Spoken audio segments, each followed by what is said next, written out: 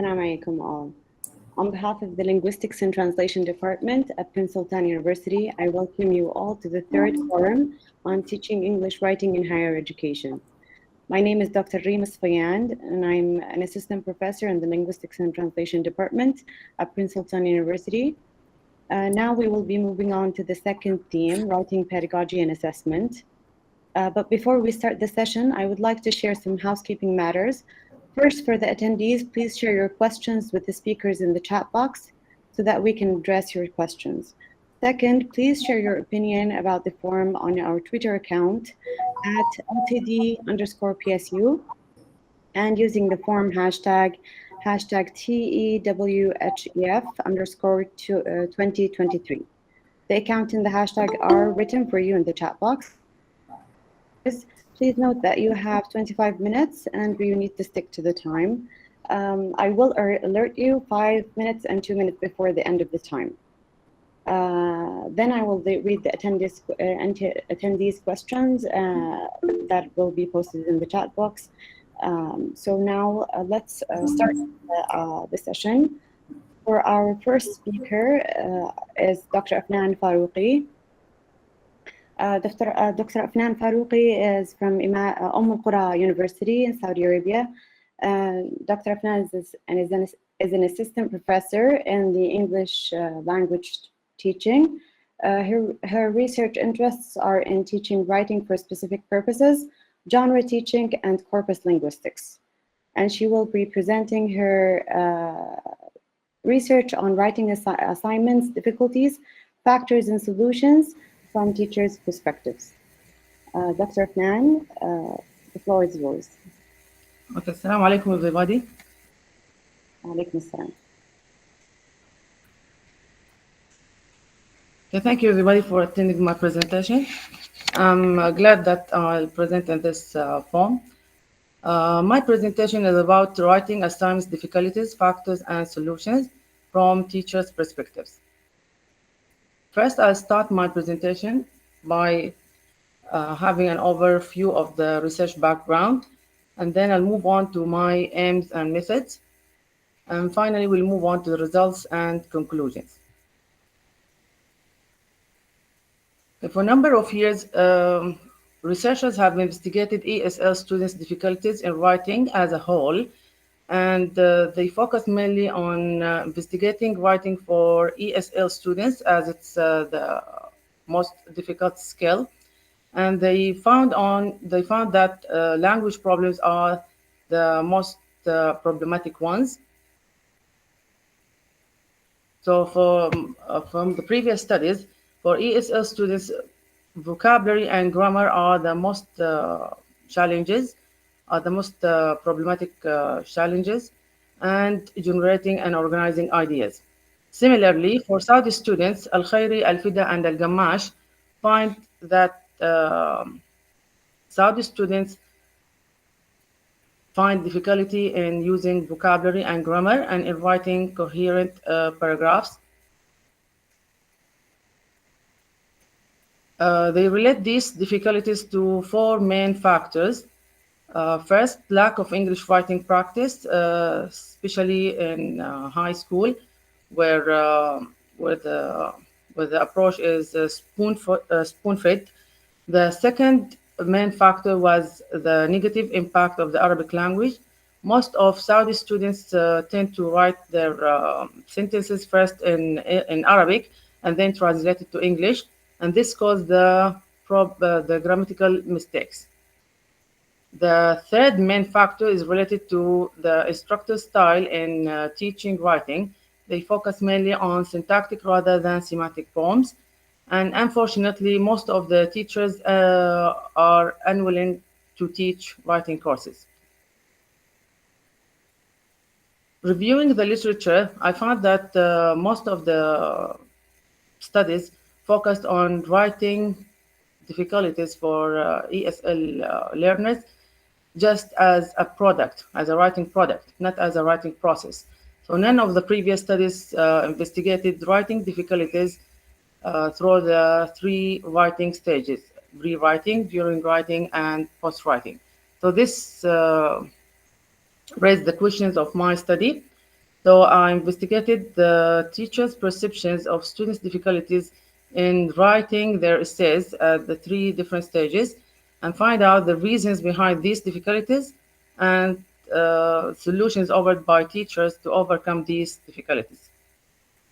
Applying both quantitative and quantitative analysis, first a questionnaire was distributed to teachers.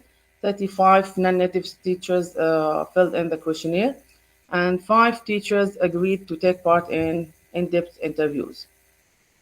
So from the quantitative analysis, we find that I found that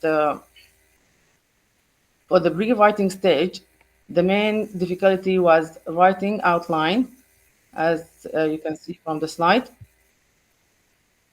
During writing, teacher reported that the main problematic challenges were avoiding plagiarism, linking between sentences correctly, followed by writing complete grammatical sentences, and finally writing topic sentences and introductory paragraph. And there, the last stage in post-writing, teacher reported students' difficulties in checking their vocabulary use, in checking their grammar use, and in checking writing mechanism.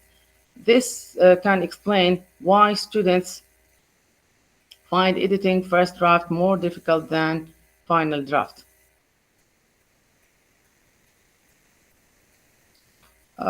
From the interviews, teacher mentioned 4 main factors related to which cause these difficulties.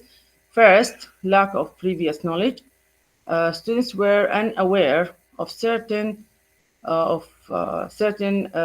writing terminology, of important writing terminology, especially plagiarism. Uh, the students got surprised when they were told not to copy and paste from available online sources. And they even lack previous knowledge of some important writing skills, specifically writing an outline.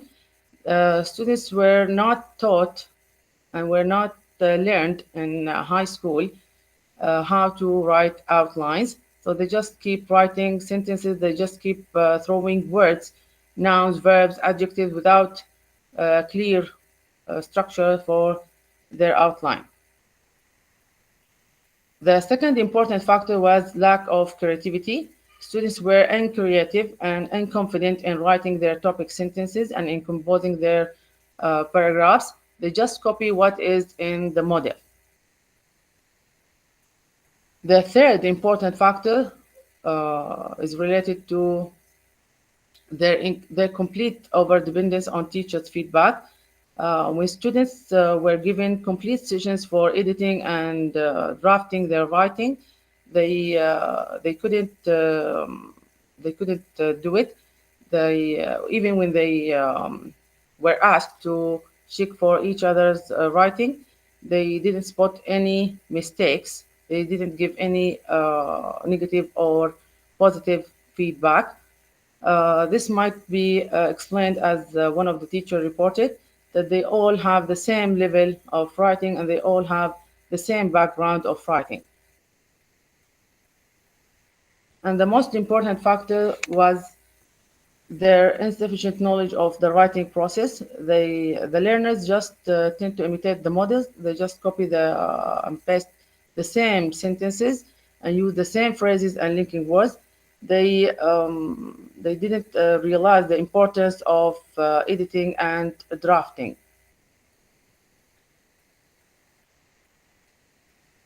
And these all factors lead to the same main finding from previous studies, which is their inadequate use of vocabulary and improper use of grammatical structures. And as one of the teachers explained, if the students do not have enough background from high school using proper grammatical rules and using punctuation marks like capital letters, commas in their writing, it's their own problem. So, for the last research questions, teachers offered number of solutions throughout the writing process. In the pre-writing stage, uh, teachers reported that guidance and support is important. Teacher can give students enough time to read and engage in the examples and in the models given, uh, to find out the important vocab, the important grammar which will be used in their writing. And teacher also can train students in improving their pre-writing strategy, especially in writing the outline. During writing, a teacher can use ready-made exercises to develop, to help learners develop their to develop well-structured grammatical sentences. And the most important one is to highlight to the students and to focus on the three main stages of writing, and to inform students that writing cannot be done in a single step, and that it's important for the students to edit and review their writing a number of times to reach the final draft. And teachers' feedback is also important during writing. Teacher can give plenty of tips as students start writing. She can advise them to write simple words and phrases, to use their outline, and how to use the outline to construct complete grammatical sentences, and to avoid using sharpness, and to use shorter sentences or simple sentences. In their last stage in post-writing, teachers suggested a number of solutions to help learners edit and review their writing by using online apps and programs, and to train students on how to check and revise their writing.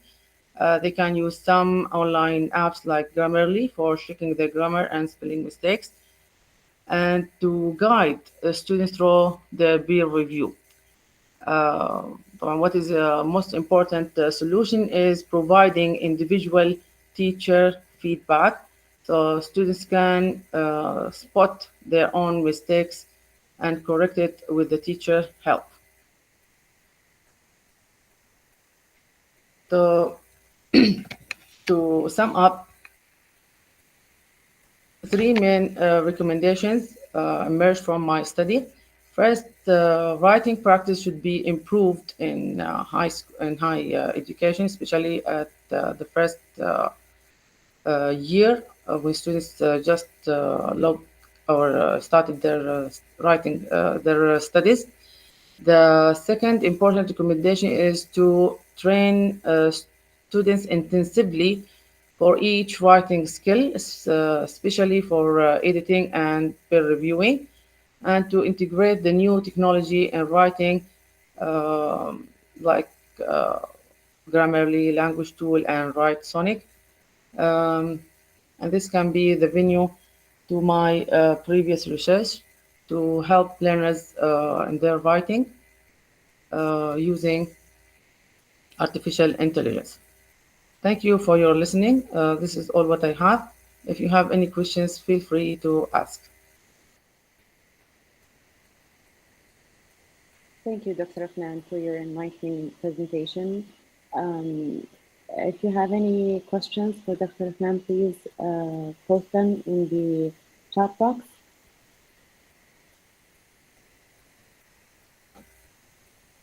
Dr. Afnan, I have a question for you. Could you please elaborate on the selection criteria for the 15 English teachers who participated in the survey? So, I mean, what was your rationale behind choosing those teachers?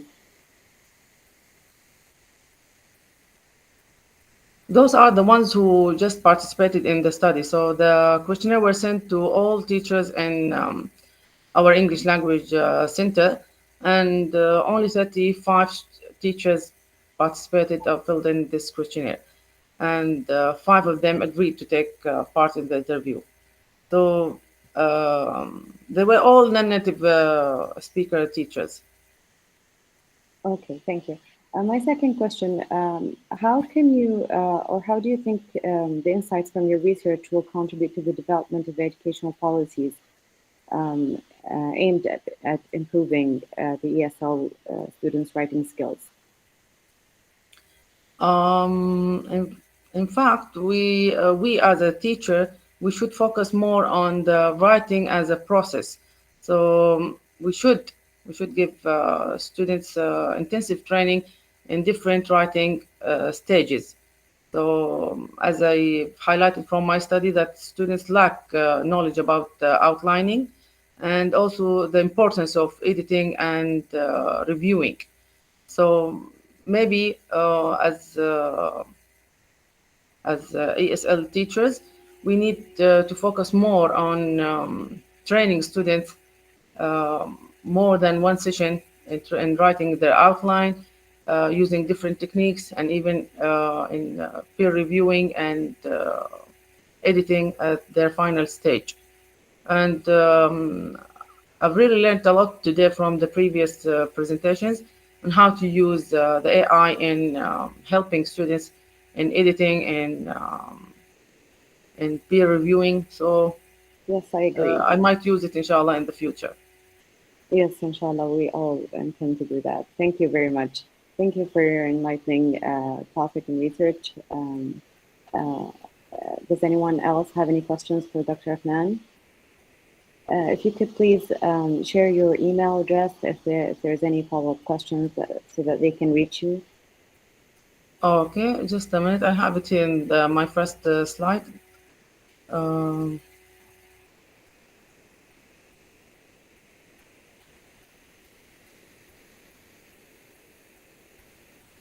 Here it is. Yes, Oops. great. Thank you so much.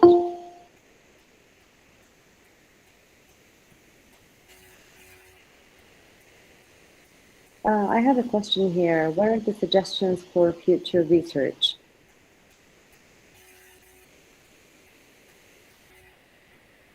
Okay, to integrate new technology in developing writing practices.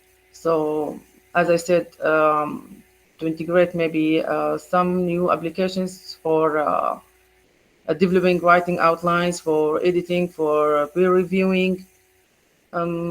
I think it will help a lot. Yes, yes, of course, I agree. Thank you so much. Okay, thank you.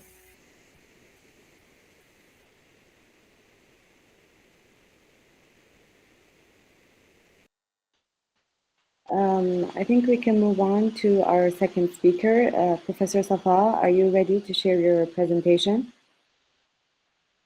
Dr. Reem, there are a couple of questions in the chat. So, Dr. Afnan, if you don't mind, there's a question.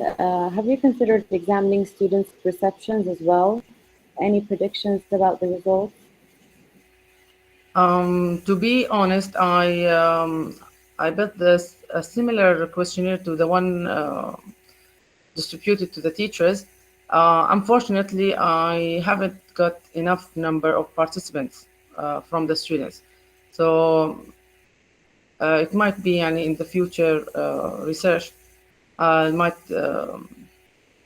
have more participants so I can investigate the students' perceptions.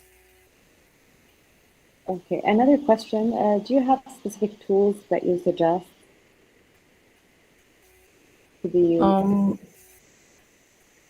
For editing and peer reviewing, me as a teacher, I've tried different strategies to improve students' peer reviewing.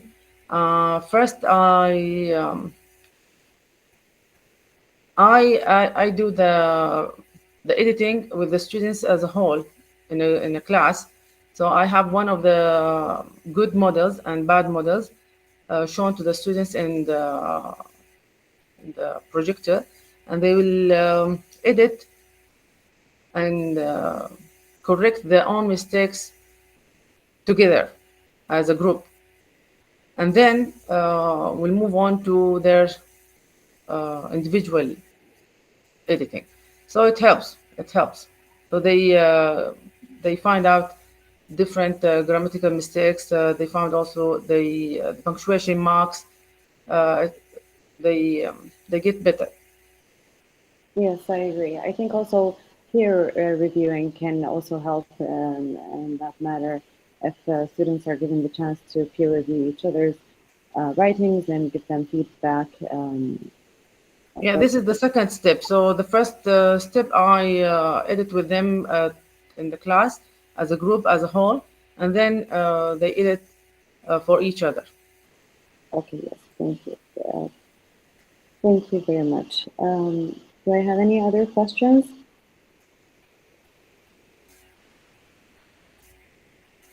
Thanks, Dr. Thanks again, Dr. Afnan.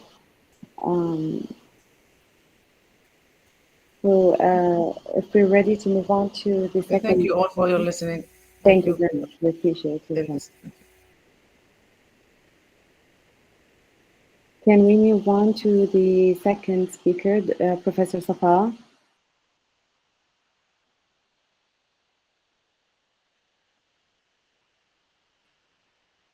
Professor Safa, are you there? Okay, great. So our second speaker is Professor Safa. Professor Safa is Professor of Applied Linguistics in TESOL in the College of Languages and Translation at Imam Mohammed bin Saud Islamic University. Her areas of expertise include TESOL, second language acquisition and assessment, computer-assisted language learning, teacher effectiveness, and teacher education. Her research interests lie in L2 writing, language assessment, the use of corpus linguistics in language learning and teaching, and teacher cognition. Her most recent articles have appeared in prestigious journals, including Language Teaching Research and the Computer-Assisted Language Learning. And Professor Safa will be discussing her research on empowering learners in L2 writing classroom. Can collaborative digital multimodal composition make a difference or help? So Professor Safa, if you're ready, the floor is yours. So good afternoon, everybody. Actually, it's a pleasure for me today to have this chance to share my experience in my recent experience in teaching writing to EFL students. First of all, I'd like to really thank Prince Sultan University College of Humanities and mainly the Applied Linguistics Research Lab for their initiatives and their support for us as university teachers all the time by holding different events and conferences that support let us share our experiences, which actually we need nowadays with the increased individual differences among our students. We need support. We need to listen to each other as practitioners of writing or even any other language skill.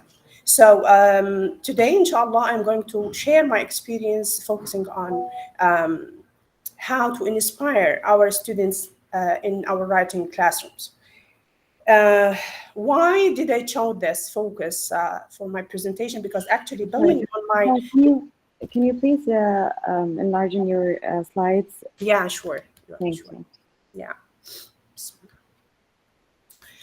Based on my experience in teaching writing and my teaching experience, not only teaching academic writing, also teaching English for specific purposes, teaching English for academic purposes, being a supervisor for PhD students, also I'm still involved in students' writings.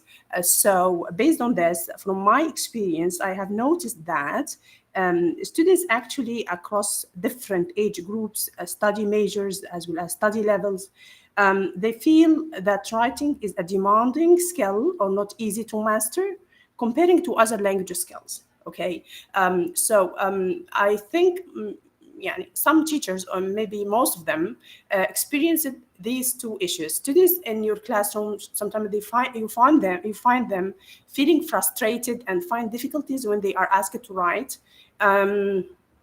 When you ask them to generate or brainstorm ideas, you find that some students actually, they are repeating their ideas in different words. And I experienced this many times in my writing classrooms. When I ask students to brainstorm, I find them brainstorm 3 ideas. They are all the 3 ideas, or 2 of them are about the same main idea, but in different words. So when I ask them why, you have to think divergently, think about different aspects of the topic you are writing about. So they feel we feel bored. Sometimes students think, I don't know, when I hold my pen and start to write, I feel that I'm run out of ideas. This leads us to focus as teachers about the feeling of students in our writing classrooms. Why? We have to ask ourselves why students are not always motivated to write, to get involved in the classroom. As I said before, they feel that writing is difficult. It's not an easy skill to master, actually. And we will, in next slide, we will find that even keynote writers or people who are famous writers have the same complaint. They admit that writing is not that easy. For us as teachers, we need to help our students, and we need to tell them that it's difficult because it demands the integration of various cognitive, memory, linguistic, motor, and affective systems, and blah, blah, blah, blah. We need to tell them about the theory or the theoretical background, why writing is difficult. But this wouldn't help, actually. Students need something to push them and to encourage them to get involved in the process itself. So, as I said before, writing is not an easy job, or it's a demanding skill. And this was confirmed by well-known writers and figures in the field. They confirmed that it's not easy to master writing. So, when it comes to the 21st century literacy, and now I'm taking you quickly because I have limited time. So we have been, before 21st century, we have been talking about linguistic or traditional literacy, which was based mainly on language, using language. We write in words and sentences and phrases. Within the 21st century, there was a change, or a shift in literacy. We moved from the traditional literacy, which was monomodal written texts, into what we call it multimodal literacy. Why this shift has happened? Actually, if we talked about theoretical frameworks, we will note that 2 important theories in this area, which is multilingualism and multimodality. They are focusing on 2 main aspects of modern literacy, which is the social aspect and the visual aspect. With the social practice of literacy nowadays on social media and communication, we use language for social activities and social communication purposes.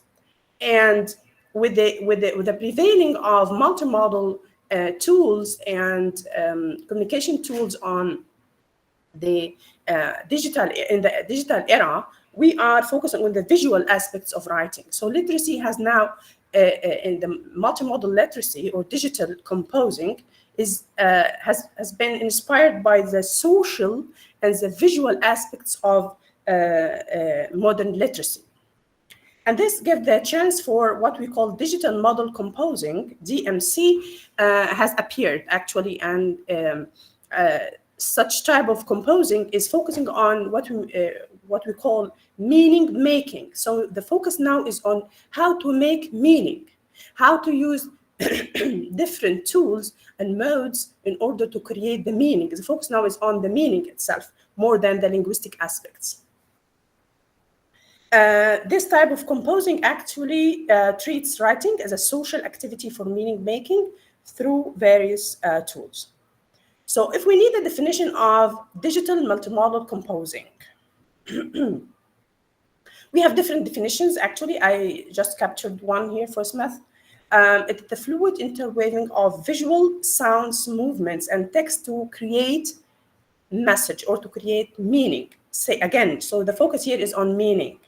So we try to integrate different tools, different modes, okay, in order to create meaning, okay? So what are the different genres that can be used, that can be integrated under the umbrella of digital multimodal composing? The current literature actually use digital multimodal composing within expository writing, like digital presentations, digital documentaries, narrative writing, for example, digital storytelling, composing literary analysis, and what we call multimodal essays. I will focus on multimodal essays and give you some examples and definitions how to involve it in your classrooms. What do we mean by multimodal essay? Traditionally, we used to know that to write an academic essay, we have to write it in paragraphs. Okay, we have an introductory paragraph, we have 2 or 3 body paragraphs, and we have the conclusion. And students already, they know this by heart. But when it comes to application, actually, they do it just to complete the assignments and to pass the exam. So what do we mean by multimodal essay? Multimodal essay delivers an emotive argument by using, as I said, a couple of or some different tools or modes, like example, image, time, sound, rhyme, to activate a conceptual and intuitive connection with an audience. So the focus here is on to create meaning, okay, and create a connection or an impact on the audience. So we have to be aware of this because we are focusing on the visual and social aspects of writing. It can exist in many forms, as I said. The essay, multimodal essay, can focus. It can use still image composition. It can use audio casts, video narratives, or animations. So yes, this is a definition. What are different types of multimodal essays? Do we have different types? Yes, we have a photo essay. What's a photo essay? It's a visual display of a topic. We are presenting a topic through using photos, but accompanied by language. Okay, we cannot create an essay just by image. We have images to illustrate what is written. So the purpose of this type of essay is to offer the development of a particular topic with a clear objective in mind. Okay, so we have how can we apply this in our classrooms? We have some steps. Students start by researching a particular subject or a topic. It can be a space or a person by taking a series of original photos. Then they have to take photos of this topic. I will give you an example from what students in my class did. They focused on the modernization of Riyadh, okay, as a city. They started to collect pictures about Riyadh 15 or 20 years ago, moving until 2023, and they tried to illustrate. They were writing a descriptive essay. They try to they have a topic in mind. They have a theme. They have a focus. They want to display the modernization of how Riyadh shifted across 20 years. How it coped with the 2030 vision of Saudi Arabia.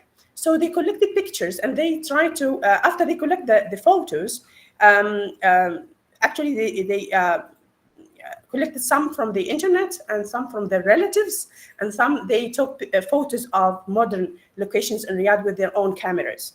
And then after they got these photos, they start to do what?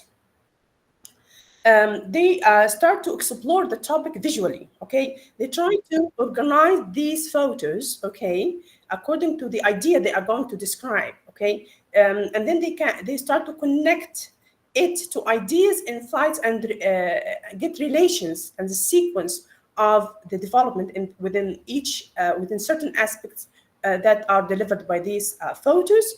And then they have to write beside each picture the description, moving to the second picture and the third picture, creating a coherent a topic about the theme they are writing, or coherent essay about what they are writing. So they are using picture along with linguistic aspects. Video essay. In this case, students are going to use videos. Okay, they can record their own videos, or they can use a ready-made videos on YouTube or the internet to support the topic they are writing about, and it suits narrative writing or narrative essays. In my classroom, students used actually they used videos from YouTube, and they started to create a voice over dialogue. Okay, so they have to comment, write their own comments on the scenes that are delivered. Of course, they have to select the significant scenes that they are going to comment on, and they try to cut and mix and remix the scenes to create and support the topic they are writing about. Okay, so they can use short videos on the internet, they can create their own videos, or they can even choose a particular movie, and they start to select significant scenes from this or segments, and start to mix and remix the scenes and write their analysis and interpretation of the central idea that they are analyzing in their essays or they are narrating. The third type of multimodal essay is explainer video, which is to create a 2 or 3 minute video to explain an idea or in a clear and interesting way. Okay, so I forgot to tell you, sorry. For each one of these, for each type of these multimodal essays, I put an example here for you to get to inspire your students. And I put a barcode here. If you scan it, you can find an example of a photo essay. It's written by Stephen Rosso. Okay, it's very inspiring. I give it to my students at the beginning to read it and enjoy and get the idea. Yani, they should have an example to imitate or to get inspired with. And the same here for video essay. I have here an example. Okay, you can give it to your students to get an idea, a practical example of what they are going to do.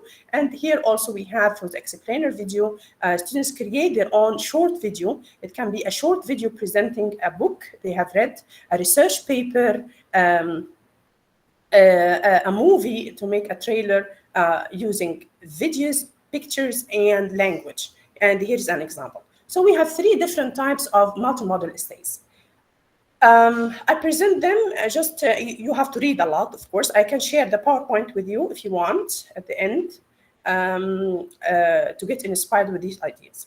Now, why we should integrate digital multimodal composing in our classrooms?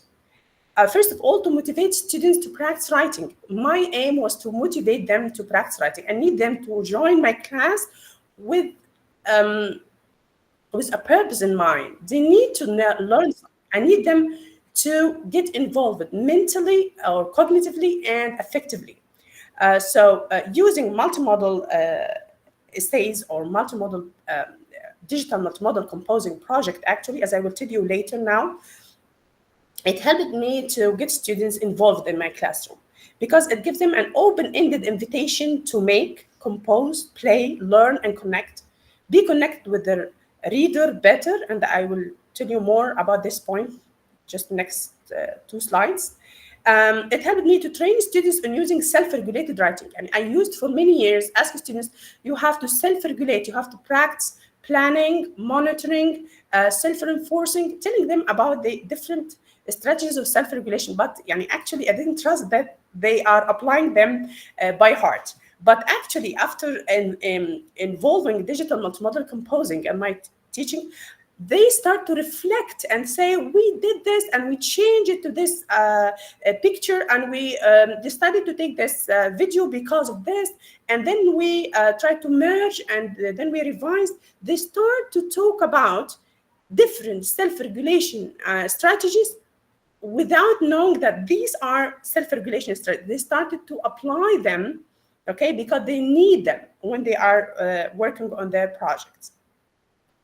And this actually led to increasing or enhancing the self-efficacy in writing, actually.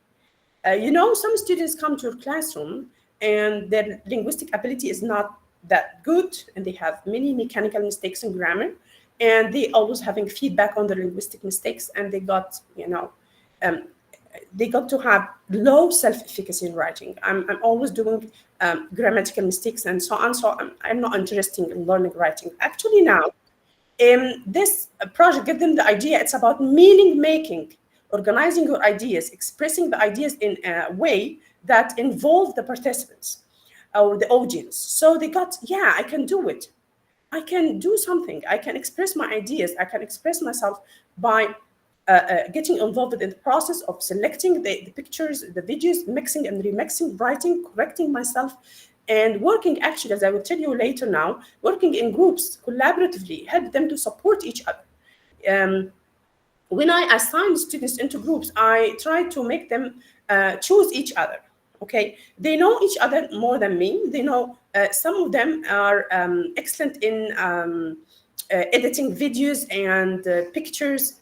Some of them are more aware about how to create videos, technical issues. Some of them are good in writing, they're editing and so on. They will help. They try to choose each other to form a coherent group, and as well as to work in harmony and to support each other. And by the end of the project, start to reflect and say, yes, I learned.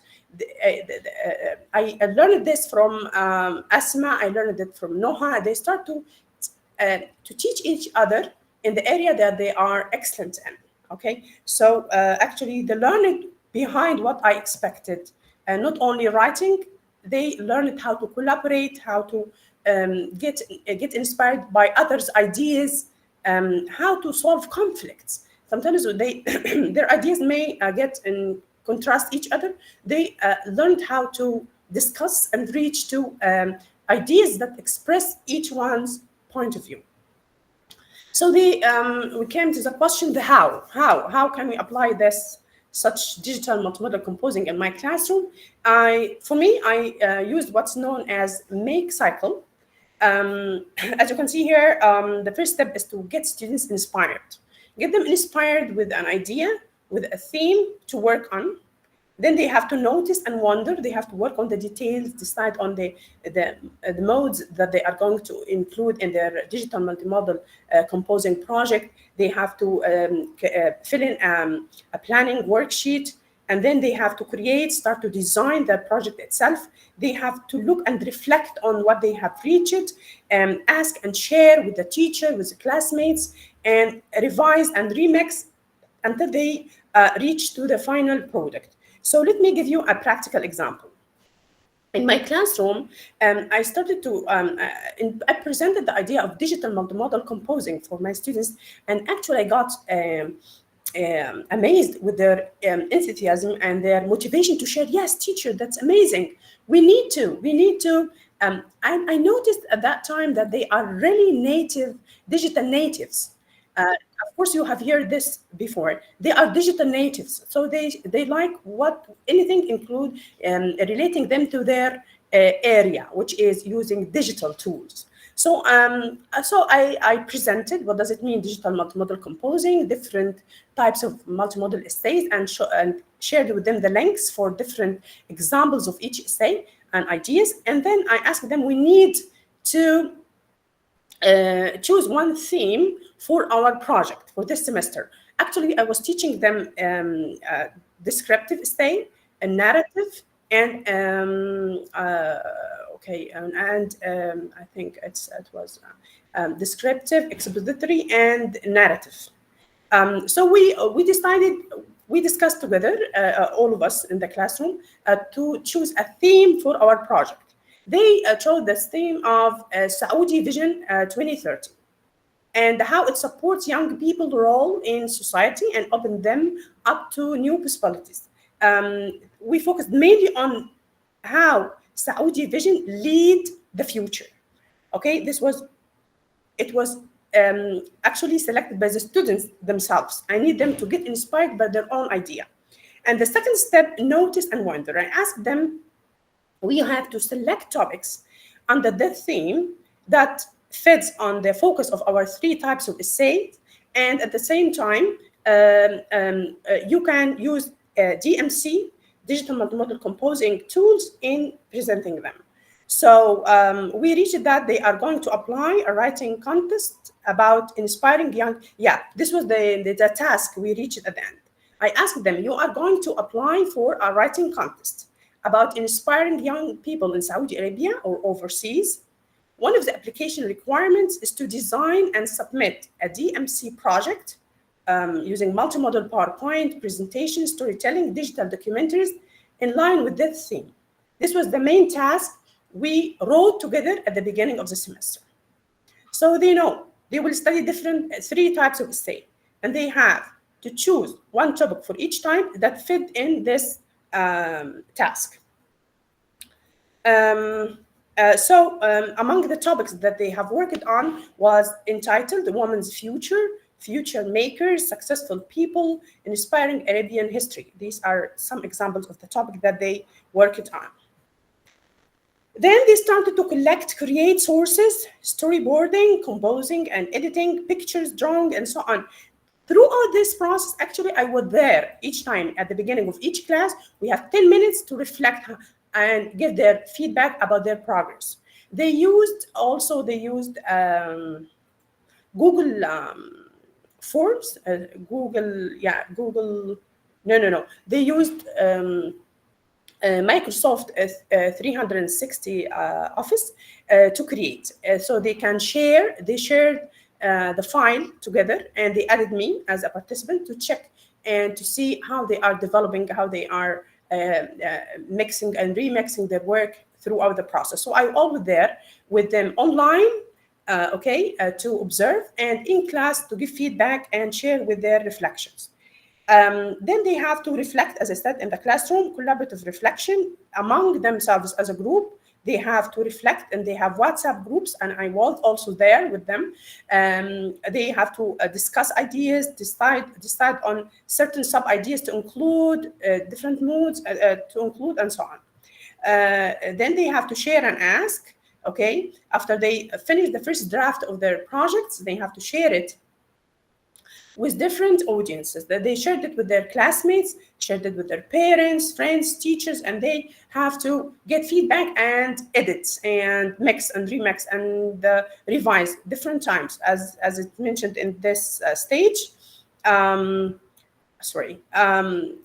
getting feedback from different groups, it helped them to organize and work more to create the meaning more clearly for their expected audience. Then until they reached their the production phase, which was they started to produce their projects on YouTube as writing a final step of the writing project. This is the project planning sheet that I used with my students. They have to fill in this in the second stage of the make cycle. They have to write here the title that they have chosen for their topic that fits within the theme of the project. And they have to write the purpose of their project. What is the purpose of this project? Is it to narrate? Is it to explain? Is it to describe? And so on. And they have to decide on the audience. And you are going to present this project for whom? And they have to fill in. Based on the audience they have decided for their work, they have to fill in this table. What do you know about our topic? What do they know? What this audience know about our topic?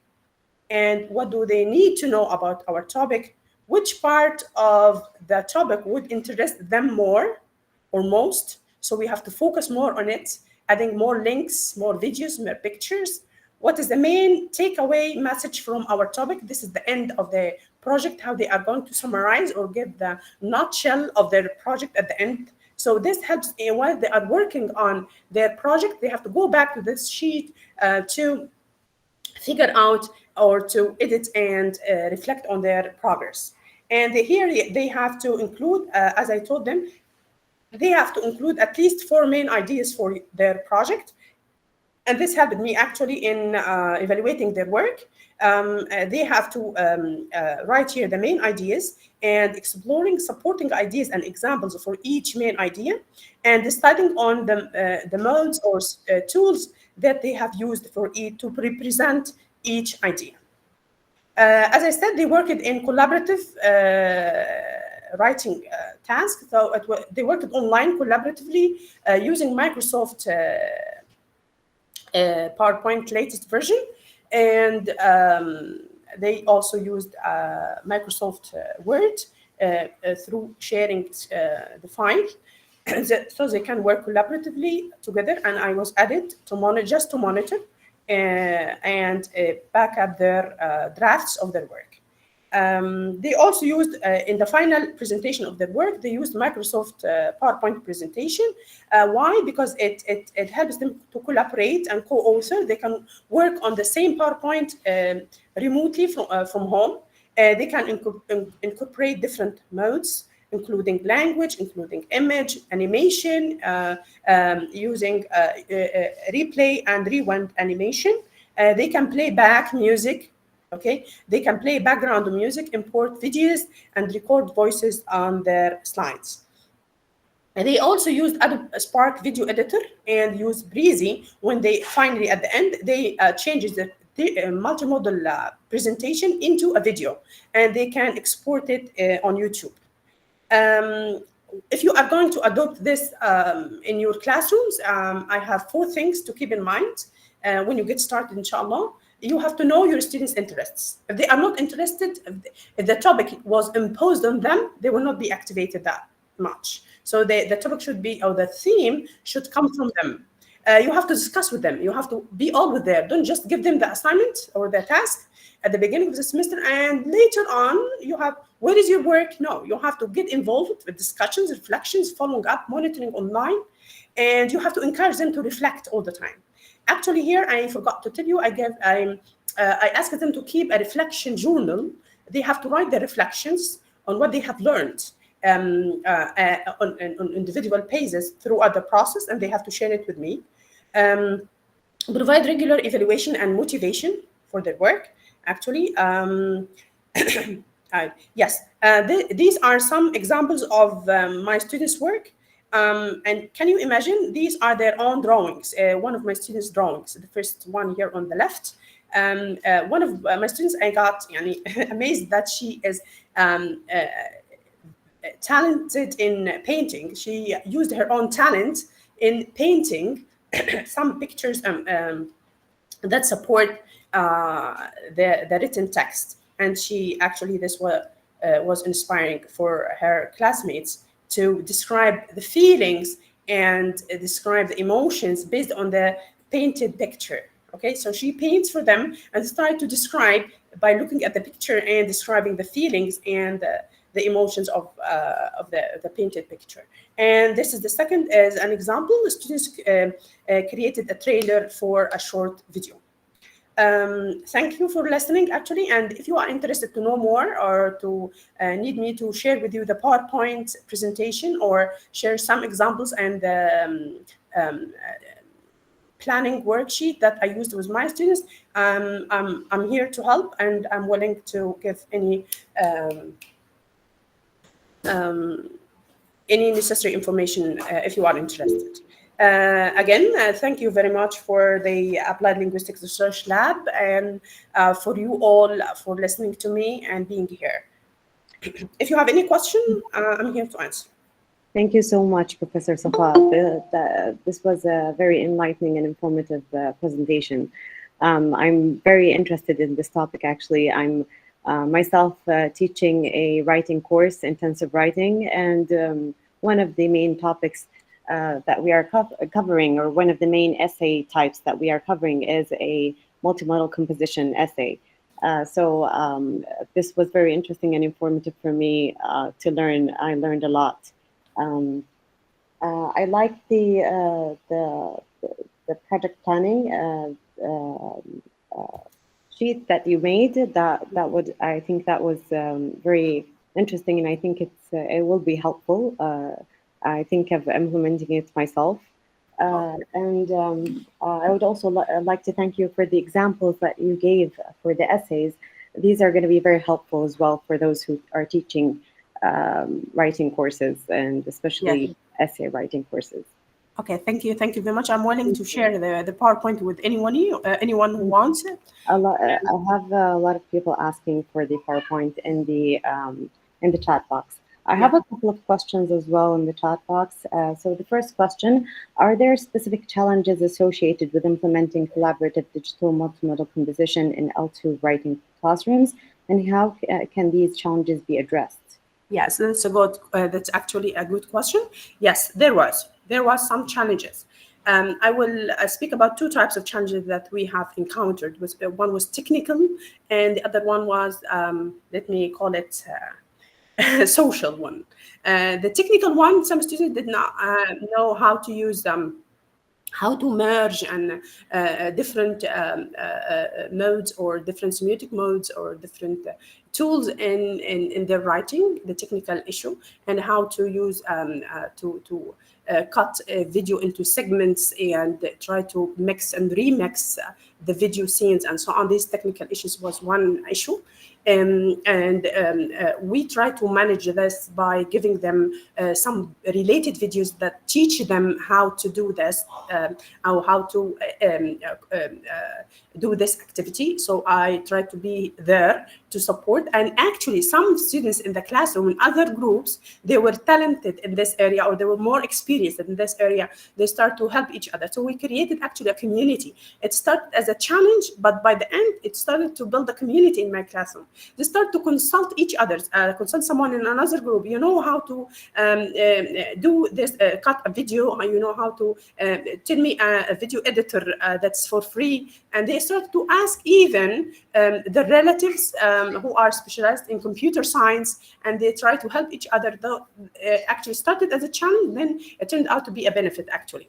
The second challenge was, I think as teachers, all of us experienced this, the harmony within the group. Sometimes they have some,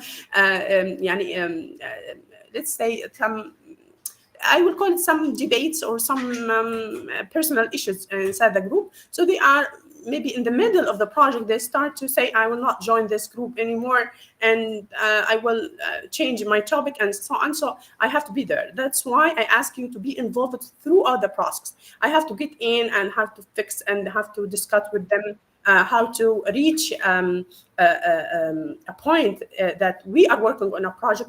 No space for individual disputes or personal issues here, and so on. So because actually part of my, as university teachers, you know, we have the course ILOs and intended learning outcomes. One of them is values, how to teach students to solve problems, how to teach students to collaborate.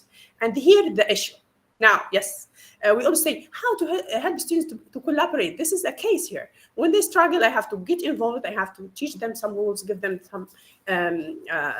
some points to focus on, and relate them back to their work. These were the main two types of challenges actually we faced. Yes. Yes, thank you so much. Just to note, Dr. Safa, the Applied Linguistics Research Lab is a lab in our college, but today's forum is organized by the Linguistics and Translation Department, actually. Oh, sorry. Sorry, because I presented for them before. Sorry. No.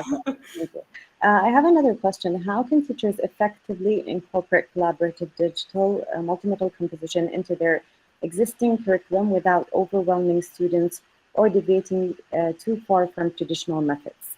Yeah, that's interesting. Yes, if you need to develop and innovate, we have to challenge. That's the quality slogan. You know, if we have to adapt, we have to ask ourselves as teachers: are we going to adapt to students' traditional way of learning, or we are going to innovate in our way of teaching and get students inspired, okay, and get them to develop their writing in a new perspective? So actually, it was not easy. At the beginning, students well motivated, as I told you, but in order to avoid giving them the feeling that it's overwhelming, I started to do what? I asked them, we are studying 3 types of essay. You are required to, according to the course syllabus, you are required to write 1 essay. At the end, when we finish the first type, you have to submit 1 essay, and so on. So when you are submitting your final essay, it will be part of your research process. So I link the task from the beginning and give them a table. This is a task. And you choose a topic for one of the 3 types of essay. So they have to choose, for example, I will make a multimodal essay, a narrative. So this will be included within the mark for the narrative essay that I have to submit for the course. Another group said, no, I will use the descriptive essay. Another used the 3rd type. So I linked the activity with the course requirements, the assignments of the course itself. Okay. And additionally, I assign it 5 marks for the final presentation. When they submit the final research project, they have additional four marks, and this to increase their collaboration, their innovation, and to support them to share the writings with their intended audience and uploading it to the YouTube or presenting them in front of their classmates. Yeah. So you have to link it to the, you have to take time as a teacher to link it normally with the assignments of the course itself. Yes, that is true. That's perfect. And just a little, one small point. And by time, by the way, the first time it will be overwhelming for you and for them. It's normal. But next time you will edit how you manage the new, let me say, the new approach. And then next semester you will adapt it. 3rd semester you will have your own version. Yes. Yes, thank you so much. I have another question by Mariam Kamel. How did you assign the students into groups? And how did you evaluate students' projects? Actually, as I told you, I let students to choose each other, to work in harmony. I didn't impose myself or my opinion on them. I asked them to choose, to form groups of 4. They choose each other. And how to evaluate them? Actually, I evaluated the final research projects. I had a rubric that has focused on the linguistic aspects, the organization of the ideas, and the use of different tools or different semiotic modes in presenting the topic. So let me share with you this. Yes, sorry. I give them, these are the instructions I give them at the beginning of the semester for the DMC project task scenario. Here, I asked them to include a minimum of 4 central ideas supported as it's declared in the planning worksheet. They have to include at least 4 central ideas or main ideas, include at least 3 different semiotic tools or modes using linguistic aspects. This is mainly using spoken, picture, animation, sound in an innovative and engaging way, including a minimum of 3 external sources. So they have to add some sources at the end to, of course, to preserve copyright. So when they deal with a certain website, they have to write down the website that they have used or the movie that they have included, the link of the full movie, or if they have to cut some scenes or segments or something, they have to mention the sources they have used. Yeah. That's actually related to the next question. How did you deal with the citation issues related to citing the images and videos? So I think I answered. Yeah. So, yeah. Okay, so I have, do I have any other questions? So yes, they all say that the examples were really helpful to convey the ideas. I have one question for educators who might be interested in implementing the collaborative digital multimodal composition. So can you give like main or key points that you would advise them based on your experience? What are the main points that you would advise those who will be implementing this collaborative digital mode composition in their writing or their assignments? Yes, that's a good Three question. main ones. Yeah. If you are going to implement it for the first time in your classroom, I think from my experience, this was the first time. I will adapt it more next semester, inshallah. I advise you to start with one type. Yani focus on one type, okay, and let students, all the students work on one type of multimodal essays. Let's say photo essay, using photos and add their recordings and their writings to support the photos, and then move on to other types. Or you can start with multimodal presentations, or even you can start with documentaries, movies. Okay, so you can start by focusing on one time and then move on to integrate more than one time, because students need to master different types, because you may be overwhelmed or the time is not enough to implement all of them. If you have many students, also if you have a larger class, you have to bear in mind including more than one type would be a little bit time consuming. Yeah. So, I have a question in the chat box. What is the most suitable type for this approach, and what ones will not fit? Actually, I cannot decide, because from another perspective, using three different types suited in my classroom, suited different perspectives of my students. Of course, you know that we have students with different individual differences among students, and they have different preferences. So some of my students prefer to use the multimodal presentations, integrating pictures and videos. Some other students prefer to have the completely video trailers to create a video.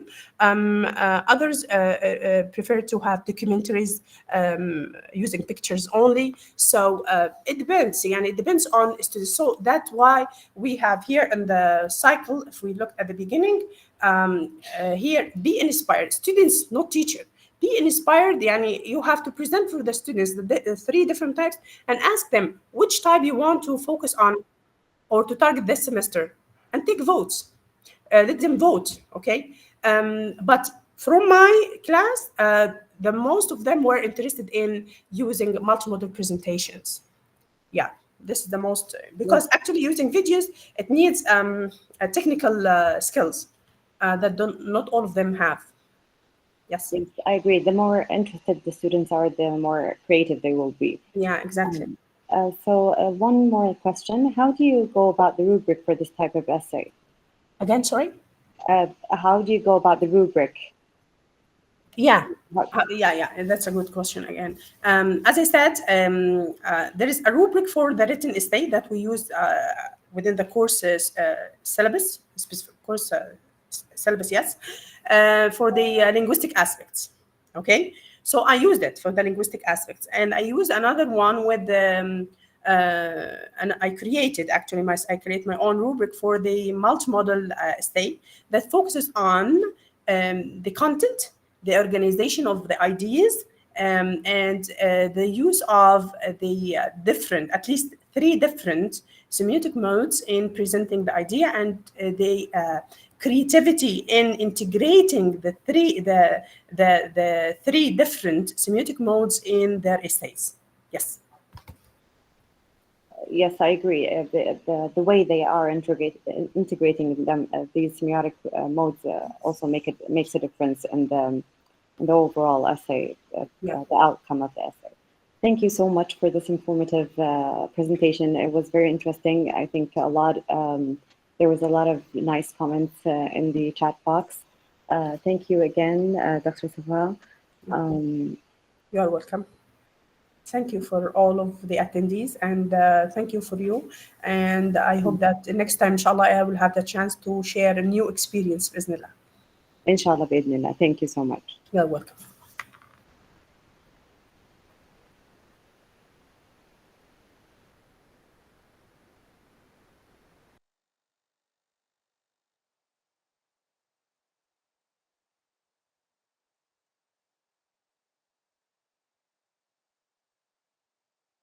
Okay, so for our next speaker, Dr. Rania Rafiq Khalil. She is an associate professor in the Department of English and Language Literature in the Faculty of Arts and Humanities. She also holds the position of Postgraduate Studies Programs Director in the Faculty of Arts and Humanities and the Director of the Research Center for the Irish Studies at the British University in Egypt. She is a certificate in English language teaching to adults, certified, and is a member of the Nile TESOL and Africa English Language Teacher Association. Dr. Rania will be informing us on research writing and publishing in the humanities. Dr. Rania, you will have 35 minutes for your workshop. The floor is yours. I will be sharing my screen for the PowerPoint presentation. Just give me a moment here.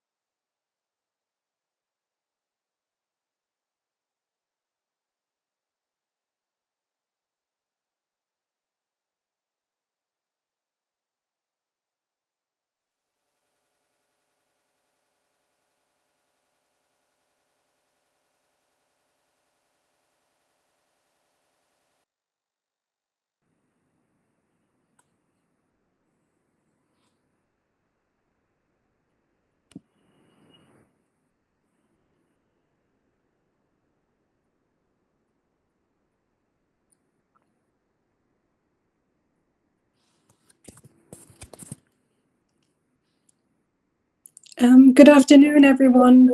Can you see my screen? Yes, I can, and thank you very much for your understanding. I have a power cut here in Cairo at the moment. No problem. It's nice. Thank you for taking time to present in our forum. Yes, I'm using my mobile phone, so forgive me if things are a bit limited. And thank you for the support as well. Good afternoon, everyone. And since then, my title has changed. I'm no longer Program Director for Postgraduate Studies. My faculty has entrusted me with more responsibilities, and I'm currently now the Acting Vice Dean for Research and Postgraduate Studies. So forgive me for not having updated this. This is extremely recent, but it's there on my PowerPoint. Can I start with the actual presentation now? Dr. Reem? Yes, please go ahead. All right. Let me know if you need me to move on to the next slide. Yes, please. I would kindly like you to move to the next slide. First of all, just to make this presentation relevant, my target audience is early and mid-career researchers as well as graduate students. So if this is within your interest, please join me. If this is, of course, if you are above these skills, then you are welcome to, either just listen or perhaps join the next presentation. But my target audience is primarily early and mid-career researchers as well as graduate students. I have noticed over the past couple of years within my roles as research coordinator and then moving up to postgraduate studies program director and then now acting vice dean for research postgraduate studies, that most of the workshops delivered in the Arab region at least focus more on research writing for STEM, and we are obligated to attend these workshops as opposed to having something specifically tailored to those in the discipline of the humanities. And that's why today's presentation is about research writing and publication in the humanities. this presentation provides useful guidelines for early and mid-career researchers on how to write a research paper. It focuses more on information on how to organize the different sections, what aspects of each of the sections should contain, and how they should be developed. I will address in this presentation, which I would have liked to be more of a workshop style, so I could have audiences interact with me if that is possible. If it's not, I will just carry on with it as a presentation, and I'm more than happy to share additional information later on, or support any of the attendees with structuring their research paper outline as part of the workshop given today. I will address primarily the title, the abstract, the introduction, the literature review, the purpose of the research, and the conclusion, as well as an overview of the work cited and citation styles on the two main ones, MLA and APA. The final part of this presentation would be on how to prepare your paper for publication and selecting a journal. The first thing I would like to start with is the importance of creating your title. Now, the title, some of us like to either make it very long and put every single keyword that we can think of, and sometimes that can be misleading with regards to the content of the paper, or it's far too long that it distracts anyone who might want to read the paper and very easily and early on give up on reading the paper. The title must be relevant, contain relevant information about the research. It also has to be few in words. It also needs to attract the reader's attention and be short and simple and avoid redundancy or avoid redundant expressions. Crafting the title early on as you start your paper is a good idea, but revising the title after you either write your abstract or the full paper is the advice I would give, because at the very end, you have a better understanding of your research question, your findings, what has been analyzed, and the content of your research work.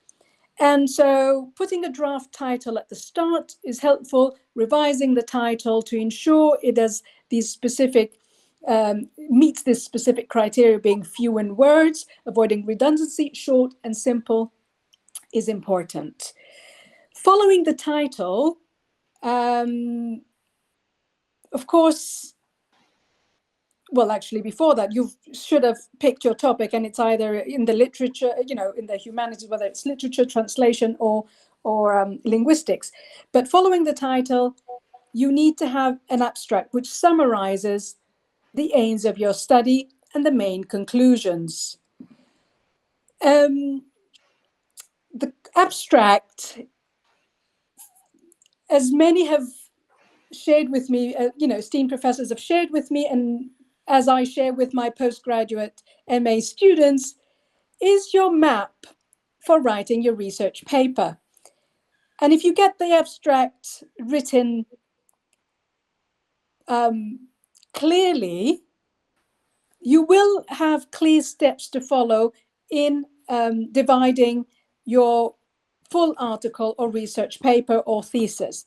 And the abstract summarizes what is going to be done in the study, what findings you have, and the main conclusions, in addition to specific keywords. And it usually includes a clear statement of the purpose of the article or of your research.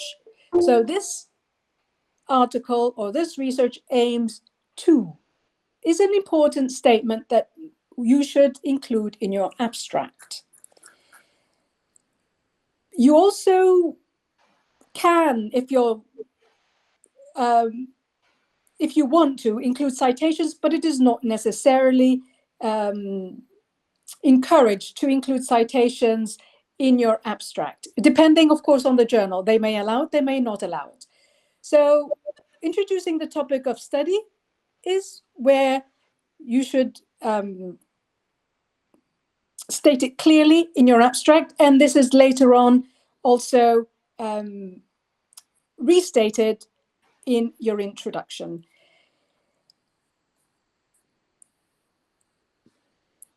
You would want, as you move on, yes, thank you. Yes, thank you. I mean, next slide. Yes, this is more or less a visual approach to seeing how to structure your research paper.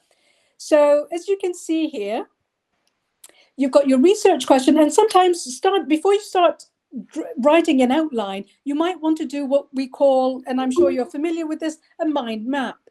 And for those who are visual and those who want to see how their ideas connect or plan, drafting the areas or the structure of your paper can help you have a clear idea of how you want to proceed. So formulating your research question based on the topic you've chosen is important. Narrowing down your topic is also very important. And the more narrowed down and specific your topic is, the better chance you have of producing a high quality research paper or journal article. You need to focus, as you can see here in this slide, the research procedure, your analytical tools if you're into linguistics and translation, but if you're into literature, you're basically going to think of your theoretical framework, and then why you're doing this research, and what expected outcomes you are looking for. After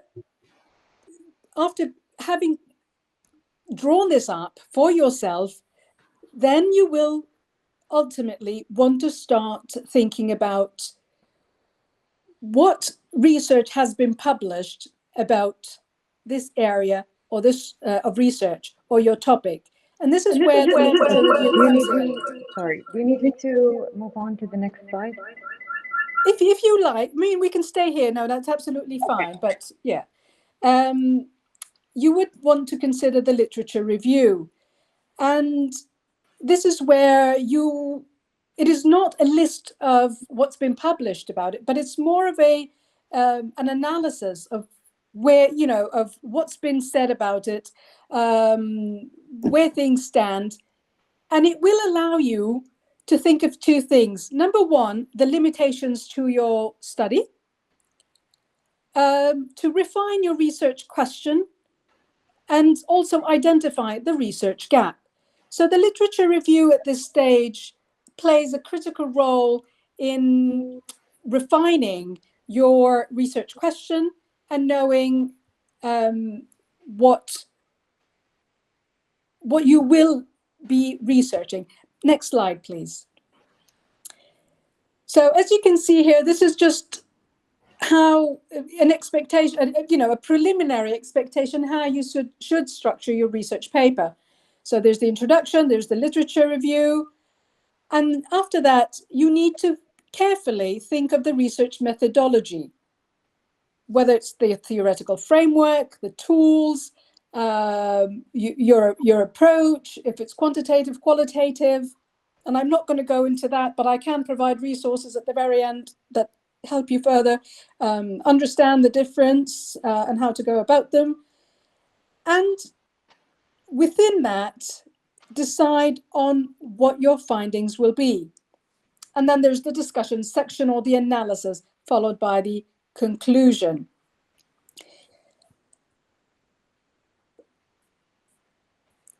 The data analysis is where you actually explain all the preceding sections that you have introduced and describe how the data is analyzed and the statistical procedures you will use, or the theoretical framework on how you will apply it to a text if it's the literature, or how this will impact your results section, and how you will group the data. And also, this is the section where you can include your figures, your tables, your graphs, and a summary or description of that data. The discussion section comes after the data analysis, where you actually, this is where more or less you use the technical terminology and the results are explained in non-technical terms. Now, one of the key things that we might not necessarily have been told in my generation as I was doing my master's and PhD is that if the terminology is too technical, you limit the audiences that access your research paper. So in the discussion area, while you are encouraged to use technical terminology, also in the data analysis section where you use the technical terminology, in the discussion section, try to explain things in non-technical terms so that those who are not necessarily within the field can also understand the knowledge that you're sharing in your research paper. And the reason I'm saying this is sometimes on review panels of international journals, you will get those who are specialized in the field as well as those from the industry and non-specialized members on journal editorial boards, and they are decision makers with regards to the quality of your research paper. So maybe this is just a point to keep in mind if you intend to publish in international journals. The next point that you need to take into account, and next slide, please, is that when you are using quotes from primary and secondary sources, it is important not to overquote. And this is something I've seen with both my undergraduate students when they're doing their final year projects and my MA students where they overquote. And what I mean by overquoting is that the research paper that, as I go through it, is basically back-to-back quotes. This critic, John Brown, points out, quote, unquote, and then it is followed by another quote and another quote and another quote. Now, the danger with this is that you lose the author's voice. What reviewers are looking at or looking for in a journal or even a research paper is the author's voice, the author's point of view, and the stance that the researcher is taking. And if that is not clear, it takes away from the quality of paper, of the research paper. And you're not really developing your research skills as a researcher. And one of the key skills that you want to develop and will continue to develop even postdoc in your postdoctorate is your ability to use primary and secondary sources to support or illustrate and strengthen your argument, as opposed to just filling up paper space. The quotes you select also from primary and secondary sources need to show whether you are proving a point or disproving a point. And based on that, it should also help you debate and discuss the research questions you set early on in your paper. So the use of quotes can be a bit tricky, particularly for early and mid-career researchers.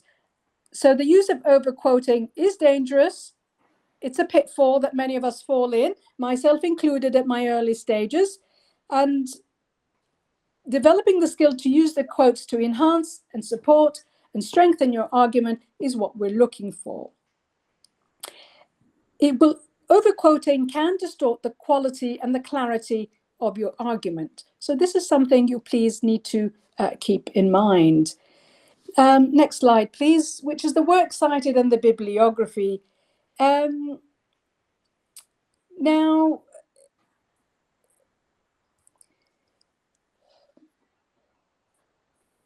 for the works cited, some of my early career and mid-career students continuously ask, what's the difference? The work cited, in simple words, is the secondary or primary sources that you actually quoted in your research paper or presentation or thesis. The bibliography, as you can see here, is defined as the list of sources that you have consulted or were additional relevant resources. So there is a difference, and you need to make sure you know if you are required to use a works cited or a bibliography. And they are not interchangeable terms. So understanding the definition of what's works cited and the definition of bibliography is key for early and mid-career researchers. While there are many citation styles, two of the main ones for the humanities is APA and MLA. Each one has its own way. They're very similar, but in many ways, but they have also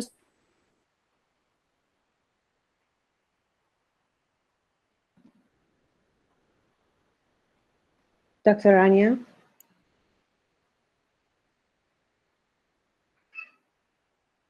Dr. Rania? I think we lost her.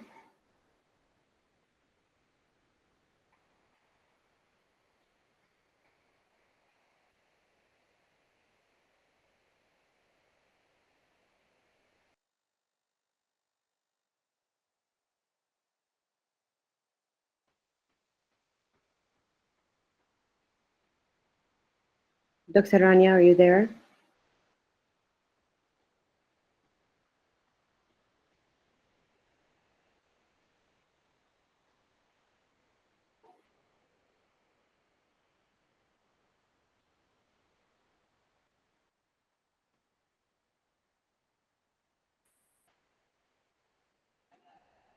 Dr. Rania?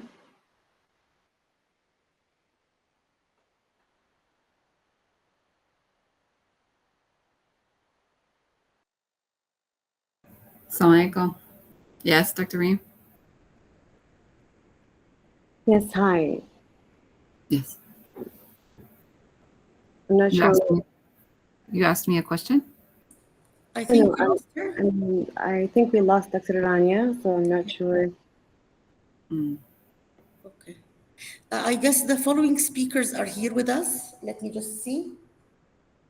Dr. Duane and Dr. Shari. Let me double check. Yep, we're here. And are you ready to start? Absolutely. Okay. So thank you very much, Dr. Reem. And I think Dr. Safa also is here, our moderator. Yes, I'm here. Is my voice clear? Yes, it is. Yes, it is. Dr. Shari and Dr. Duane, would you like to share screen? Just somebody's trying to join me. Yes, Sherry's going to do that. Yep, give me just 1 second, please. Okay, sure.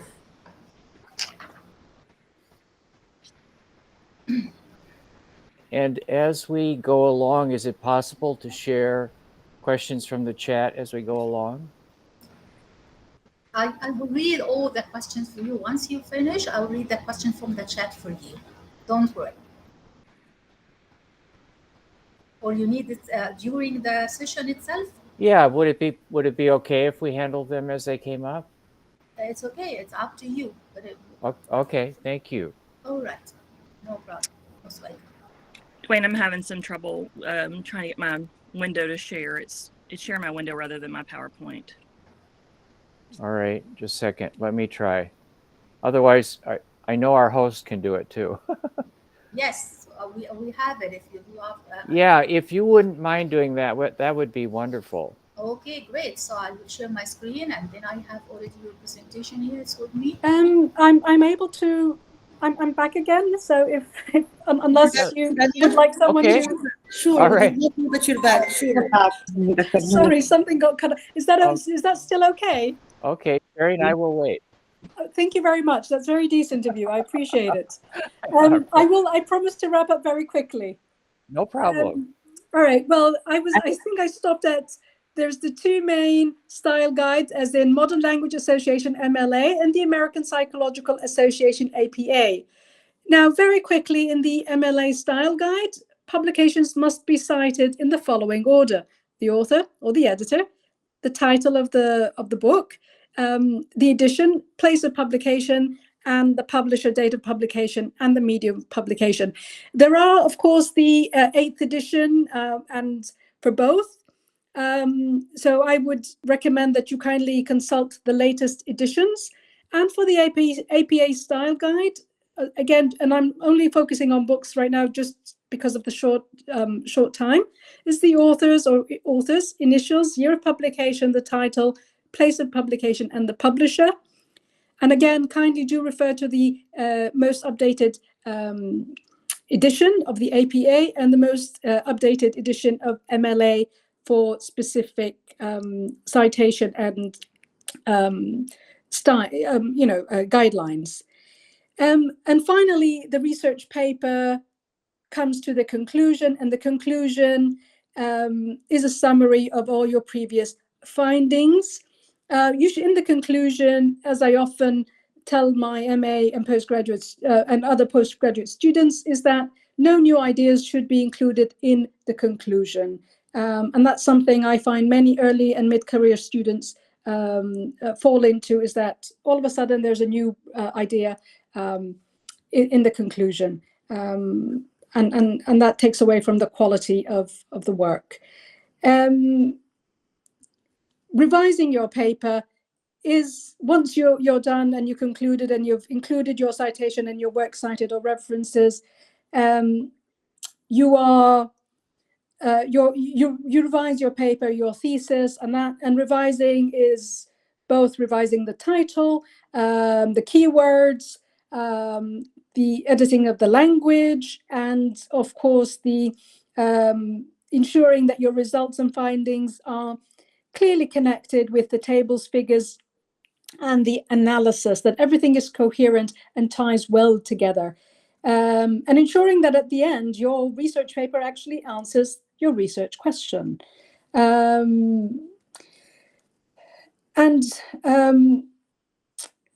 thing I did want to talk about before I move on to choosing your journal is that now, at least in Egypt and in many parts of the region, research is interdisciplinary research in the humanities is the new direction.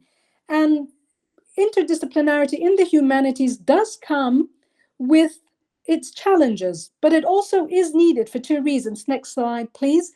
And one is to enable us to cope with the complexity of our current world and the global shared global crisis that we're facing. And humanities cannot be left out from this discussion and research field. So interdisciplinarity is highly encouraged for early and mid-career researchers, as well as advanced and seasoned researchers, of course, in order to be able to deal with the complexity of today's world and the problems that we're sharing across the many disciplines. The suitability of the interdisciplinary approach will only be decided depending on the subject areas. So if it's humanities and medicine, if it's humanities and climate change, if it's humanities and architecture, you will only be able, you're the one who will be able to decide the approach that you need to take.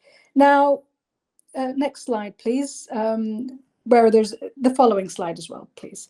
Yes, so the challenges of interdisciplinary research, and at this point I would have invited audiences to share their experiences with interdisciplinary research and share some of the challenges. But if that's not possible, I think number one is forming teams, selecting the right colleagues that can participate. Also, teamwork comes as a challenge.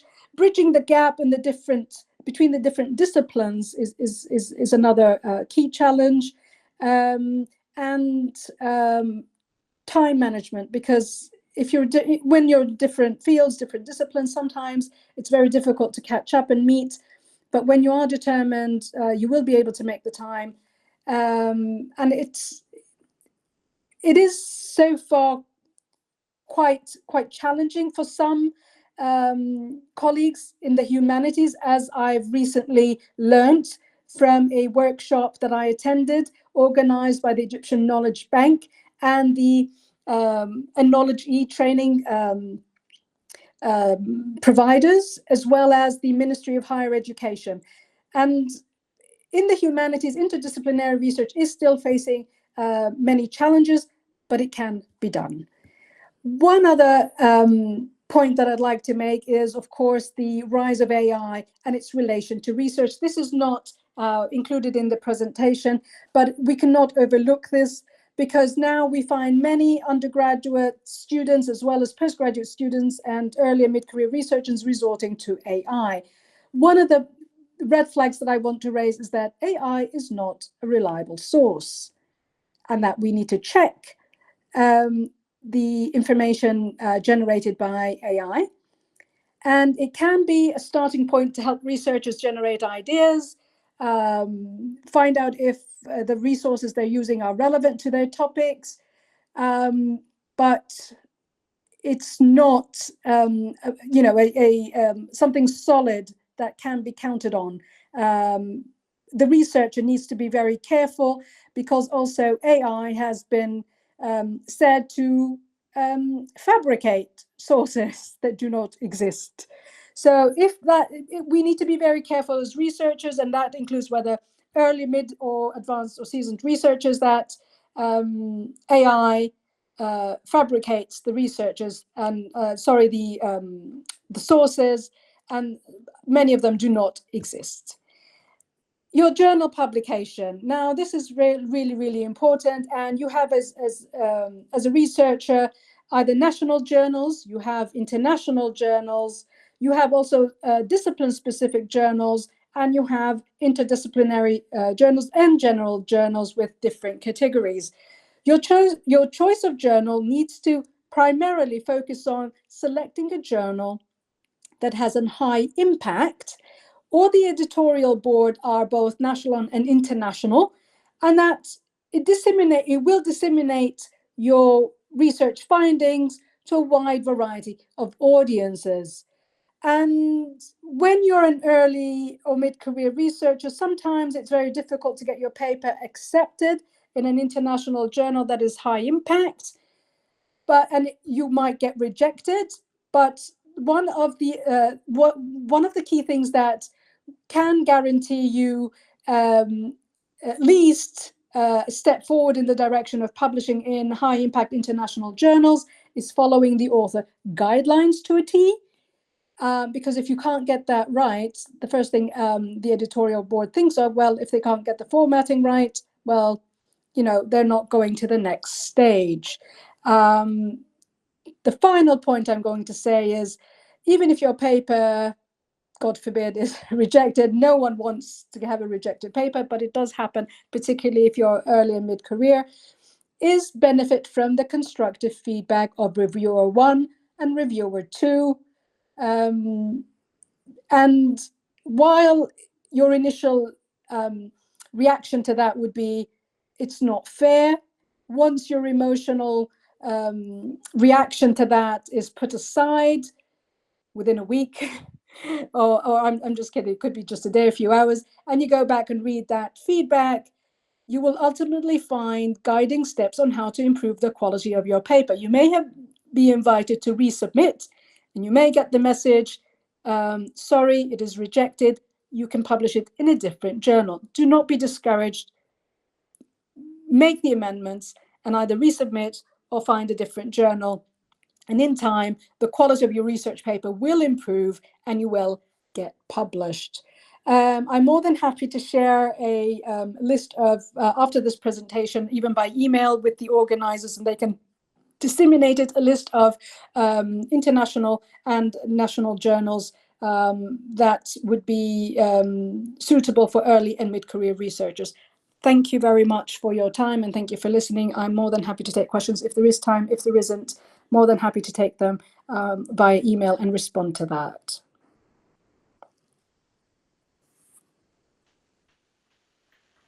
Thank you very much, Dr. Rania.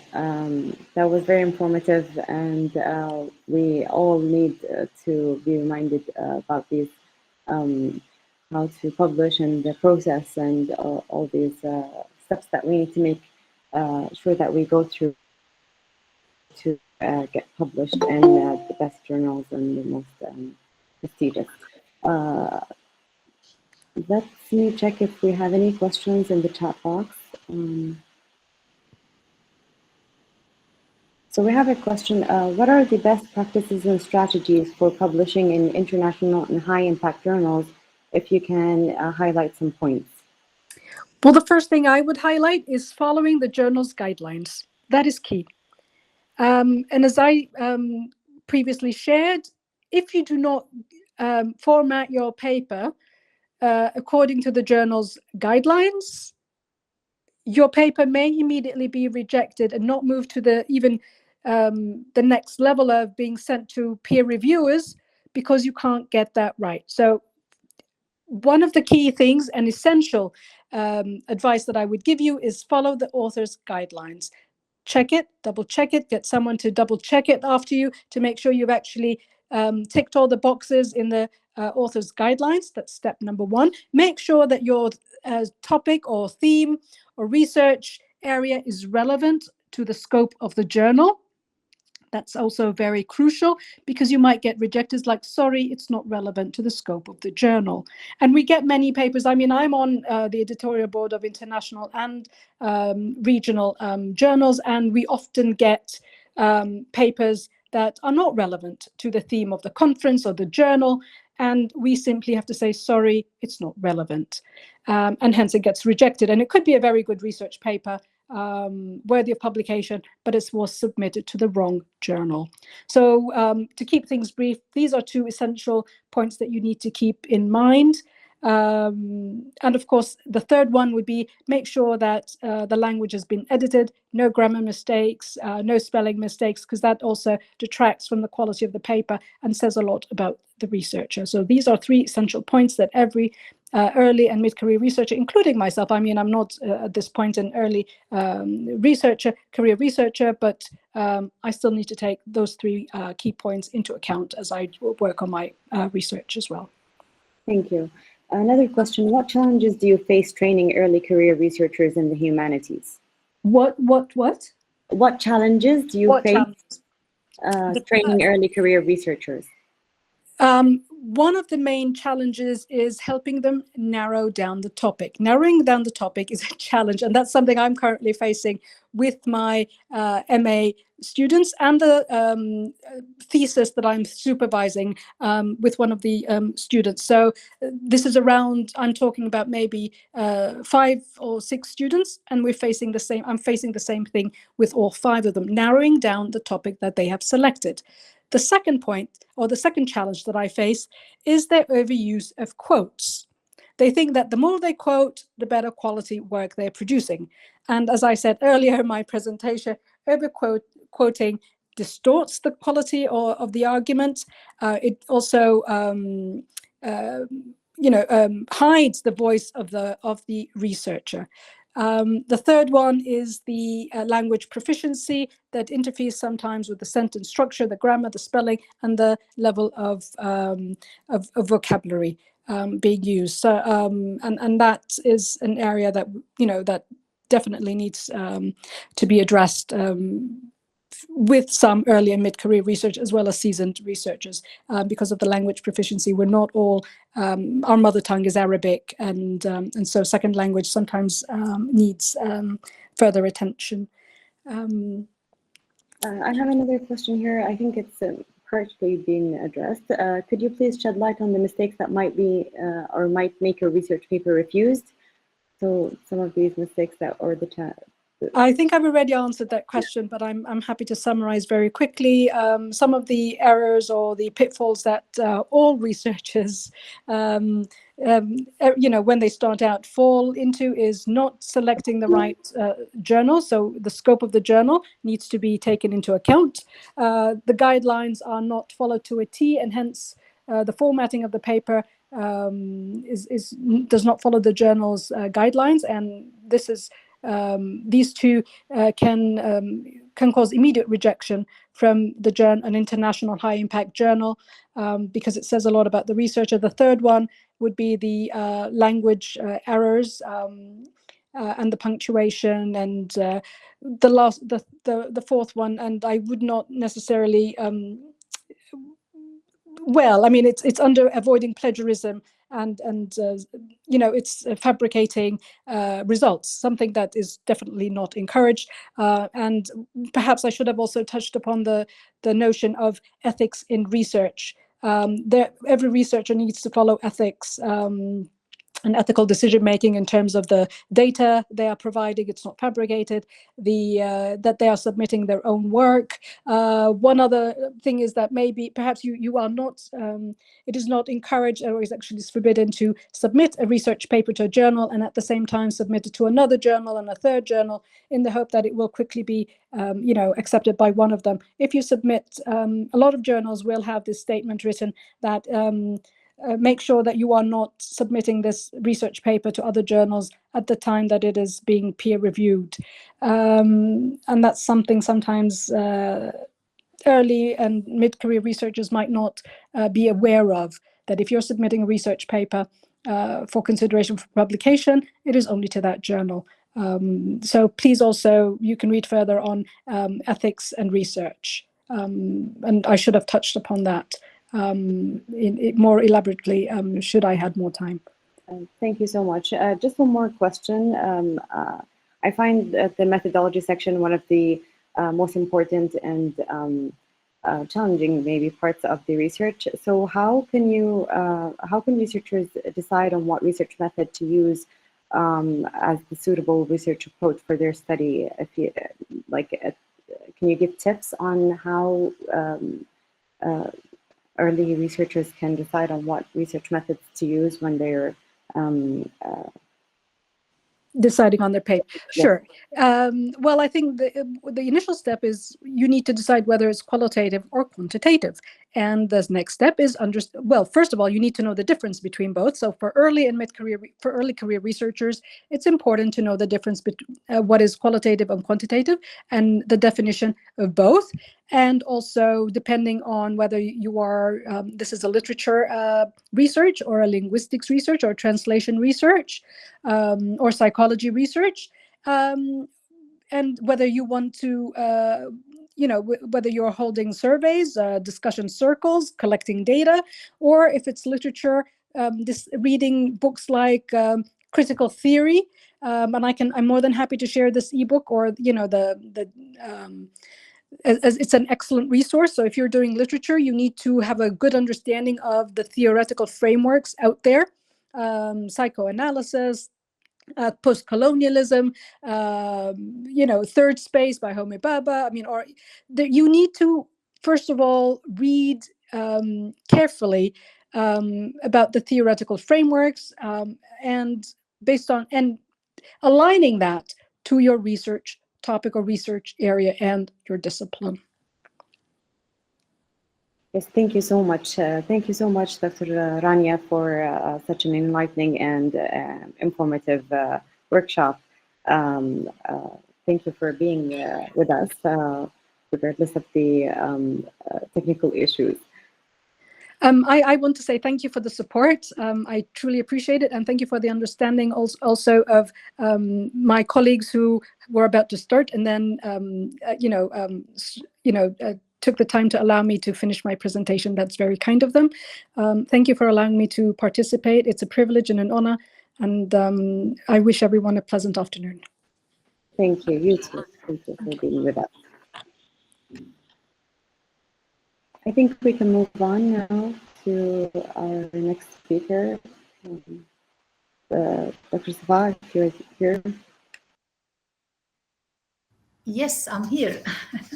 Thank you, Dr. Reem. Assalamu alaikum wa rahmatullahi wa barakatuh. This is Safa Aisa, Associate Professor from College of Humanities and Sciences, Prince Sultan University. I'll be joining you during two sessions. The first one is a workshop and the second one is a demo presentation. For the first one, workshop is will be lasting for 44 minutes, and the title is Facilitating Successful Peer Review in Face-to-Face and Outline Classes. Our speakers, we have two speakers, Dr. Duane Rowan, Dr. Rowan from Arizona State University, United States, and Professor Sherry Rankins Robertson from University of Central Florida, United States as well. Before I read the bio of our respected speakers, let me just share with you on behalf of the Linguistic and Translation Department at Prince Sultan University, I welcome you all to the third forum on teaching English writing in higher education. Before we start the session, I'd like to share some housekeeping matters. First, for the attendees. Please share your questions with the speakers in the chat box so that we can address your questions. Second, please share your opinion about the forum on our Twitter account at LTD_PSU and using the forum hashtag TEWHEF_2023. The second, the account and hashtag will be written for you on the chat box. As for our respected speakers, please note that you have 45 minutes. And we need to stick to the time if you don't mind. I will alert you 5 minutes and 2 minutes before the end. Now I need to just go to the bio of our speakers here. Dr. Duane Rowan is Professor Emeritus at Arizona State University. His research has focused on writing pedagogy, writing program administration, curriculum collaboration, community engagement, and life writing. He has taught writing in universities for more than 4 decades. For Professor Sherry Rankins Robertson, Professor Sherry is chair and professor of writing and rhetoric at the University of Central Florida. Her research includes community engagement writing, writing program administration, and teaching writing in online environments. For more than 20 years, she has taught university-level writing. Now, without any further ado, the floor is yours to start. Thank you very much for that wonderful introduction. You had offered to share your screen, and Sherry and I will take you up on that offer to do that, if that's still okay.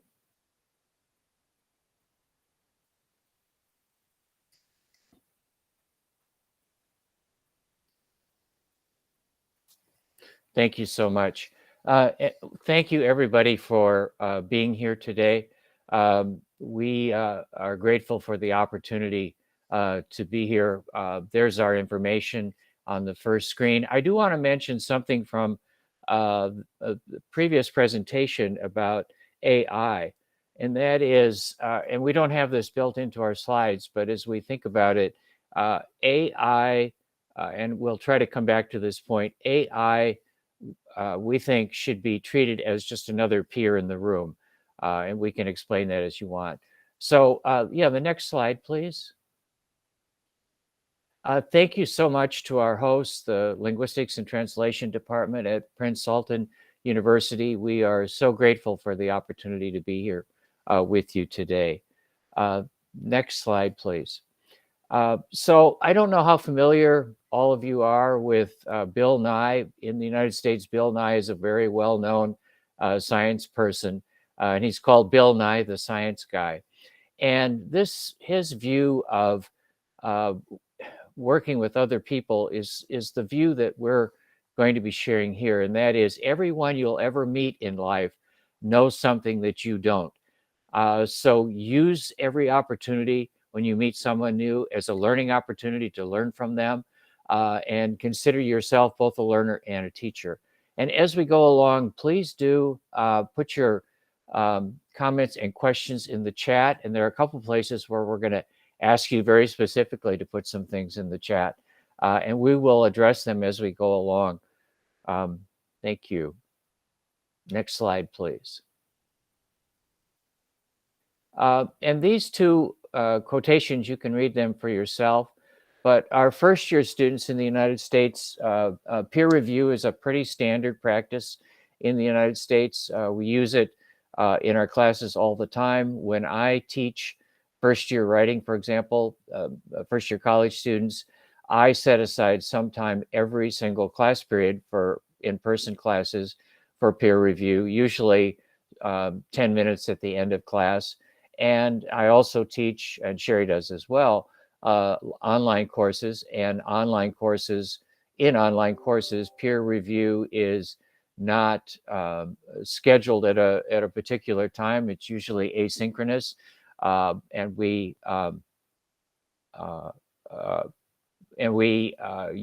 so students are responding to each other's work as the week goes along, and we'll come back to that just a little bit later. And let's see. And then the next slide, please, as well. More of what first-year students have to say. In our experience, first-year students see peer review as a really important part of learning to write.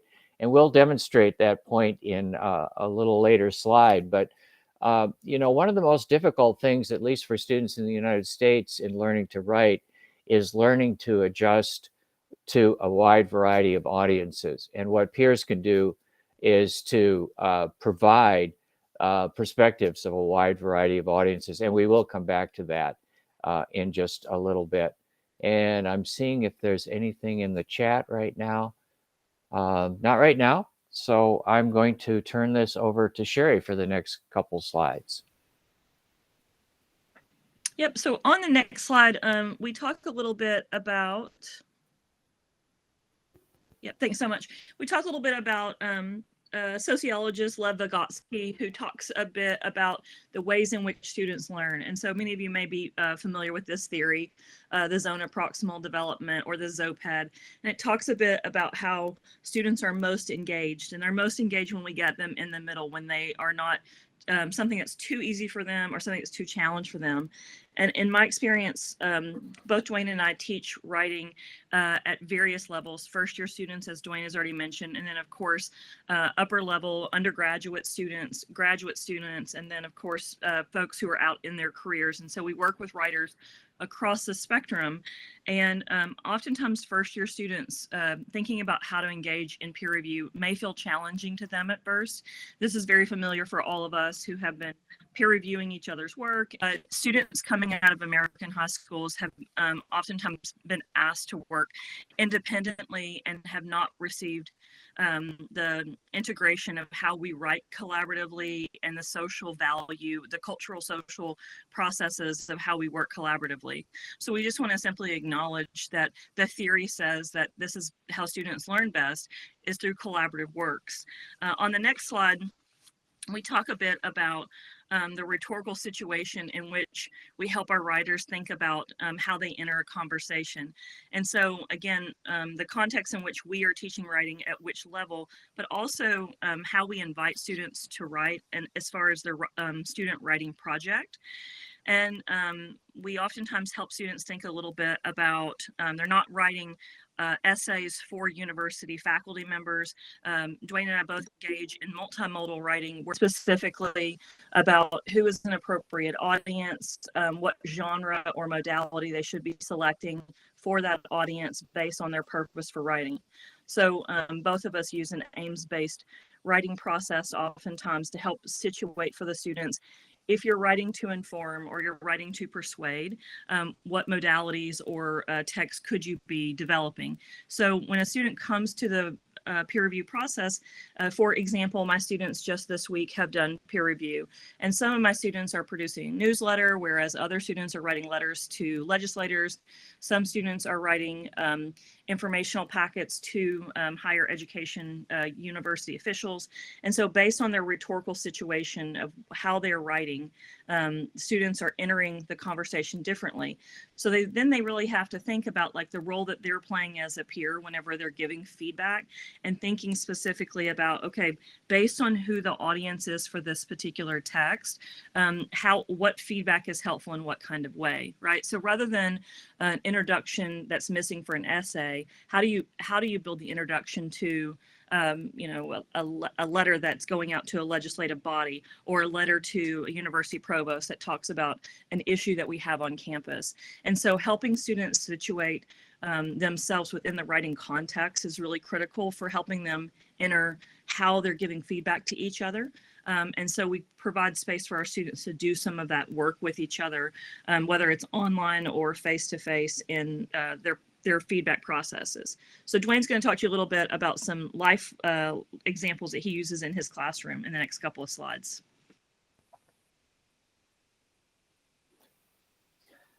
So this particular slide draws on my personal experience in growing up on a dairy farm in Wisconsin.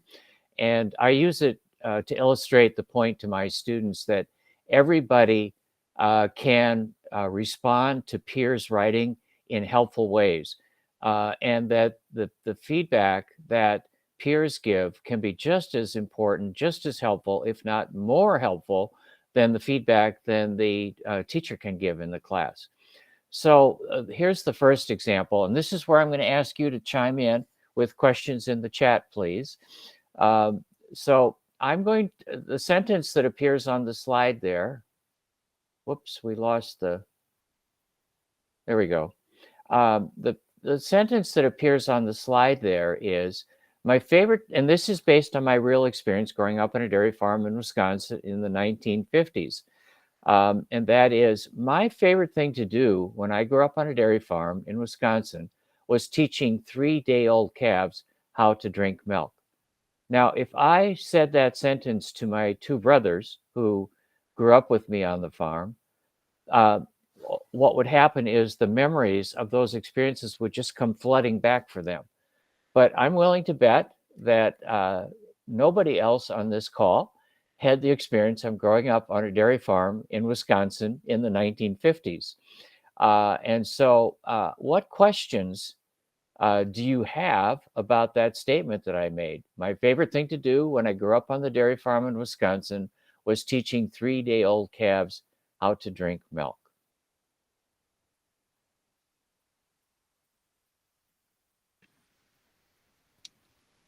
Dwayne, I'll read comments to you in the chat as they come in.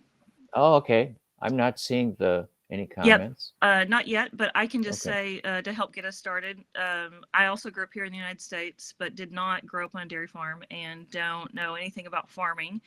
So I don't understand exactly why you would have to teach a calf how to drink, like why they need to be taught how to drink milk. Exactly. And when I do this exercise with my students, that's the first question that they ask, and I will address that in just a minute. And then there's one other question that they ask. Anyone want to?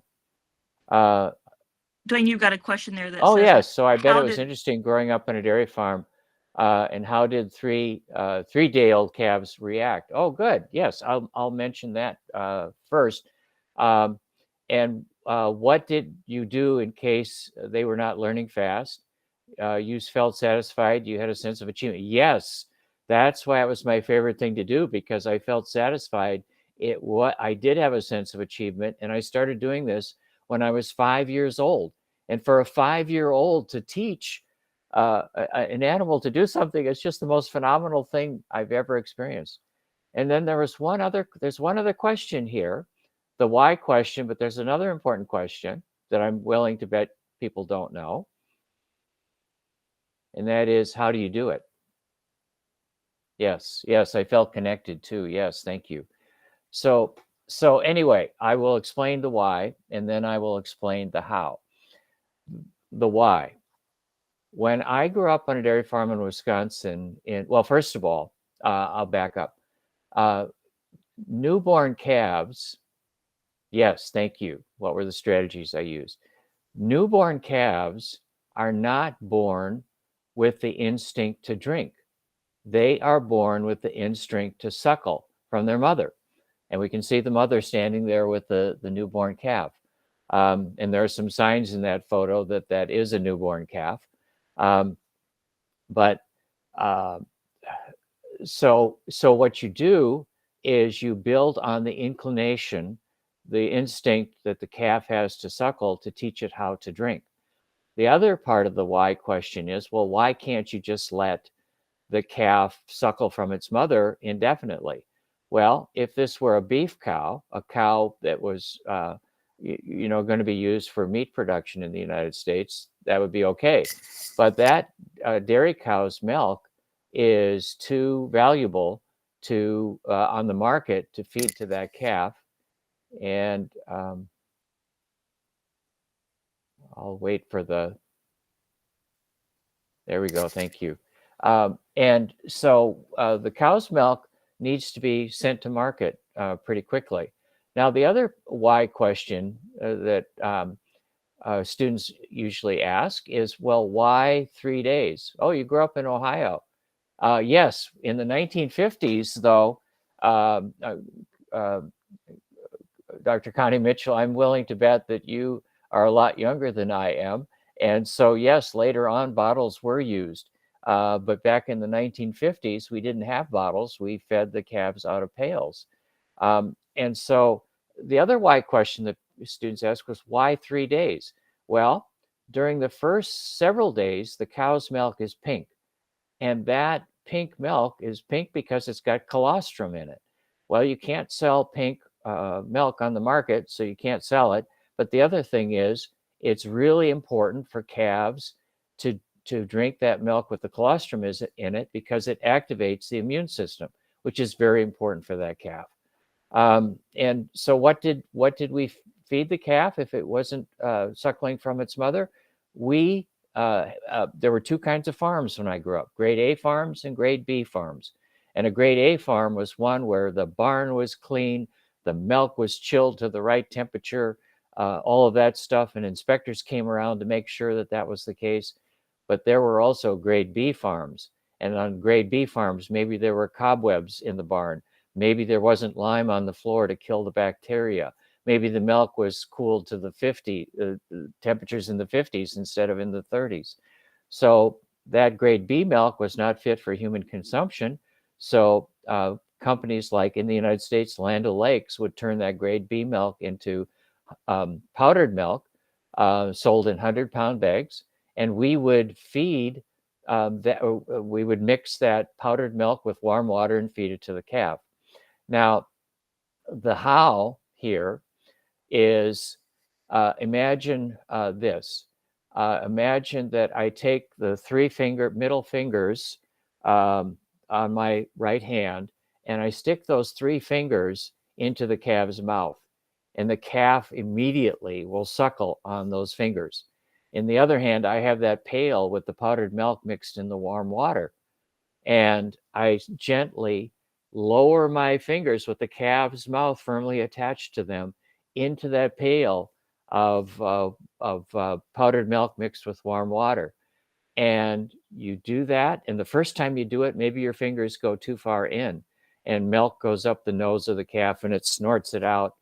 But by the time you do it the third time, you take your fingers away, and that calf has learned how to sip milk. And as a 5-year-old, that was such a powerful experience for doing that. So, what this demonstrates to students is, oh, yes, I can provide helpful feedback to a writer. All I have to do is to be an interested reader.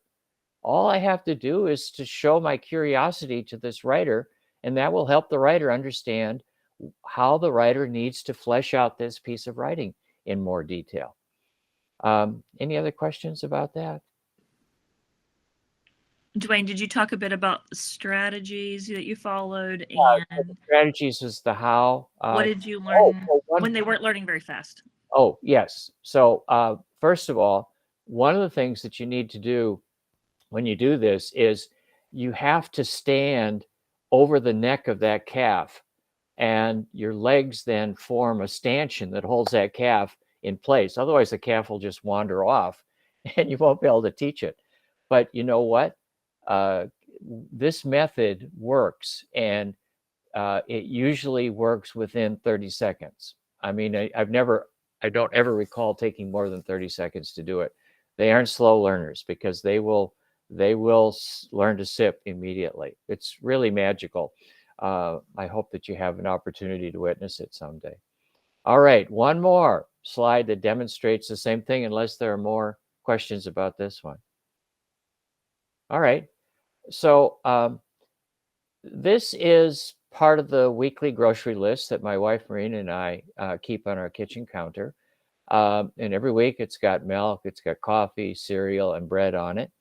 And the purpose of this grocery list, for Marina and me, is it's simply a reminder what we need to get. But let's say that Marina and I are both sick, or let's say I make the list and Marina goes to the grocery list. Marina and I have lived together for 45 years. And so if Marina sees this list with no more details on it, Marina knows exactly what to get, because she knows after 45 years exactly what I use for milk, coffee, cereal, and bread. But if I were to give this to my 2 children even, they might know or they might not know. I'm willing to bet that if I gave this list to all of you, you would not. So just to test this, I'm asking you in the chat, if you would, some of you, tell me what kind of milk. You've known me now for about 20 minutes. What kind of milk would you get? What kind of coffee would you get? What kind of cereal would you get? And what kind of bread would you get? And let's take about 30 seconds for you to post some things in the chat.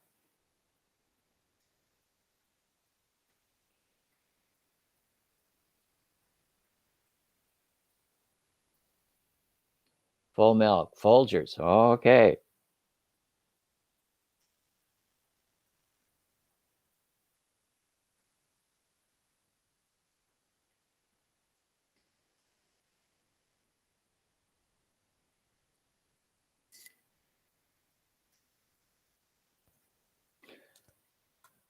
All right, very good.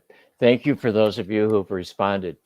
So even though I grew up on a dairy farm, I am now observe a vegan diet. And so I use soy milk. The coffee is Starbucks, some Starbucks dark roast. Cereal is always oatmeal. And the bread, there's a brand name in the United States called La Brea, which is fresh baked bread. It's really good. And so when I do this exercise with my students, I say, nobody ever gets it right. Once in a while, someone will guess 1 or 2 of these right, but no one gets 100%. And so then I ask my students who failed here. And, I failed because I didn't understand what the audience needed. But again, this is a case where students can ask the right kind of questions, and they will get the writer to elaborate on this. All right, I'm going to turn this back to Sherry now. Thank you for those who chimed in. It was really helpful. So on the next slide, we come into peer review and how we talk with students about peer review. So if students are first-year writers, this is their first experience doing peer review, it's a good idea to talk to students a little bit about have they had an opportunity in the past to do peer review? And if they have, what have their experiences been? Many students in my classroom will tell me that they don't value peer review because other students tell them your writing's good. This is great. You did a good job. And that feedback is not helpful feedback to them. And so oftentimes our first year students will continue to try to come to us as the faculty members to seek out peer review.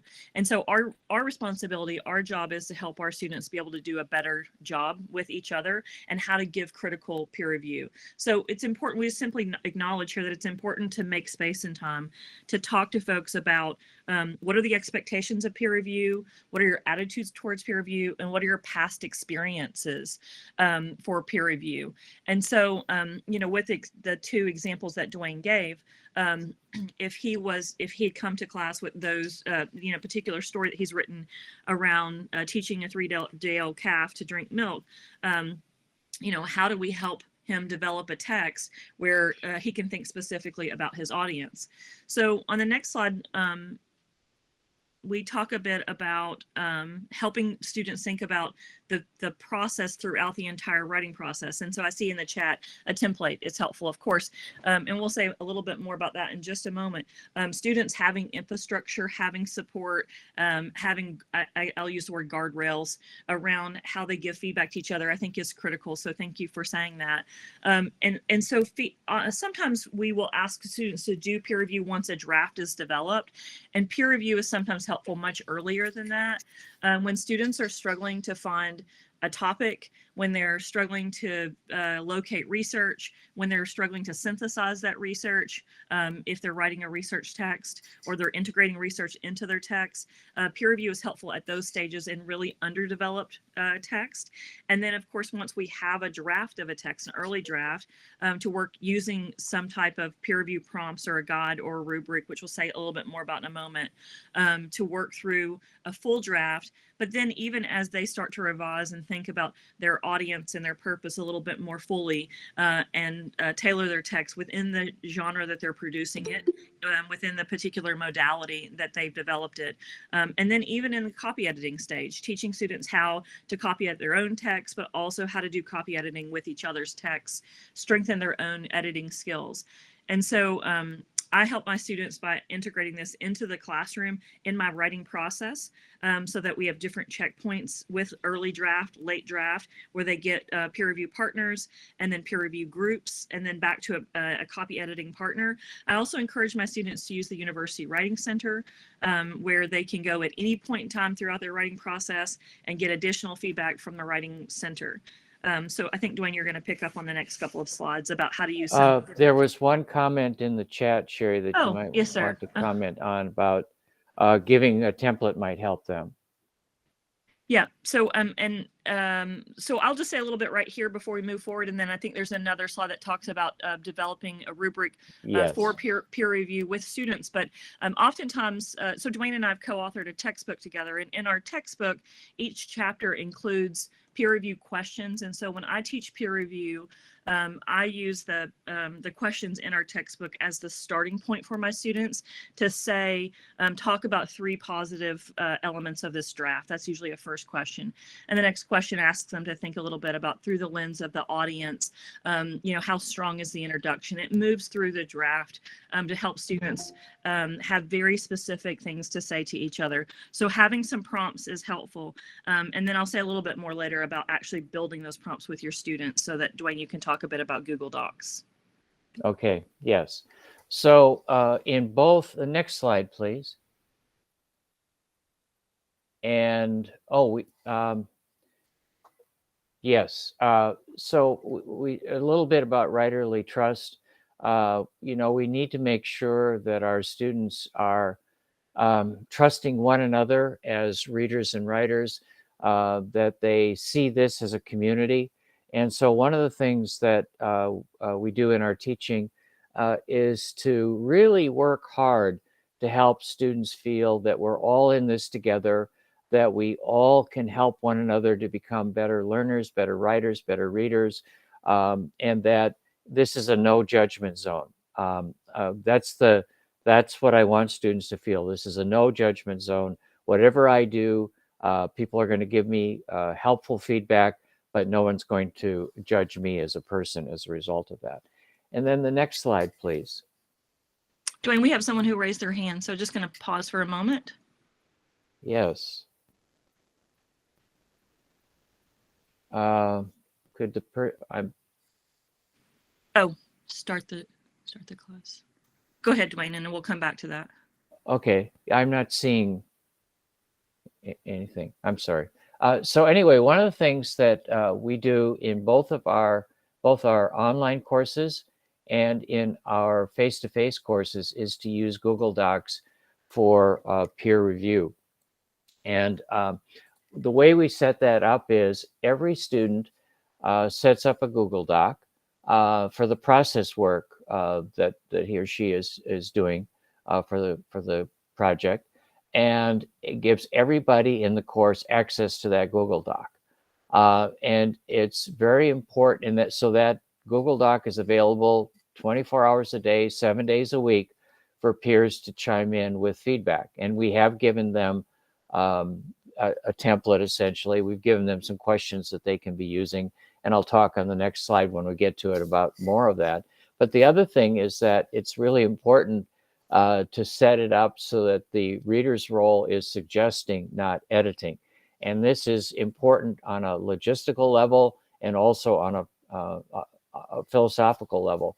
And that is, we don't want peers doing the work for a writer, but rather helping the writer think through things in ways. So readers are suggesting, peers are writing comments that are suggestions, but they're not actually doing the editing. The writer has to decide, all right, how do I want to use this feedback that I've received from my peer? And by the way, I want to come back to the point about artificial intelligence at this point. And that is, I asked my students, and I had a conversation with another teacher last night at dinner about this. I asked my students to treat AI the way they would any other peer. So post questions to AI to help you think through things that you hadn't thought about, maybe to get that perspective of somebody who didn't have the same experience that you have, maybe to ask you as a writer questions that you want. And so if you treat AI as just another peer as opposed to someone who's going to do work for you, then AI helps with the learning and helps with the thinking that you're engaged in. Dwayne, I'm going to jump in right there behind you for a second. So I'll yeah. just add to this some of the pitfalls I've seen with students at our university around AI and peer review. And one is I've seen lots of international students entering drafts of their documents into things like ChatGPT to receive feedback. How do I improve this sentence? How do I improve this structure? I've seen, native born students doing some of this work as well. Again, and I ask students, like, how are you using ChatGPT and why are you using it, to get them to think about how and what they're doing.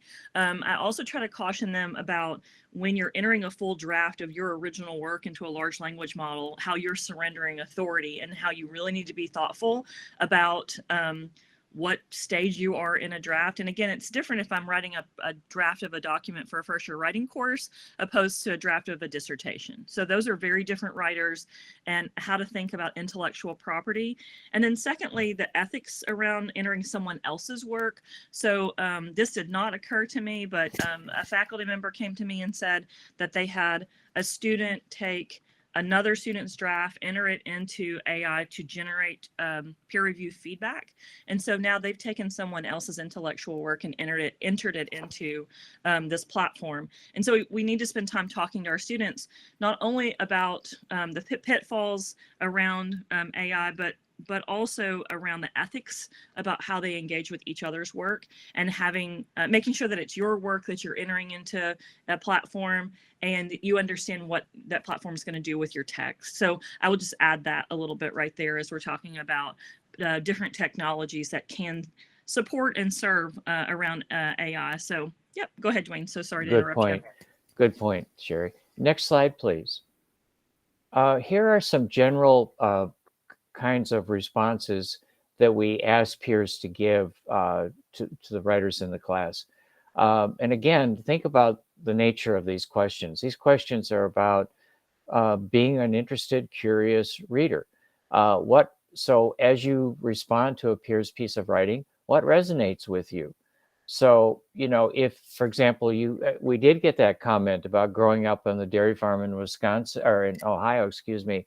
And so that, I got feedback from that reader saying, my experience is similar to your experience. And so that shows a connection between us. And writers want to feel that their writing is resonating with people. The next one is what do you like most in what the writer has offered? And it's okay to say I like the whole thing, but it's not very helpful. And so, you know, what specific thing do you like? How do you like the way the writer used that word, or do you like the image that the writer created? Very specific things, so to help the writer understand what's already working. And then the readerly questions that you have for the writer. That's what we were talking about earlier when you were asking those questions about teaching a 3-day-old calf how to drink milk. And then, you know, if you do a good job with questions 1, 2, and 3, there's no need to get to number 4. There's no need to offer suggestions. So there is that. And then next slide, please. And so the question about when to do peer response, as I mentioned earlier, when I teach face-to-face classes, peer response is going on every class period, last 10 minutes of class usually. And then when I teach online courses, peer response is going on 24/7. You know, some people are night owls and they like to be up late at night or early in the morning. And so, you know, helping writers figure out what topic they want to pursue. And what I try to emphasize in my class is choose topics that you're passionate about and that you know something about, or that you really are curious about. And that curiosity will drive you to learn what you need to do to write about that topic. And then throughout the process, as the rest of those bullet points mention, and the earlier in the process students get feedback on their writing, the better. Because too often when they get toward the end, they've got too much invested in it and they don't want to make the changes. So it's a lot easier if you do it from the very get-go. And I'll turn it back to Sherry now. And before I go to the next slide, I'll just add on to what Dwayne's saying right there, a couple of different things. One, the idea that if you're using a platform like Google Docs where students can give feedback to each other ongoing and throughout it at different hours, and he said this earlier, just making sure that it's not on the editing so that the work cannot necessarily be changed, but also how to talk with writers about feedback. Sometimes writers get a little defensive. And so we have to talk to people about being very open and how to receive that feedback. And so I said the other day to students, and have been saying, we're in week 12 of the semester, have been saying for the past 12 weeks, each other's feedback's like lemonade, right? It's free lemonade and you can take it and you can drink it. If it's great, then use it and it's helpful. And, you know, if you take a sip and it's not so great, then maybe, you know, toss that out and move on to the next station and get some different lemonade. And so, you know, moving students through the idea of sometimes really being able to hear another person's feedback.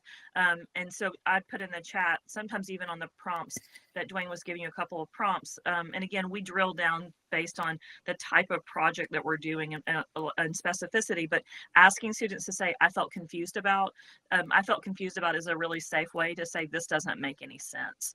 And so what it's not polite to say is, this doesn't make any sense, or I don't even know why you'd want to write something about cows at all. So that's very hurtful to Dwayne, because obviously you can see how passionate he is about that topic. When he was talking, I was thinking about how exciting it was for him to, I think it's 5 o'clock in the morning to Dwayne, and for him to be at this hour of the day getting to talk about how to teach calves how to drink milk, right, Dwayne? And so to say, like, I don't even, you know, I feel confused about why this story would be important, or why we need to help learners, readers learn about teaching calves to drink milk. So in the next slide, we talk a little bit about this idea of a rubric. And so you might have a scoring guide that you have for your entire project. And so I'll pause just for a second to get the next slide so you can see that content. Yep. And so you may have a scoring guide that you've already given your students, and we're big proponents of, when you give the assignment at the very beginning, that students have a scoring guide that goes with the assignment, so that students understand throughout the entire writing process exactly how their writing is going to be graded, but also whenever they're giving feedback to each other, that these are the elements of how a project's going to be graded. And so giving useful and supportive feedback based on how the project's going to be graded. In my classroom, and I think this is true also for Dwayne's classroom, I sit down with students and I negotiate with them about how to build the scoring guide so that they are empowered in their own learning process. And so that pedagogy comes from a learner-centered pedagogy, empowering students to make decisions about their learning. And so I negotiate with my students to help them think, well, what percentage of your grade should be that you've attended to audience or that you have selected the right genre? Those should really count more. And so helping students make those critical decisions to be thinking and that their voices are central, opposed to things like grammar and mechanics. While grammar and mechanics is important, it's a convention and it's something that we learn over time. And particularly for the first project in the first semester of writing, if we make grammar and mechanics too high, it disables a writer. And so, because oftentimes writers come in, this is true in just about every writer I've ever taught for 25 years, students don't know how to use commas. Okay, it's okay, we can teach you how to use a comma, but if we grade your paper too heavily and you go through just marking down commas, if someone, we know Shaughnessy teaches us that if we make a comma error, we make patterns of comma errors. And so the students will misuse this comma in the exact same way over and over and over again. So we don't mark all of those. We mark one or two, and then we say, in your handbook on page 73, here's how to use commas to link and separate and enclose. And then we just sit down and we have a little comma workshop, right? And so how do we soften that so that by the time we get to a final document, a final project, that those stakes are not so high, but also that students understand how to situate things like grammar mechanics opposed to the higher order concerns, right? And so we talk about lower order concerns, surface feature versus higher order concerns, and that's what you're doing with the text and how that text is readable. So we just offer that as having students engage in that process. On the next slide, we offer a bit of information. One of my colleagues down at the University of Houston Clear Lake, she gives a presentation. She talks a bit about this idea, which I think is so smart. About the idea of, as your students are doing peer review, have them engage in a metacognitive process, get them to think about the feedback that they've received and how to use that. So after peer review, particularly on the more completed drafts, have them write out a memo and have them talk about like what's the best feedback they received, how they're going to use that feedback. They don't need to identify the reviewer, what was really helpful about that particular comment, and then maybe like what comments were not very helpful. And then in my own class, when I do this, I see students say to me, when people said it's good, I think you got it. Those are not very helpful comments. Also saying like, I didn't like this. I mean, that's not useful, but it's also not following the prompts we've given. So then what I'm able to do is take up all those memos, do a synthesis of those memos, and then I can come back and say like, here's a common thread that I'm seeing from many of you. So my job as the facilitator of learning in that classroom is to say to everyone, here's how we're doing collectively on peer review. Here's how we can be doing better on peer review. And so we got to move past the feel good aspect of like, Dwayne, you're such a good writer and this is really smart, because if that's the kind of feedback I'm giving him, he'll quickly learn that I'm not useful to him in the writing process. On the next slide, we just simply give you a link and just want to acknowledge that we teach writing portfolios in all of our courses here. And so at Arizona State University, and Dwayne, I'll turn back to you and let you say more about what you guys do at Arizona State, but the link here will take you out to various student portfolios, and all of our national learning outcomes in the United States. Writing process is part of the learning outcome, and you can see how students are talking about the drafts of their portfolios. So Dwayne, I'll turn back to you just for the next couple of minutes. I think we're at the 39-minute mark. Yeah. One of the things that we ask students to do in their portfolios is to reflect on their learning throughout the course, obviously, but also to a lot of the students in the portfolios talk about the responses that they got from peers and how helpful that was. So as you read those portfolios, I hope that you will consider looking at those ways that students reflect on the helpfulness of their peers. And then the final slide is simply our contact information. And if you would get in touch with us, we would be happy to respond and share this a presentation with you, or if the organizers of the conference can easily share the presentation with everyone, that of course would be wonderful as well. So any other questions or comments before we run out of time?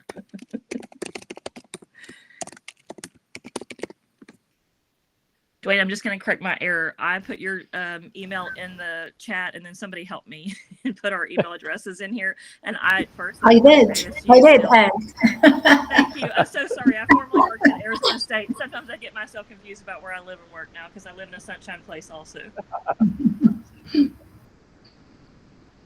Any other questions or comments?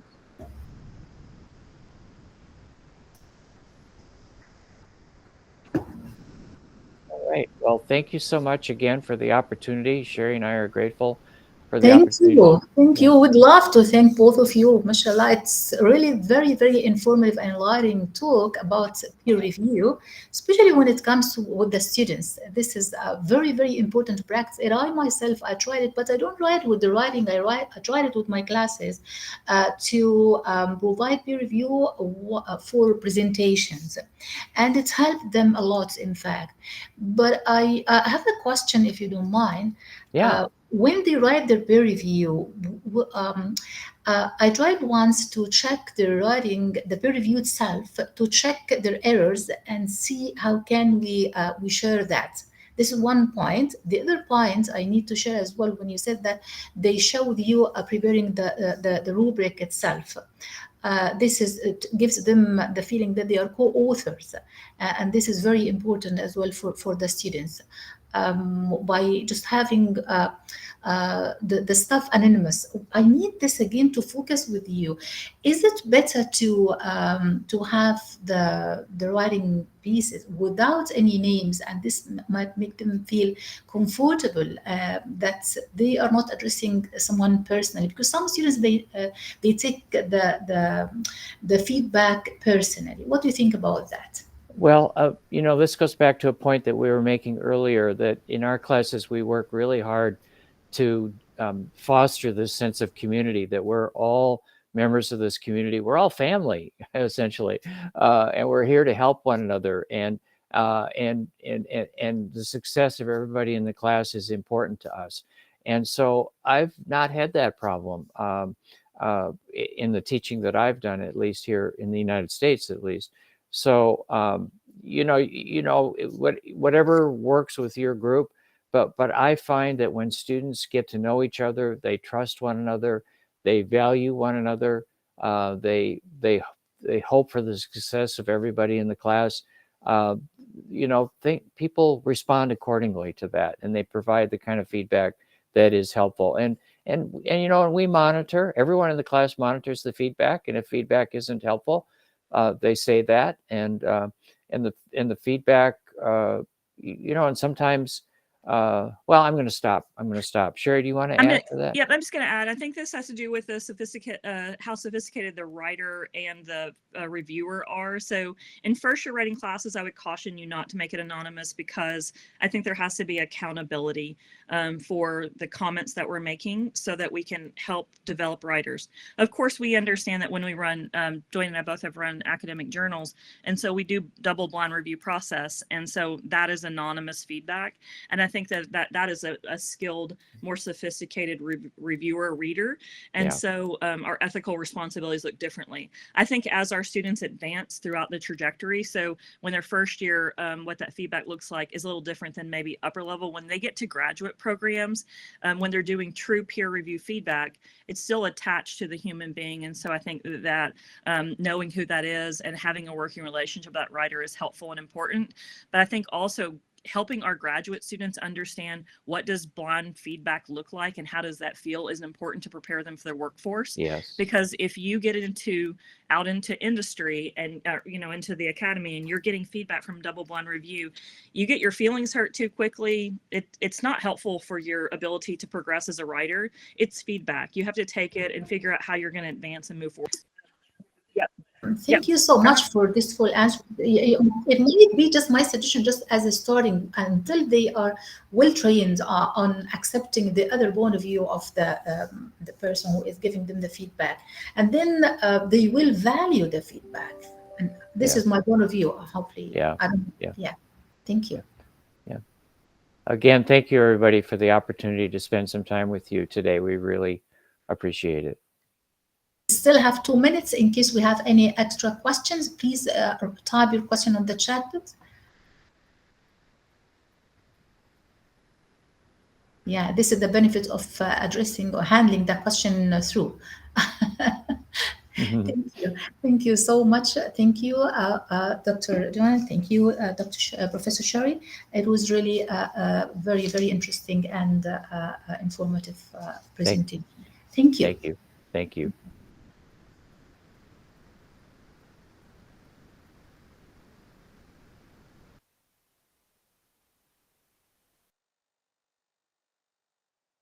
Now we have just 5 minutes to start our next demo presentation. Dr. Ibtisam, are you here? Yes, I'm with you. Can you hear me? Yes, we can Great. hear you. Just we give our audience just 3 minutes or something, just to shift, and then we'll start. Thank you.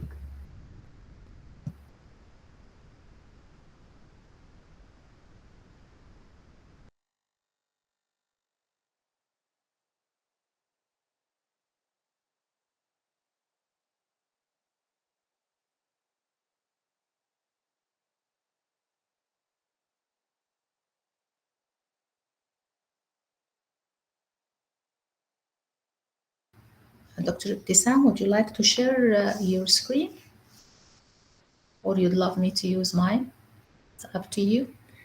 I'll try to share mine. Okay.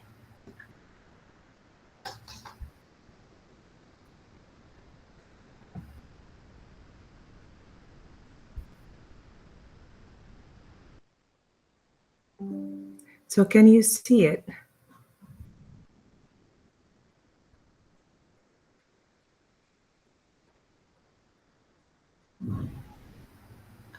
Can you see the presentation? No, not yet. Not yet. Okay.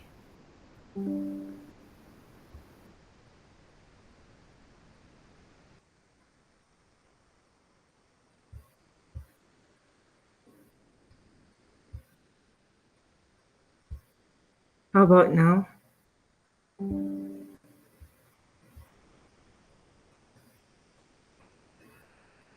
Can you see it now? Yes, yes, thank you. Okay.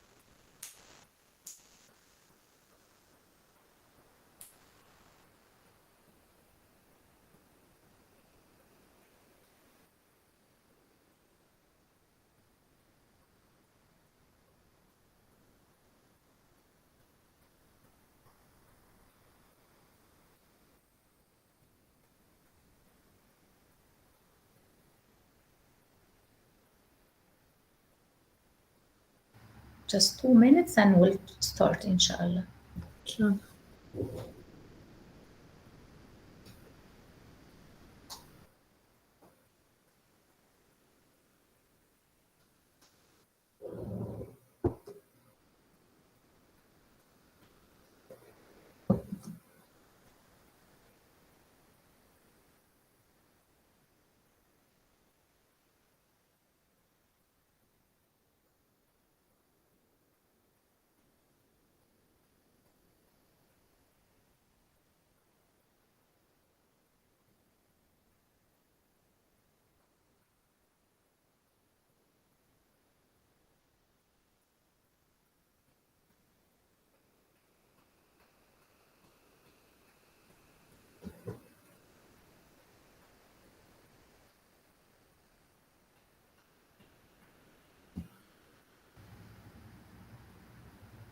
Okay, Assalamu alaikum. We are back again with our second session for this afternoon.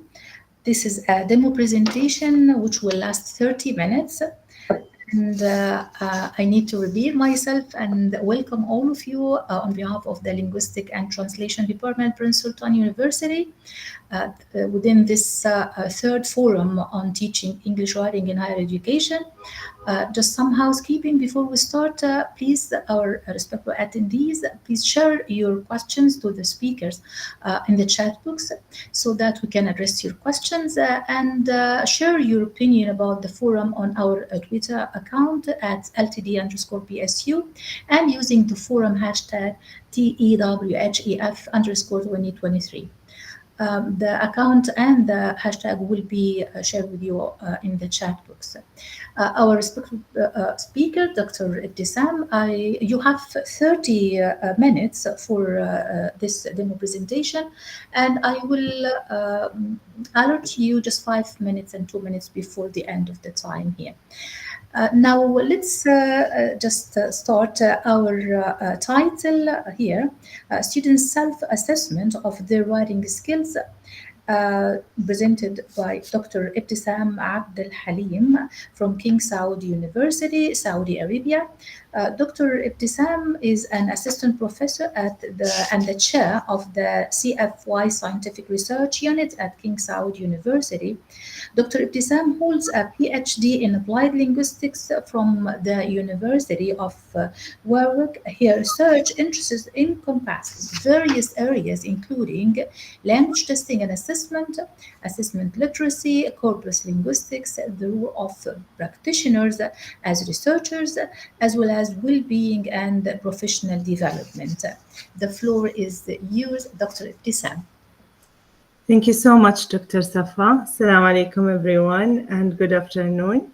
Thank you for everyone for attending this presentation, and thank you for the Linguistics and Translation Department at the College of Humanities and Sciences in Prince Sultan University for their honorable second invitation to come and present in this fruitful forum. Last year, I talked about key issues that we need to consider when we assess our students' writing. So this year, I decided to look from another perspective, and I decided to look and share with you some of the ideas about self-assessment of a student's writing. So let's start. In today's presentation, I will focus on three main things, self-assessment in theory and practice. I will introduce some research that have been done in self-assessment, including mine, and some future implications. So let's start with what self-assessment is. Self-assessment is a process by which learners assess their own, if we reflect or talk about, sorry, I don't know why it's moving. If we talk about self-assessment in terms of languages, it's about learners self-assessing their language knowledge and skills. And some other researchers looked at it when the students judge their own work to improve themselves or to improve a specific skill and to identify some discrepancies or weaknesses in their skills or performance for the purpose of improvement. Actually, we usually like directly or indirectly self-assess ourselves as teachers when we teach, or as learners of a language or learning any other skills in life. And for any dynamic language teaching, learning, or teaching or learning experience, it would be better that we reflect and self-assess our performances. So if we are like language learners, we need to stop and ask ourselves, what are we doing, why we're doing it, how we're doing it, what went well, what went wrong, what do we need to improve, and why, and what is next. So it's like a assessment or self-reflection. So to talk about self-assessment in language learning briefly in literature, it was first introduced to foreign language teaching and learning in late 70s and early 80s when researchers started to talk about learner-centeredness and learner autonomy as some replacement of formal assessment or to be part of it. And in the 1970s, we started to see some publication talking about self-assessment in language learning and learner autonomy. So assessment, we usually talk about assessment from two perspectives. The first one, assessment is seen from the perspective of an outside agent as an external or other directed activity, which we targeted last year. Or assessment is seen from the learner's own perspective as internal or self-directed activity, which is our focus this year. Where can we use self-assessment in language teaching and learning classes? To identify proficiency levels or the perceived ability level, to identify learners' strengths and weaknesses, to meet a specific criteria, and sometimes, though it's not that much, it's used for grading or for certification purposes. Also, it was used in a sense of level placement, where students place themselves in a specific level, or for continuous assessment, or informative type of assessment, or as a learning situation. Like anything in life, it has advantages and disadvantages. So speaking of self-assessment and its advantages, it has like mutual shared responsibility with the teacher. So it's not only the teacher who's responsible for assessing her or his student. So the students have this mutual responsibility between the teachers and the students. It gave positive effects and positive attitudes based on different studies. It raised the level of awareness of the students on different levels, goal orientation, and it also, they found it gave post-course effect, which was also positive. Also, it was found that it gave effective learning development for the different skills. Lifelong process. It's good that the students know how to self-assess themselves, reaching the learning goals, improvement of a student's perception of their own ability and efficacy, and that allowed learner to see gaps in their learning. So as you can see, it has a lot of advantages when it comes to self-assessment. But at the same time, it has some points of concerns, of course. I don't want to say disadvantages, but some concerns that we as researchers usually raise when it comes to self-assessment. The first one is the reliability and accuracy of self-assessment. Is it reliable that we consider student self-assessment and accurate, or it is questionable and we need to be careful? Of course, it is time consuming if we want to integrate and use self-assessment, especially for each task or for each skill that we are teaching. It is challenging. It's not something easy, especially for the students. They're learning a new skill, which is self-assessment, and it is difficult to implement, and of course it depends from one context to another. So let me focus more about the reliability and accuracy of self-assessment, which is those 2 points are the main concern for most of us as teachers and researchers. Some studies, they found that self-assessment is unreliable measure, and they call for not using it, especially for high-stakes kind of assessment. But on the other hand, some few other studies found adequate assessment results. Why is that? Because they found that the lack of language proficiency actually affect the accuracy and the reliability. And with age and with clear instructions, with more academic achievement, students start to give more accurate and reliable results when it comes to self-assessment. Self-assessment can be also enhanced with more training, with experience, and also in other studies they found using functional language, like for example, can-do statements, will increase the accuracy of students or learners' self-assessment. As in some studies, like Oscarson, they said it's okay to use self-assessment for like as a teaching tool or a learning tool, but not for grading and certification. It can also be used for placement. Many studies called for combining self-assessment with other tools of assessment like teachers' assessment or exams and so on. It is very important that we give clear descriptors for accurate self-assessment. And as we saw from the previous studies, many teachers were in favor of self-assessment.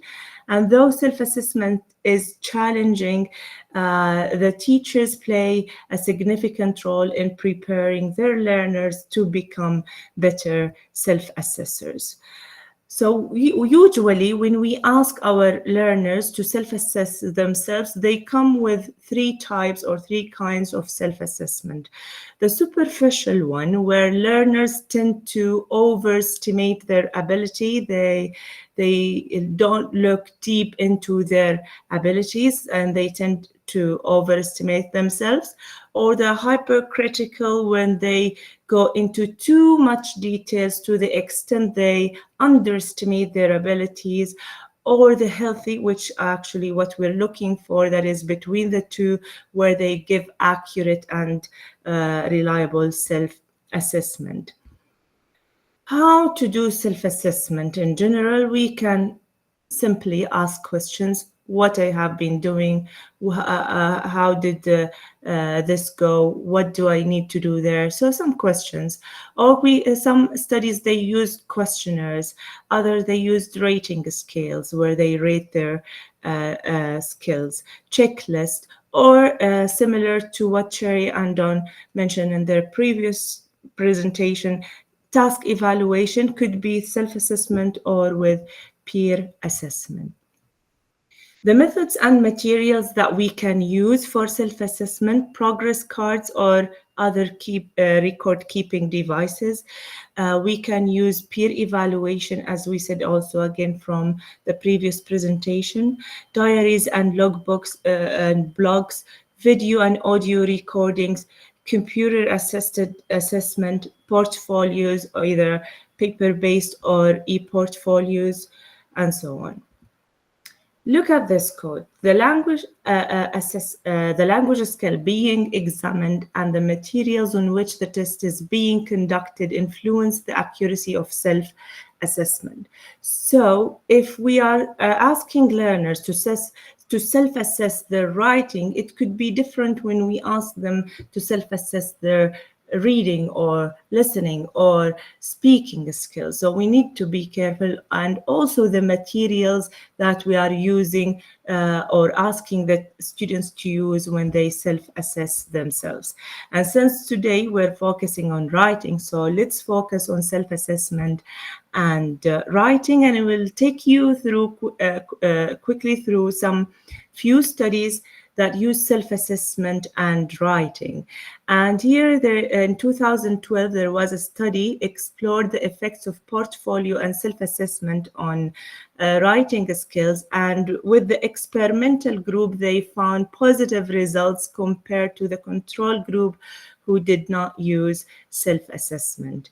In 2015, there was a study that looked at or investigated the incorporation of self-assessment in writing and its influence on improving writing skills, and again, it gave very positive results and very positive attitudes of the use of self-assessment from both the students and the teachers. In 2018, there was also a study that looked at self-assessment and the students' writing competencies in 3 genres, and again, positive results from using self-assessment. In 2021, there was a mixed method study exploring the impact of self-assessment, planning and goal setting and reflection process on students' writing performance. And again, they found positive improvement with the students' writing outcome. The last study in 2023, it was a meta-analysis that aimed to synthesize the effects of self-assessment on academic performance. And they found that self-assessment interventions had a significantly larger effect size compared to those without explicit feedback or use of self-assessment. So as you can see, almost all what I have presented so far gave positive results for self-assessment, but in a way during to improve the students' writing during their classes. So it's still like it's part of classes, not an actual assessment. So if I stop and look at it from a different direction, and I ask myself and I ask you, should we use self-assessment like in a different way other than part of an activity inside our classroom, and to what extent? Do you think self-assessment is suitable replacement for traditional formal assessment in language learning? Do you think one day we will depend somehow or to a specific percentage on students' self-assessment scores or grade and included in their certificates as well or not? For that reason, I conducted my study, which was to explore the potential of self-assessment in determining the proficiency levels of EFL students in one of the universities in Saudi Arabia. To give you a quick background information about the context of where I conducted the study, it was in one of the prep year programs where students, when they take a placement test, and they will be based on their results placed into 3 levels: elementary, intermediate, and advanced. And at the end of the year, they take a high-stakes standardized exit exam, which includes writing. And based on their GPA, they will be enrolled into different colleges. 473 students participated from the 3 levels, and these are the numbers participated in each of those levels. And I want to show you here the results of their final exam, the standardized final exam at the end of the year. If you look here, we had a ceiling effect. There was no significant differences between the 3 levels and the same exam. Most of them, they scored between 9 and 10, though those are 3 different proficiency levels. So I decided to use self-assessment and see whether the students can or cannot identify themselves in a specific level or not. So I used 10 CFR scales from the Common European Framework of References, focusing on writing skills. I used functional language, and the purpose I use CFR actually because it is using functional language, can-do statements, which will hopefully increase the accuracy of self-assessment. The students were asked to self-assess themselves, and I also asked the teachers to assess the same exact students, so an extra analysis to consider. This is a snapshot of the scale I use. Those are two scales. I used 10 from the CFR. I created this and the way they used it. So I trained briefly the students to use the scales, and also the teachers, because the teachers use the same scale with some few changing of the wordings. So the students were asked to read the first descriptors starting from the first level. I can write simple isolated phrases and sentences, for example. If the student feels he or she can do that statement, they tick on yes, I can do, and move to the second scale. And then they read the descriptor. Again, if they think they can, they press tick, yes, I can do, and then move to the third. Sorry.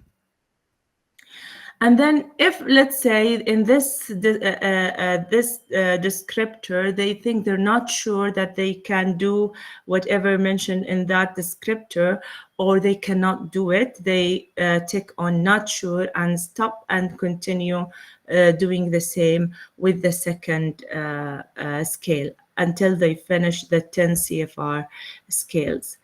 For data analysis, I use Cronbach Alpha to see the reliability of the way they use the scale for both teachers and students. I used One Way ANOVA to see the significant differences across the 3 levels for both the students and the tutors. And I also used independent sample t-tests to compare between the students and their tutors' assessment.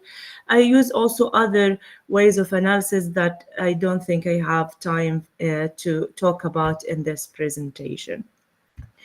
So the results, I got high reliability score for both the students' self-assessment and for the tutor's assessment. And for that reason, I will use the 10 scales as one multi-item scale. And in today's presentation, I will consider the average results to make it easier for your reference. So let's look at this, these two charts in front of you, where I use the One ANOVA to see the differences between the 3 levels for both the students and for the tutors. If we look at the students, we can see incremental increase. So the students in the elementary level place themselves lower than the ones in the intermediate, and the intermediate lower than the ones in the advanced. And if you remember the first graph I showed you about their writing exams, where all of them scored exactly the same. So there are some, so it seems that the students in a way place themselves correctly. And also the same, there was a significant differences for the tutors when they self-assessed, when they assessed their students. So now let's compare between the tutors and their students. If we look at the first one, where we have the elementary level, there was a significant differences between the students and their tutors. But it seems that the students overestimated their abilities and they scored themselves higher than their tutors. On the other hand, when we look at the intermediate students, it seems that there is also a significant differences, but this time the students underestimated their levels and the tutors gave higher results compared to the students.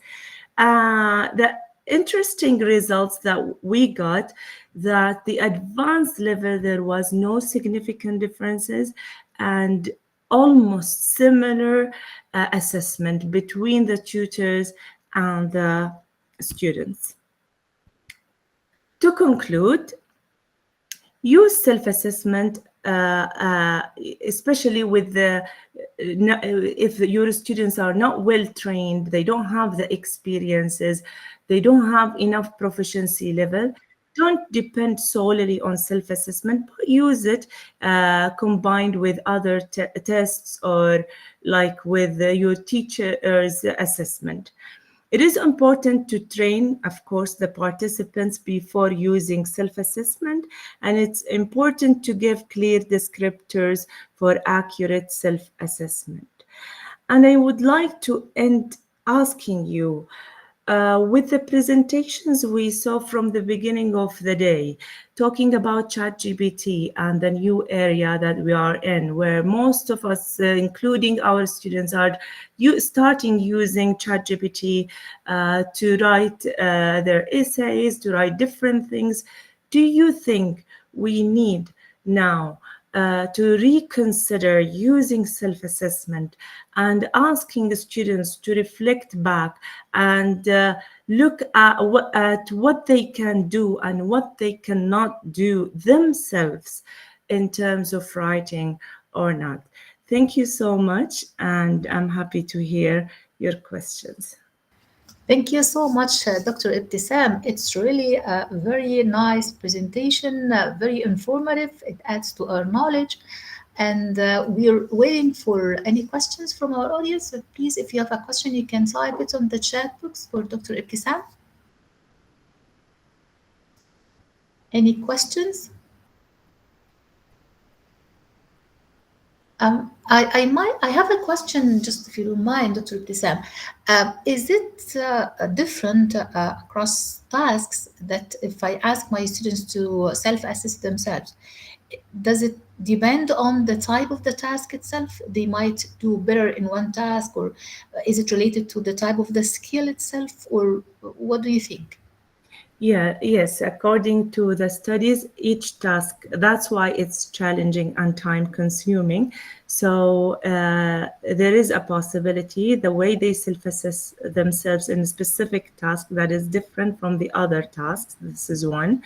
And the more advanced in their level, the easier, or not easier, let's say, the more accurate they will be in their assessment. Thank you so much. So another thing that I need to clarify, do you see that when they start, those who shared the same self-assessment, the same results, like their tutors, it might be after some time they will be better and they will be more trained, or it keeps the same results? I haven't done this, but most probably yes, because that was the first time they used these skills. But with more training, based on what we have in literature, with more training, with more experience, they will give more. We are expecting to get more reliable and more accurate results. So if I train those students to use these skills again and again, and then I run the test again, I'm assuming I will get more accurate and more reliable results, but I haven't done this yet. Thank you for your answer. We have a question from Dr. Joanne here. What are the most helpful observations that you see in self-assessments? Helpful? Yeah, the most helpful observations. Actually, the students, the thing I like about it and most helpful, that the students are becoming more aware of their skills and of what the teacher is actually doing. Usually the students come and complaining about the assessment. They think it's an easy task for the teachers. But when they have this mutual experience or shared responsibility, they kind of get and start to understand, and it is lifelong process and skill that they need to develop and improve. So this is what I found more like helpful for both the teachers and the students. Thank you, Dr. Ibtisam. Another question from Dr. Shaista: how can instructors support and guide students in developing effective self-assessment habits for their writing? Okay, this is one of the implications of my study, is to have a systematic, proper training for the teachers before the students. So the teachers need to be trained on how to help students self-assess themselves first, and then those teachers ask the students or train their students to do self-assessment. So the question I asked at the end of my presentation was also a call for this kind of training, that to be part of the curriculum, to be part of the program. It is not something voluntary that we're doing. One teacher is doing it, another one is not. So yes, I think we need to have a well developed and trained kind of program for self-assessment. Thank you. Another question we received from Dr. Mansour Ali. What is the justification of using independent sample t-test? Okay, when you, because in my study, you also compared between the teachers and the tutors. So those are two variables. When you compare between two variables, you usually use t-test. And because those two variables are different, like teachers are different from the students, you use independent t-test. Thank you, Dr. Ibtisam. Any other questions? We're still having 2 minutes. Please, if you have a question, type it on the chat box. Okay. Thank you again, Dr. Sam, for your informative, enlightening, very productive session. Wish you, inshallah, all the best with your student self-assessment. And now I think I have to handle the moderation for my colleague, Ms. Maram Al-Khudair, for the upcoming sessions, inshallah. Thank you so much. Thank you. Thank you.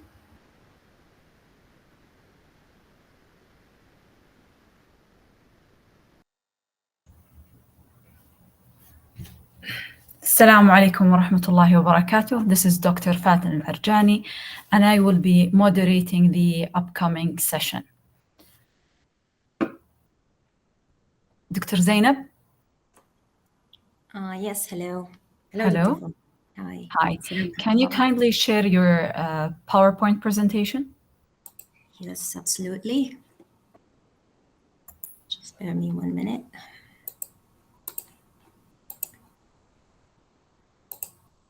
Can you see it now?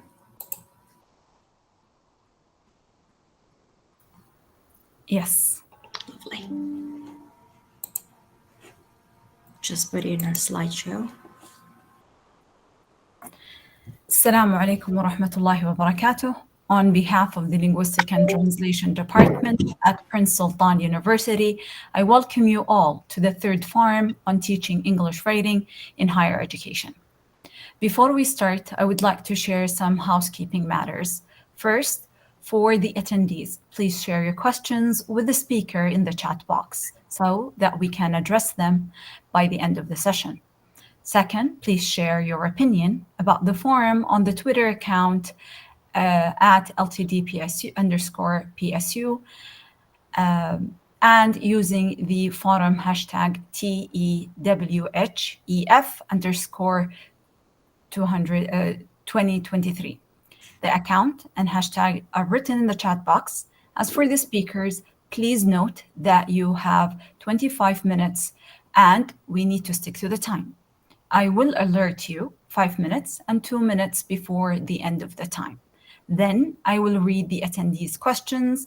And now let's start the session. Today's topic is how corpora can be used in teaching academic writing, examining lecture concordance, presented by Dr. Zainab Gaffas.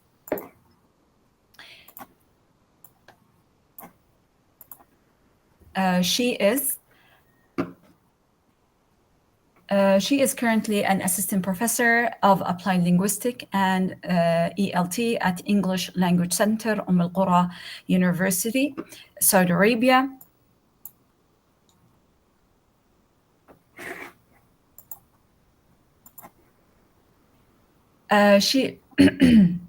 Her research interests include English for academic and specific purposes, academic writing, genre analysis of academic writing, academic literacy in higher education, and material evaluation.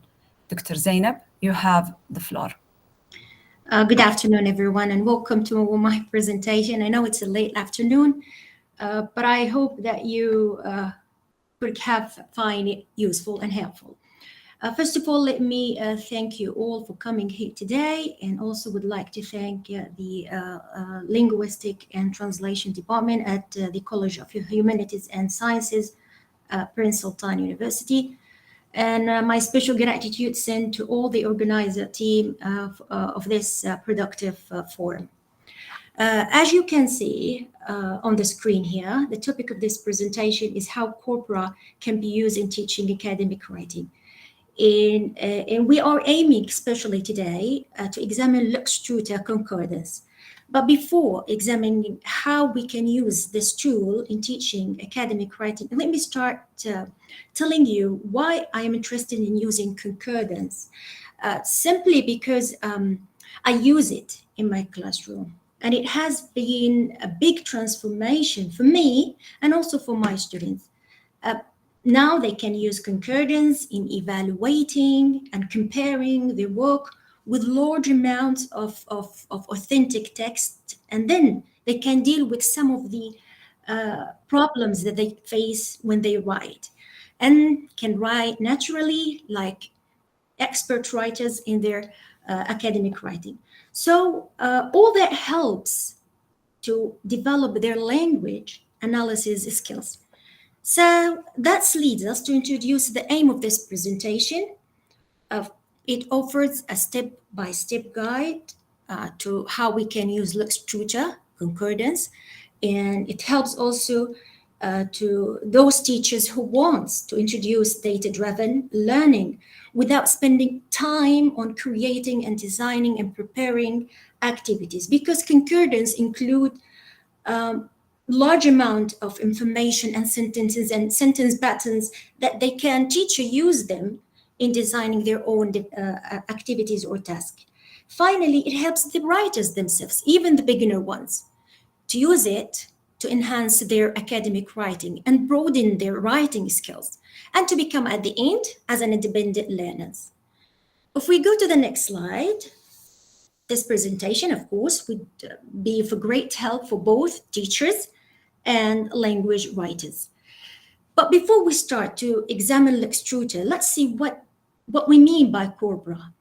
Corpora, it's a kind of a collection of linguistic data that comes naturally together in text and usually contained in a computer database and used for research, also used for teaching. And corpus is the singular form, while corpora is the plural form. Is corpus a useful approach to teaching writing? Yes, it does. It is, sorry. Researchers such as Hyland, Beckert, and so many others have used academic text corpora to inform our knowledge of how expert writers engage in their own writing. They tell us what linguistic features, what kind of textual expressions they use. And as a result, they made a considerable contribution to our understanding of such practices, of such language use in academic discourse. So their research has had a huge impact on the development of English for academic purposes, writing, instruction, and materials regarding how we can teach writing. Then, what is concordance? A concordance is, it brings all the examples of a word used in a corpus as a list of lines. As you can see in this picture, they are lines, where in the center is the main word that we are looking how this word is used, by looking in front of it and what comes before it and what comes after it. So it helps us to learn how we can use these words in different contexts. So concordance is a book program or software that collect all these amount of text together and helps us when we want to share how we can use a particular phrase or a particular word. Do we have different types of concordance? Yes, we have different kind of concordance. As you can see, we have Lux Strutta concordance created by Tom Cobb. We have the British National Corpus we have Sketch Engine of language learning, and also we have Checking Corpus of upper level students' papers. And there are lots of more, like AntConc created by Lawrence Anthony, Wordsmith, and so many. But we are aiming here today to look at, LuxTutor Concordance. This is a kind of demonstration how I can use it in my class.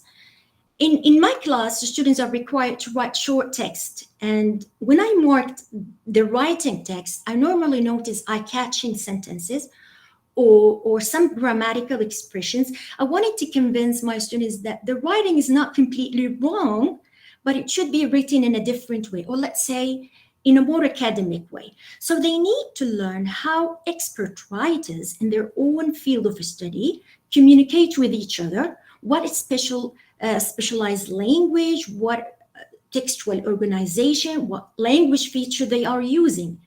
In order to convince them that that is the right way to use this verb, not that verb, this word, not this word, a teacher needs to expose students to a useful, authentic resources, such as concordance, in order to show them how expert writers are using their those words or those phrases. So they start to write, they complete the writing assessment, and then I let them compare and relate their writing with the information they found in the concordance. After that, they read and think how they work. For example, how they use this preposition is different from its use in the concordance. They make the changes and use and apply this knowledge in their second writing draft.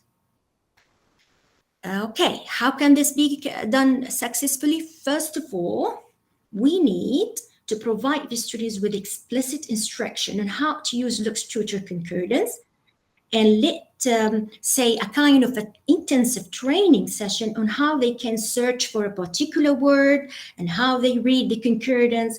Then after that, I mark the writing assignment, highlight those important linguistic features that I would like to highlight them. And I would like to, the students need help. I found that students need help with them. Give them my feedback and give them their assignments with the highlights. In the classroom, we work together and search for the information together on the concordance, and let them look for it and discuss with each other and share knowledge with their friends or their classmates, and then apply that knowledge in their second writing draft. And don't forget, we all know that our students are busy with other and lots of academic requirements. So be reminded to make them more motivated with gifts or presents or anything like that. Next, let's go now to examining LuxTutor Concordance. If you just click on this link, we will find this one. You can find this. It's a kind of it's a website with concordance. It's a busy window. Don't mind about it. It's a website with concordance, lots of things like a vocabulary profile, exercise maker, interactive exercise, much more. But we are interested in concordance here. So if you click on that, that will take you to this page. Again, we have web concordance.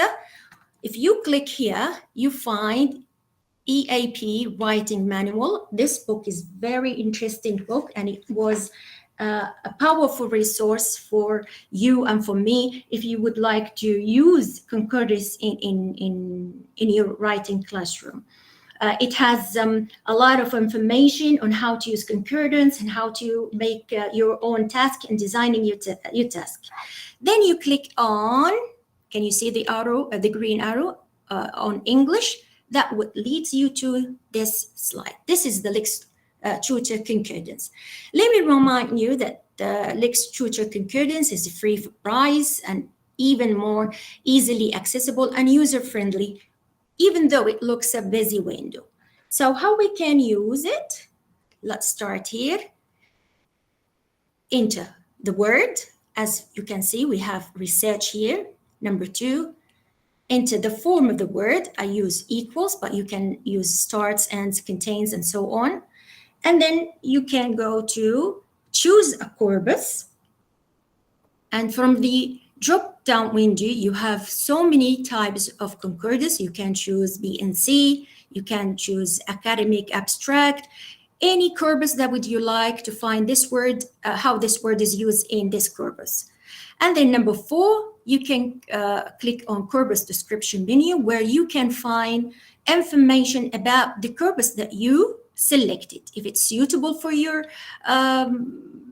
class, if it's not suitable. So you read and learn more about the type that you use. And you sort by 1 word or 2 words, and then you sort to the right or to the left. Finally, you can go to get concordance and you will find this. So let's try this search. So you type in search word here, as I've typed it here, research, into the keyword box, and then choose an academic corpus. I choose academic abstract. Sort by 1 word. This is 1 word. To the right, this is to the right option, you will see the words following the word search. All the words that following the main word, research, like for example, research questions, research, let's go down here, research reconceptualize, research represent. So this is very good if you want to find out what can come after, what type of verbs that can come after the keyword, which is research. Right, if we go next, let's move here. I type the word research. I choose the corpus, which is academic abstract again, and then sort by 1 word to the left this time, not to the right. And then I can find all the words that comes before research or preceding the word research presented on the left of the keyword in alphabetical order. So this kind of search sorted to the left of the keyword is very useful to find the adjectives, as you can see here: continued research, corporate research, corpus-based research, and so on, descriptive, detailed, and so on. So they will find all the adjectives that use with the keyword, as you can see here. Right, now how can we use Lextrude or concordance in writing a classroom? You know that preposition, some students experience difficulty in using them. But the good news that concordance can easily solve this problem. The students can be split into groups, and then you ask one group to come up with answers, what kind of preposition comes after research, and ask the second group of the students to use concordance as this example. So I give the students this task, explore preposition use with the word request. I split the students into 2 groups. I ask the first group to pick up from their mind institution to find out all the preposition that can go with request, and ask the second group to look for this from the concordance. And I give them clear instruction: put the word request in the search box, use equals search, sort to the right or to the left. So this what comes here. So we have request for help, request for help, request for help. So they know that request for, the preposition that comes after request is for, which is followed by a noun indicating the thing somebody is asking for. Let's do another search. Let's go with the right, not to the left. We find all the preposition that comes after request. So if you just look the whole lines, and this is in this part, I always ask the students to look to the right and to the left, to look up and down when they read the concordance. They can find here, at the request of Henry, at the request of its monks, at the request of Joan. So they learn that at the request of someone or something. Let's go to another research. We find that we have on request, by making construction universally available on request, popular section repeated on request, and sent a copy on request, to learn that on request is something is given or done on request. It is given or done whenever you ask for it. So they have discovered what preposition comes before it and what preposition that comes after request, and then we can show them on the blackboard that request is followed by a noun indicating the thing somebody is asking for, and give some examples. At the request is someone or something that is requesting, at the request of his friends, at the request of the police, and so on. And then the same with on request. After that, you can give the students a kind of filling gap task where they can fill in. Let's go now to the collocation. Collocation means that some words appear together with others. Well, there is no particular reason behind these associations.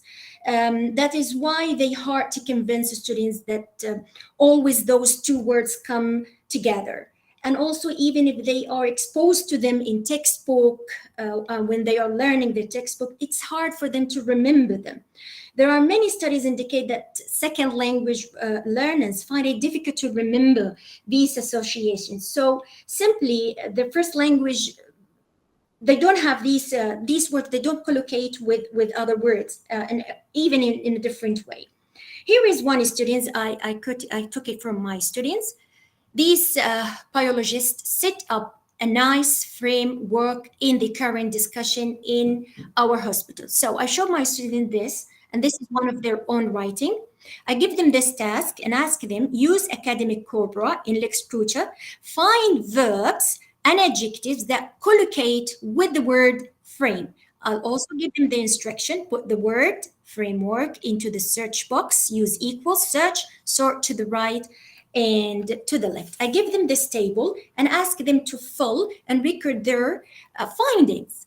So what are the verbs that comes before the framework? What is the adjective that comes before the framework? What preposition? If you look at the second column, framework comes first and then the verbs, what preposition or prepositional phrase that comes after framework. So we do the research together, we put equals, we put the keyword framework, we choose the corpus, academic, general, and then we sort it to word to the left, and we'll find this. We have to define the framework, define, describe, develop, and so on. So these are the verbs that comes before framework. If you go to the next slide, we have framework and then the verbs, as we have here this example. This framework permits, this framework provides, show that, that consist, that integrate, and so on. And then we have, if you go down, I always remind them, you can go down, look down to the concordance. They found that framework followed by prepositional phrase such as framework to allow, framework to answer, framework to capture. If we go to the next slide, we use to the right now. So we can find framework can, framework contributes, framework create, and we have all the preposition that comes after framework, like for example, framework for current discussion, framework for DVT, and so many examples the students can learn from them. And here we sort it to the right to find all the preposition again that comes after framework. So they can scan all these texts, all these uses of phrases and examples in order, and here is the adjective, what adjective that come before framework. As you can see, comparative, comprehensive, conspectual, and so many. And those are the preposition that comes before framework. Only we have within the framework of a fourth Madanate, within the framework of Marxist, and so on. So they fill this table. They find that there is no setup. They know that there is no nice, only those adjective, complex, comparative, comprehensive, conspectual. They know that framework can come first and then those verbs follow it, and all those preposition and prepositional phrase comes after framework. So they change that from these biologists set up to create, from a nice to accomplice, framework from in into for, the current discussion in our hospital. So they have their own writing, but they compare it with the Lex-Kruger concordance and then reformulate and assess their own writing. Let's go to another thing. Concordance can help us with confusing words or kind of a part of a speech. For example, I found that my students cannot differentiate between affect and effect. These are two examples from their own writing. If you can look, these studies will examine the effects of antibiotic on sleeping disorder. The second is these diseases affect only cattle. So I'll give them this task because it's not correct. I ask them to search any academic corpora, choosing effect and affect as keywords to find what part of a speech each word is, and look further than one word to the left and to the right again, and find out what preposition is used with each of those two words. Then learn and record their information or their discovery.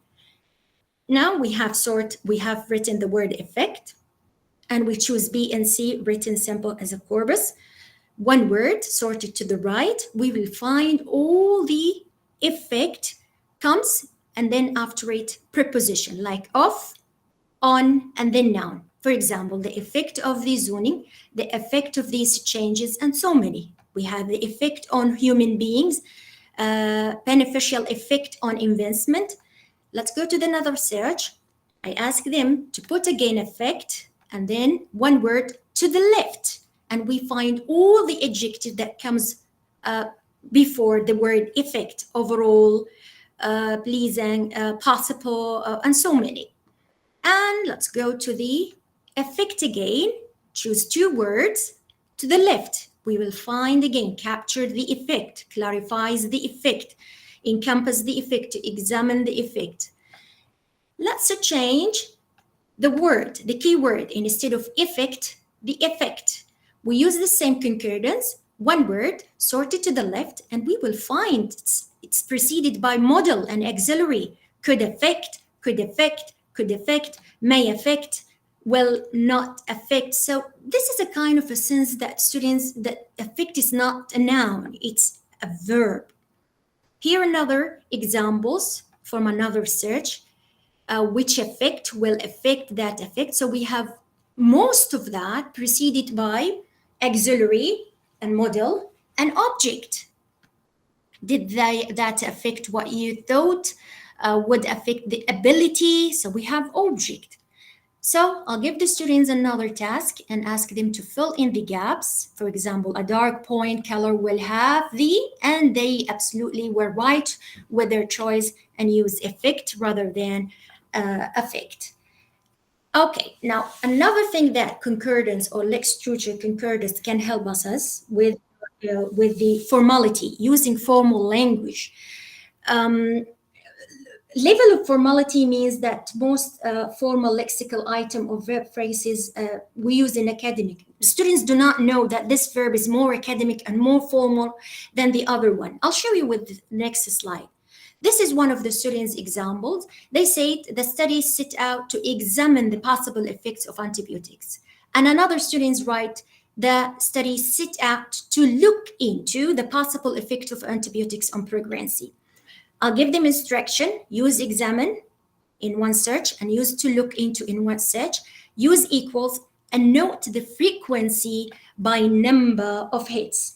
You know, the frequency by number of hits, it's very helpful to indicate that this word is used more than the other one. So I'll give you this table, can you see it here? And ask them to look for those two words in academic abstract, in B and C written corpus, and in medical corpus because they are pre-medical students. They go and they put the information and they use family or equals, it's no difference.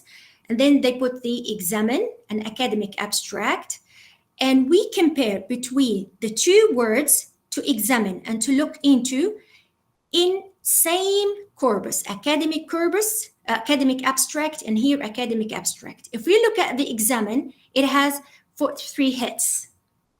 But comparing to look into in the same corpus, 0 hits.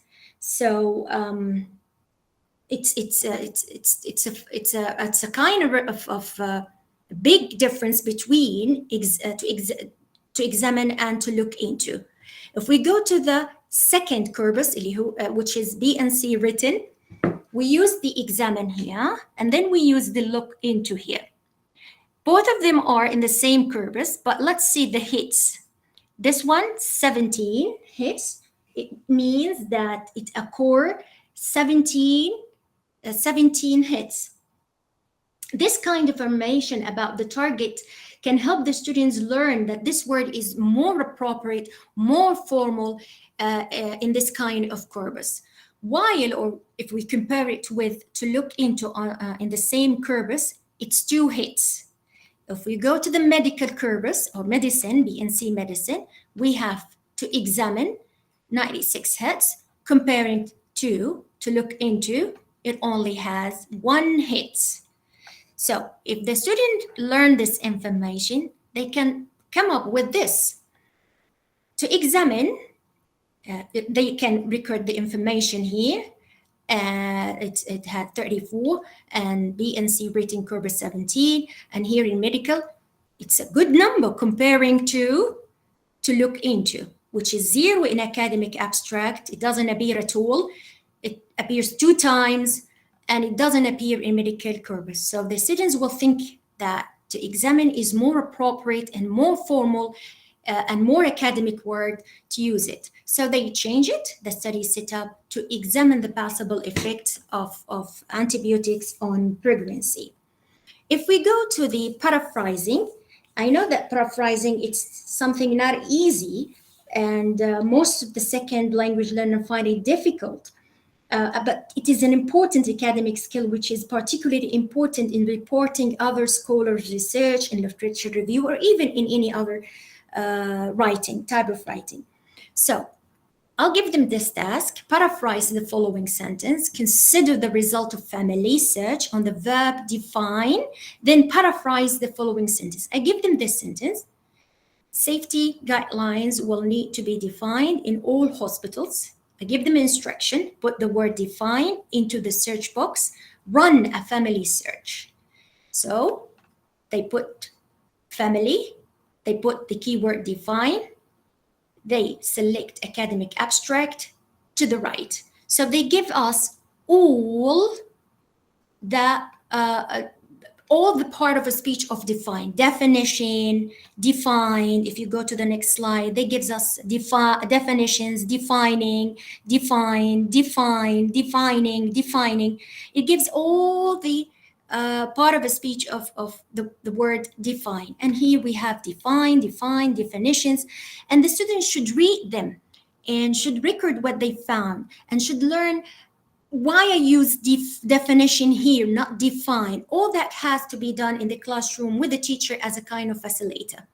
Then I'll give them this task and ask them to use definition, defining, define to complete those 3 phrases.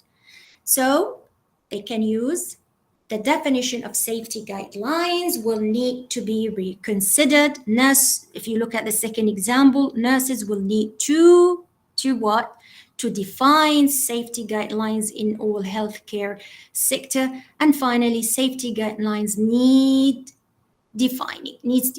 So I know it's a little bit difficult, and paraphrasing needs more than 1 class, but at least the students exposed to how we can change this sentence into different style, and we can paraphrase it in many different ways using part of a speech of 1 word.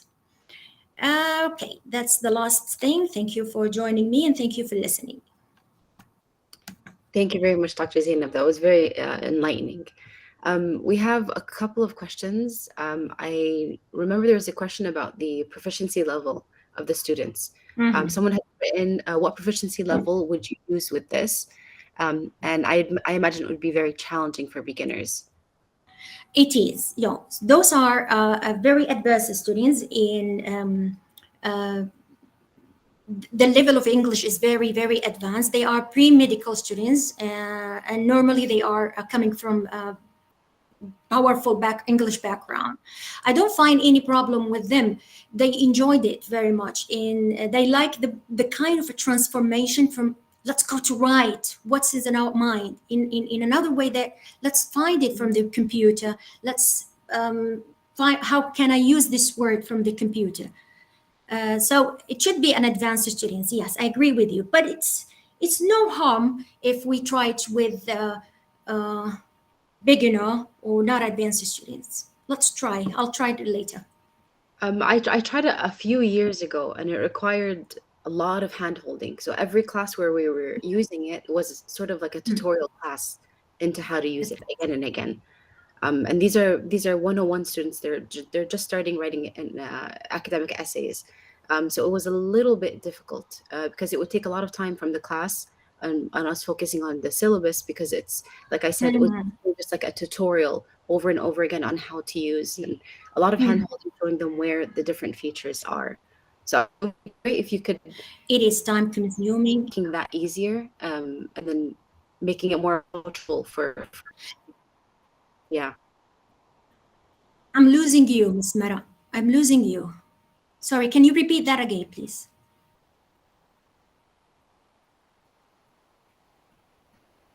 Hello? Independently or just in class? Miss Barama, I haven't heard anything from what you're saying before because I'm losing you. Can you repeat just what you have said? Did your students face any difficulty in terms of using it on their own, or were they using it effectively in class the whole time? I use it in the class. The whole time we use it in the class. You know, it's hard for me to keep the students to watch them whether they work it outside the class. No, it's not my intention to do that. I just want them to kind of a change of writing session where they don't like writing, they don't like writing classes. So it's a kind of a changing their mood. Let's try Corpus Concordance. Have you heard about it? Let's go and give a try. And after that, they like the way, even when we have a normal class, writing class, they say, what's this word? Even if it's reading or any other skills that we are aiming to. Oh, that's reading class. They find a word. They want to find more how we can use this word. So I've noticed some students just clicking on their keyboards and go to Concordance and find out more about how to use this word. Why we are not in the writing class? And how about it's the time type of writing? consuming. I agree 100%. But how about the type of writing they were doing? What was the aim of the course, if you don't mind me asking? I apologize if you mentioned this earlier. It's a kind of a medical report writing. They write about a medicine or a medical or something that related to medicine. And I have just taken the most interesting sentences that I find it's more related to what they have in the grammar in their own textbook. So I give them support from here and from there. Okay. All right, great. Let me just check to see if there are any more questions. If anybody has any questions, please leave them in the chat box. And again, I want to thank you, Dr. Zainab. That was really enlightening. And we'll hopefully figure out a way to use it in our beginner courses as well. Thank you. Thanks a lot.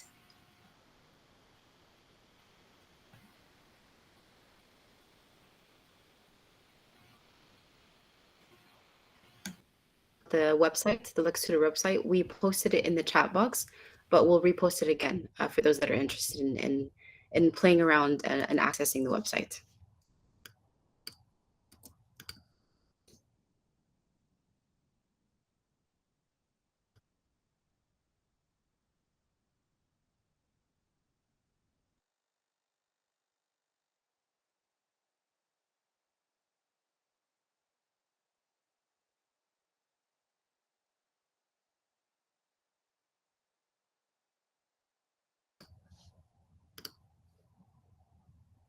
Okay. Next, we are going to have a workshop given by Dr. Noura, but let's just go over the housekeeping one more time. And I want to thank you guys for attending.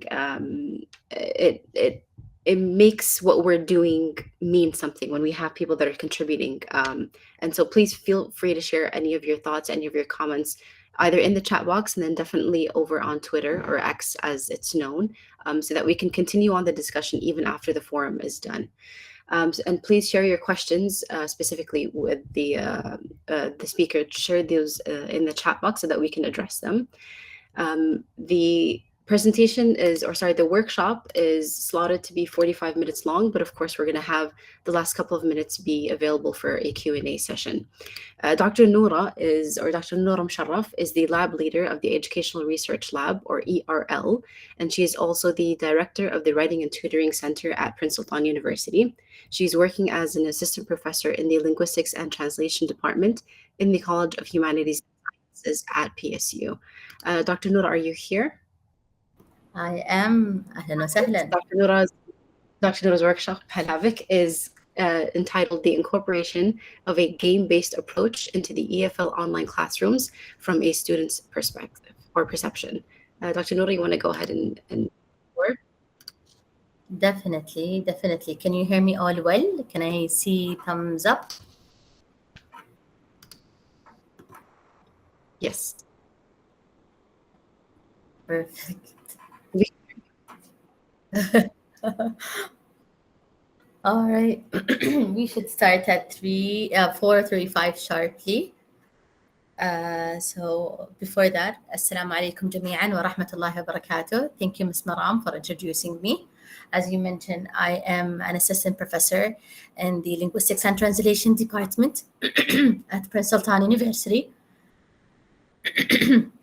I'm also the Education Research Lab leader and the founder and director of the Writing and Tutoring Center.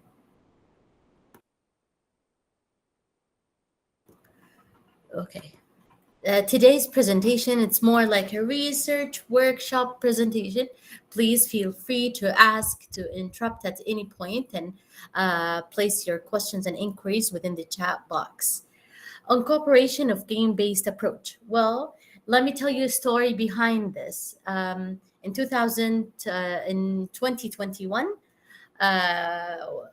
when we faced Corona and the shutdown of schools and the transformation from face-to-face to online schooling, I thought of making a research and doing and examining research based on gamification or game-based approach. So I thought of doing something that would add value to the students. So I was fortunate to observe a classroom that is male and female within the Kingdom of Saudi Arabia and do some classroom observation remotely along with surveying the same population.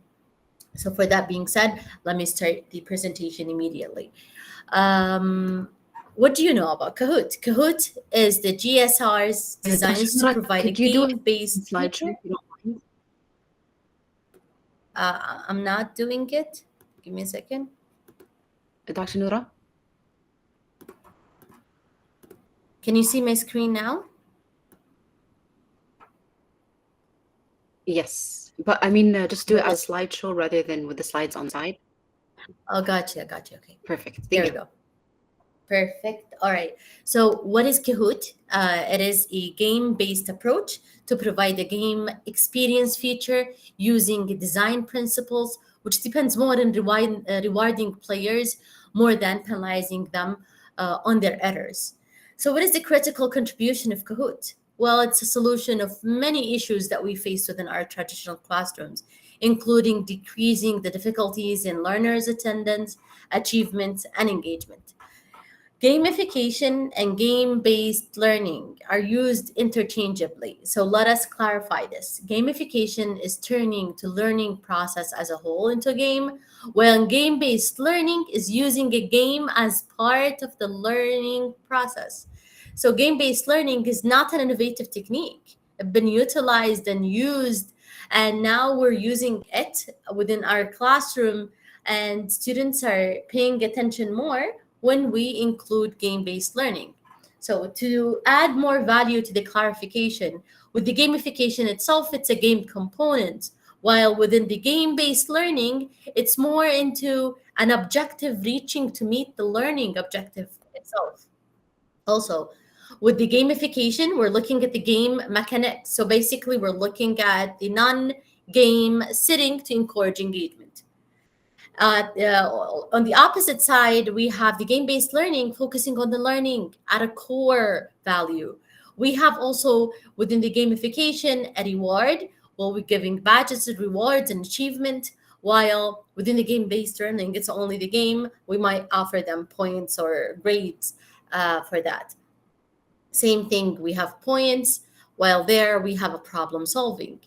With the gamification, it's more a flexible game, a choice of time, environment, and place, where within the game-based learning, must use it within either a traditional classroom or remote classroom within a purpose of time. Also, within the gamification, we have a choice, while within the game-based learning, we have stimulations.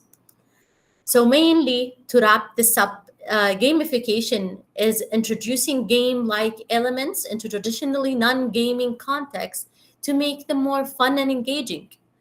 While in game-based learning, we have a set of goals and we need to arrive at this or reach out to the learning outcome at large. All right, going back to the research. What is the aim of the research? What is the focus of the paper given? The study investigates the effect of integrating questions strategies within game-based students' response system to measure within the classroom English literature course, basically to measure and explore students' perceptions of Kahoot, raising engagement and classroom dynamic while reviewing the writing structure, terminology, knowledge into the EFL classroom. Before we move forward with the research, I want to examine your knowledge about Kahoot. So let me play this really fast. Excuse me. You can see my screen, right? Yes, we can. Perfect.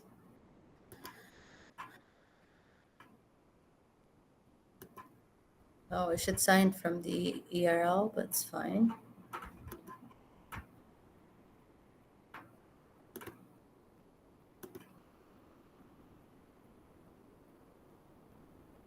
All right, using the PIN code now, please use kahoot.it to sign in so you can play immediately.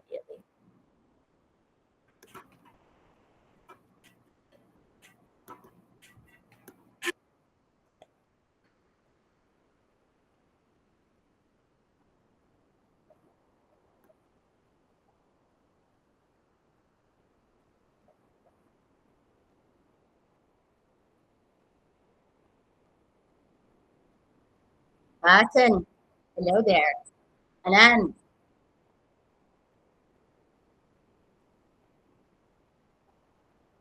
Nawal. And Maram. Basha. Alia.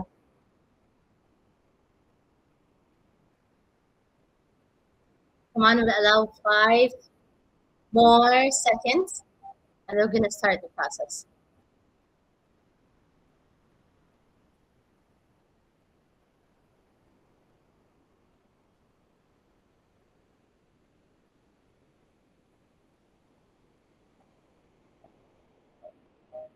We have over 63 audience here and we only have 6 participated.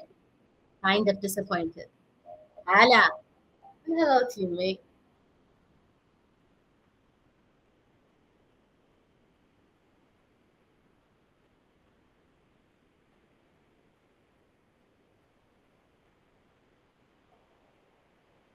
All right. Now we shall start immediately. So as simple as word cloud. So within Kahoot, you can write 1 word or 2 to explain. Oh gosh, it's converting into Arabic. If you have applied Kahoot before in your classroom, describe your perception of the game in 1 word. I've never seen it in Arabic. أيها اللاعبون اكتبوا إجاباتكم هنا. This is interesting.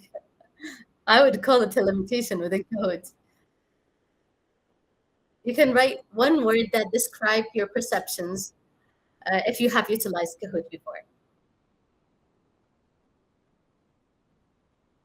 Engaging, fun, distracting.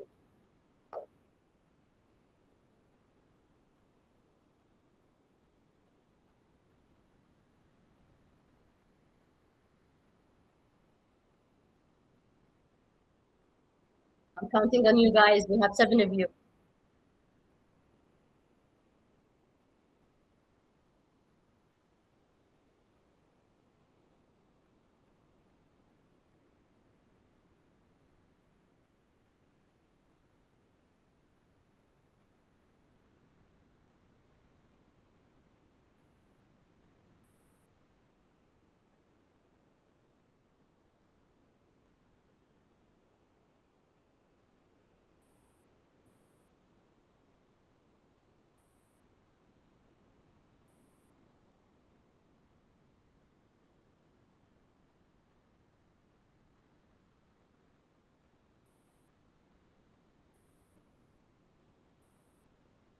All right. Not sure why I don't see any word here.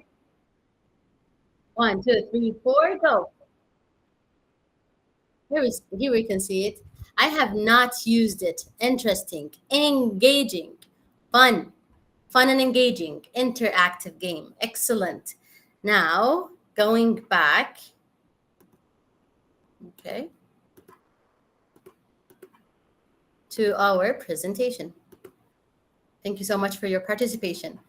So for going back to the gap and significance of the presented research, well, in Kahoot in general has been seen as a gap to start with. So when I started finding and exploring papers related to game-based learning, I found that there's a limitation that I faced as a researcher when exploring papers related to Kahoot implementation within the Kingdom of Saudi Arabia.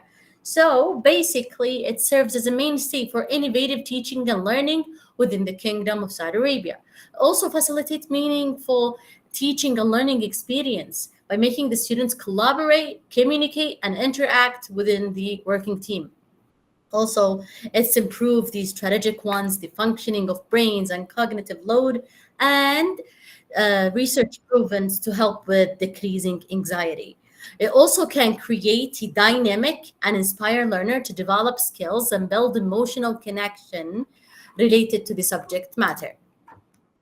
Okay. So my research questions was, what are the EFL learners' perceptions of using Kahoot as an assessment tool of English learning? To what extent, if any, does Kahoot aid in improving classroom dynamic?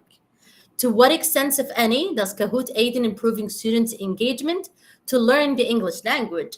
What is the difference in the learners' perceptions of using Kahoot with respect to gender?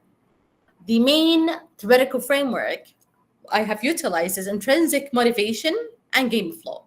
So basically, what is intrinsic motivation?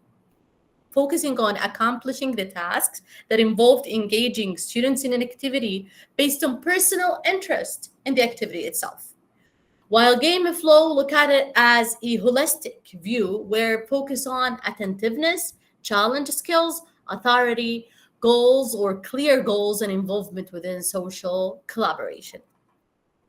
So looking into the literature review, Kahoot has been defined as a free game-based that include colorful gaming design, interactive music, accessibility, and rewarding system to ensure high level of engagement. Of course, there's a paid version of it, but you can use it for free as we have utilized it before.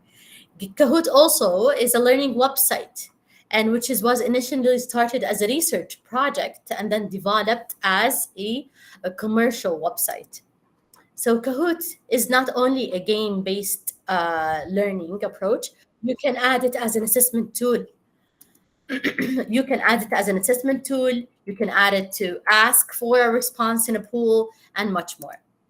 So as I explained before, there's much features related to Kahoot, including but not limited to quiz, true or false, type your answers, puzzles, pool, word cloud as we played just a second, go, and also open-ended questions and slideshow.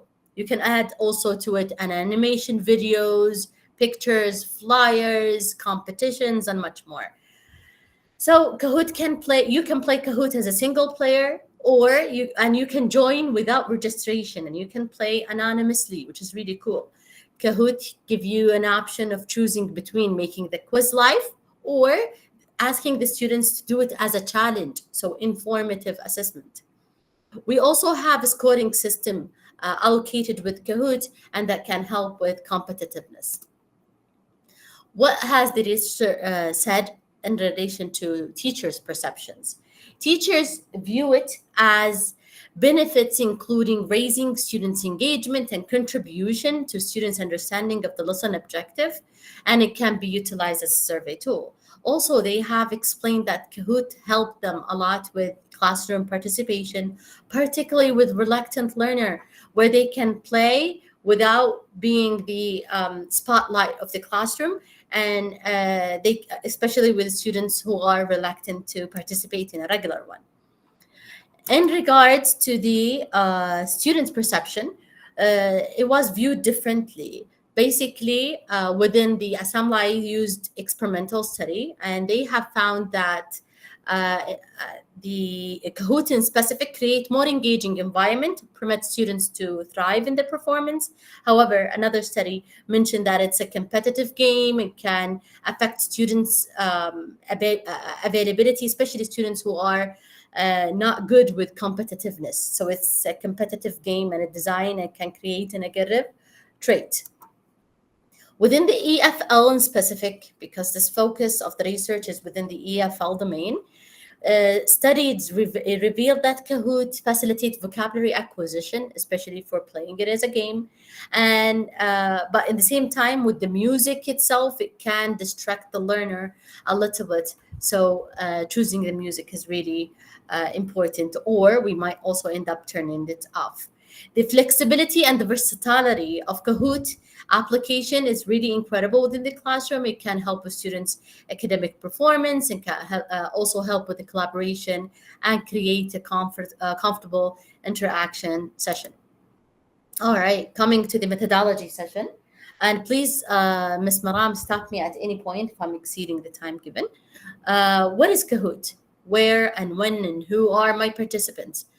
Basically, what was the main method used? It was utilization of concurrent mixed method research design, which I applied a quantitative and qualitative research design through an online survey and through classroom observation protocols, descriptive statistics. When and where, as I mentioned, back during I collected the study in 2020, 4 weeks in total classroom observation, 16 classroom meeting in both classes, and during the pandemic at one public university.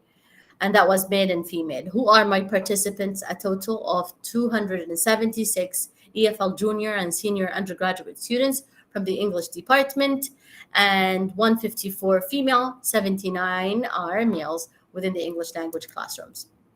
We have two tools, online surveys and classroom observation. The tool was modified largely to fit the context and the aim of the study, and it's adapted from Pekin and Cochrane. And the classroom observation is adapted from Classroom Observation Protocol for Undergraduate STEM, COPUS, which has been utilized in each and every single classroom. All right, a little bit background about the participant themselves. They're EFL junior and senior undergraduate students. Their age ranges from 22 to 30. They have participated and passed the English entrance exam. So their scores are above 5.5 in IELTS, or a range from 46 to 59. So their English is good enough, and we did not need to translate any item of the survey to meet their requirement. As we changed the adapted survey, we end up having motivation to learn, impact teaching and learning, influence and effective characteristics, and functionality of Kahoot to match it with our research aim and investigation of the questions themselves. For the protocol, in each classroom, we have watched this. What are the students are doing? What are the instructor doing? So are they listening? Are they lecturing? So for the students, are they listening? Is there individual work? Is there group work? Is there engaged as a whole class or not? Is there test giving? Is there prediction? For the instructor themselves, is there lecturing being going on? Is there group work? They're listening more. There's one-to-one discussion. Are there administration of tasks and so on? Basically, going to the main finding, we can find in respect to gender, male and female, as you can see here from the mean and standard deviation, we have no reported differences in respect to gender. And in respect also to the age group coming up, no age of 22 or 30, they have the same response. And focusing largely in what's happening in the classroom, as you can see, here's a game-based activity. And within the green highlighted area, there is a high portion of engagement. So that's one observation. Another observation would be here, the engagement is very low when it's happening within the lecturing classroom. Mainly, and to wrap up everything, not only the structure of Kahoot was reported positively, and that the mean of 4.8 students' perception of both cognitive and emotion aspects, but also it conveyed that it can help them with course materials. While there's no significant differences in perception of EFLs using Kahoot found between gender, the result confirmed that positive attitude toward their experience in general. The finding of study are in line with the same protocol and the same instrument that we have utilized from Beacon, in which confirms that inclusion of game-based learning have positive influence when it comes to students' motivation. In regard of classroom dynamic, this study revealed that students' classroom dynamics were highly observed within the game-based learning.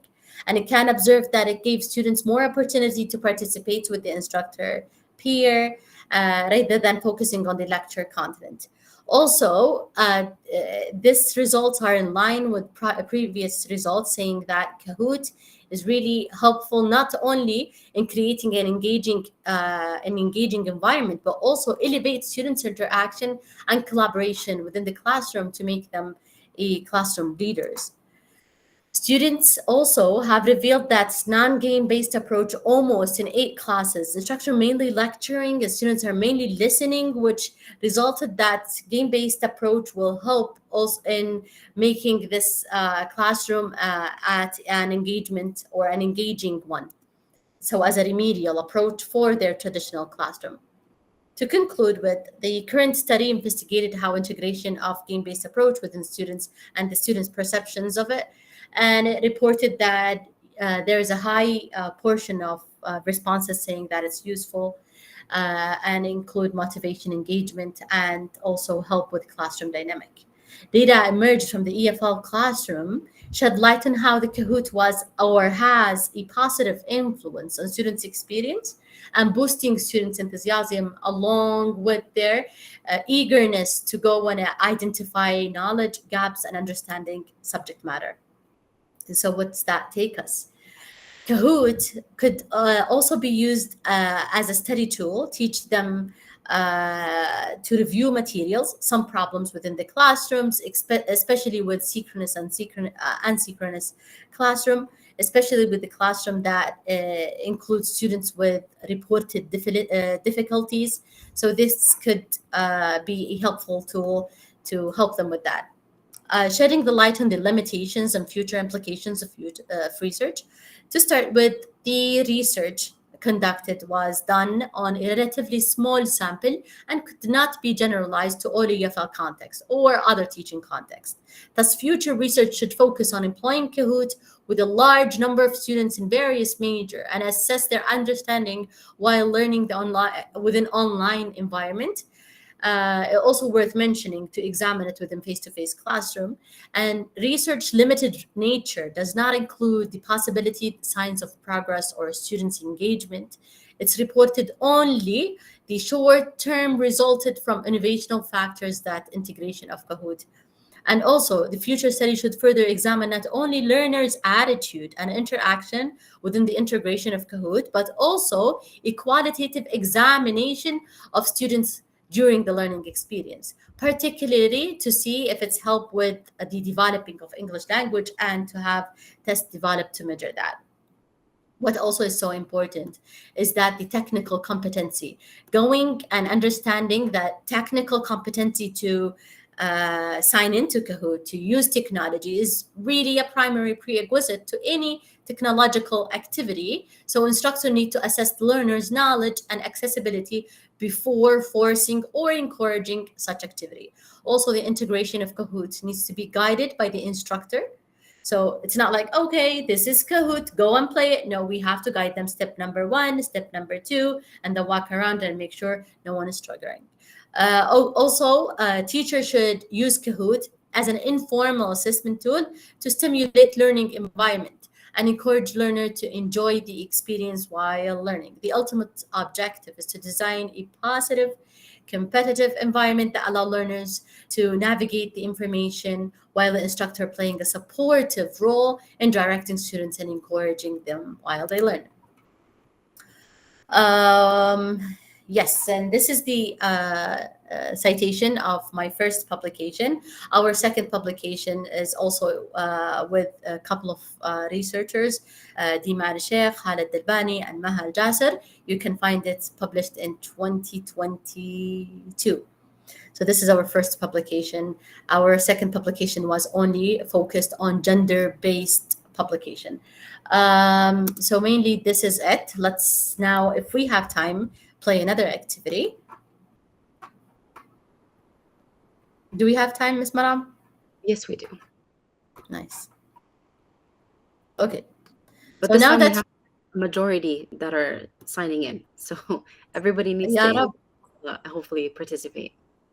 Okay, perfect. So basically, now that you have learned more about Kahoot, we need to assess your knowledge.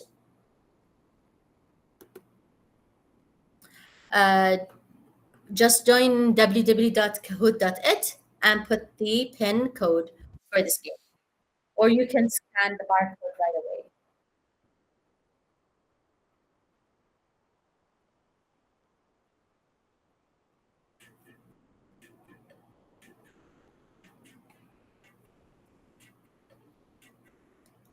فاتن متصدرة دائما. حنان. مرام. رشا. العنود. نايس. فاتن. عليا.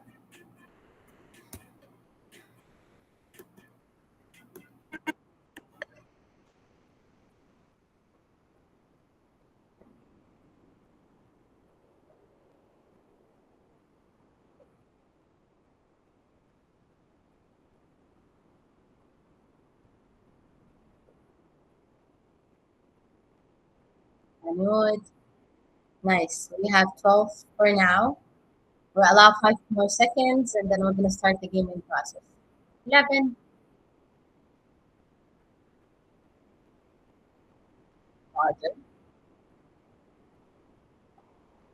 5, 4, 3, 2, 1.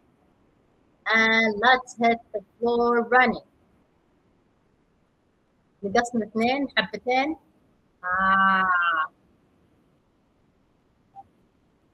11.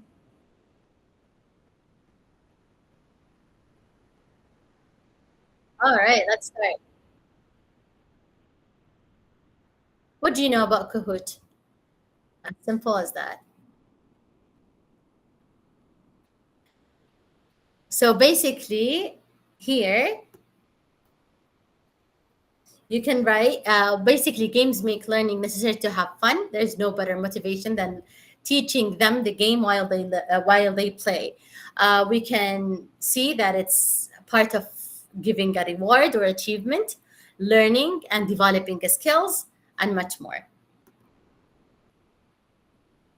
Kahoot allow you to include images and sounds that help engage the player. Is that true?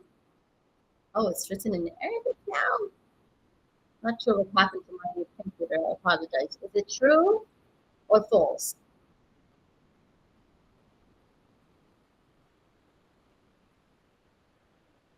Nice. You have to get it right. Inas, متصدرة. Kahoot quizzes cannot be accessed via phone or tablet. Is it true or false?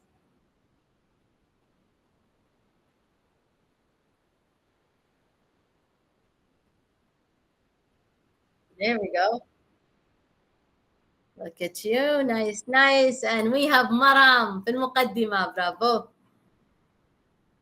Kahoot does not require one to create an account to play with it. Is it true or false?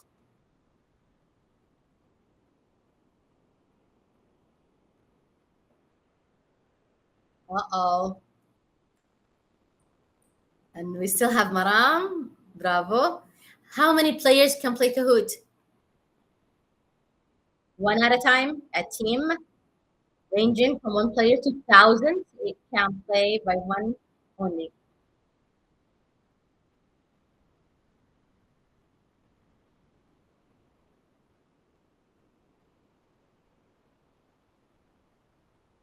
Okay. Lots of colors are here. And we still have Maram, mashallah, في المقدمة. And the last question, complete the following. Every game in Kahoot has that a player simply enters in order to start playing the game. Enter what? A pen, a key, a picture, a name.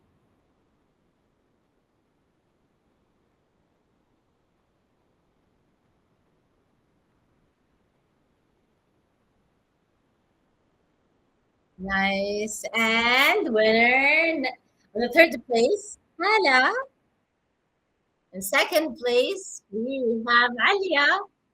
And spotlighting Maram. Bravo. Leave the floor Dr. here. Noura, I'll ask you what my students would ask. I'll ask you what my students would ask me. Is there a Yes. Okay, خلاص, that's it. Then we're good. We are. Thank you guys for listening. A moment of reflection. If you have any questions, any concerns related to Kahoot or the research, please let me know. Dr. Noura, I have one if you don't mind. Yeah, So I'll definitely. give everybody a couple of minutes to type in any of their questions in the chat box.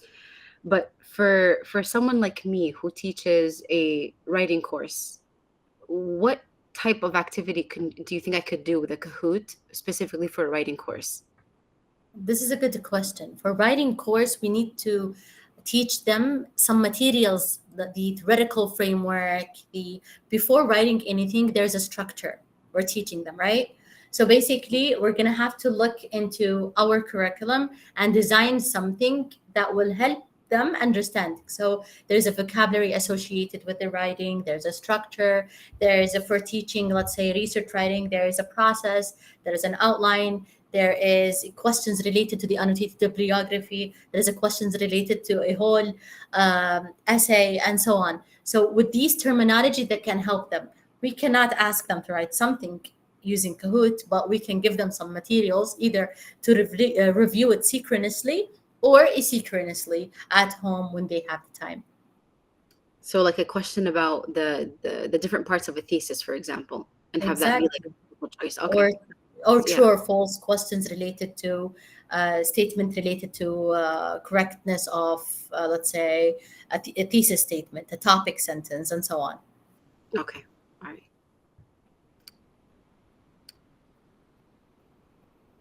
There's just one thing I want to say. It's a suggestion more than a question. But when I was trying to use Kahoot, and somebody had mentioned this in the chat, you now have to subscribe. So there are a lot of things that you're not going to be able to access on the free, the basic version. But Mentimeter, I'm not sure if you've heard of this before. Have you heard of it, Dr. Noura? No. So Mentimeter is another option out there.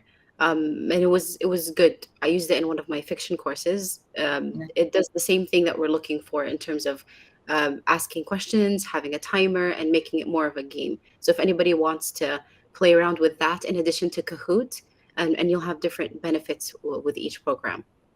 Actually, on that thought, I have also another application, Sadi Design.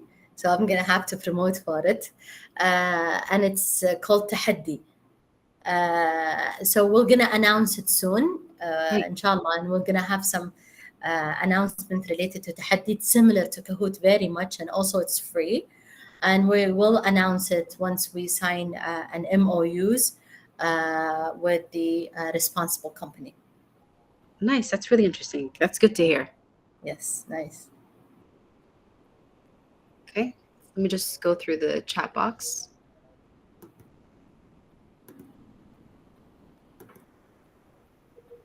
Miss Mana, I'm not sure I understood your question.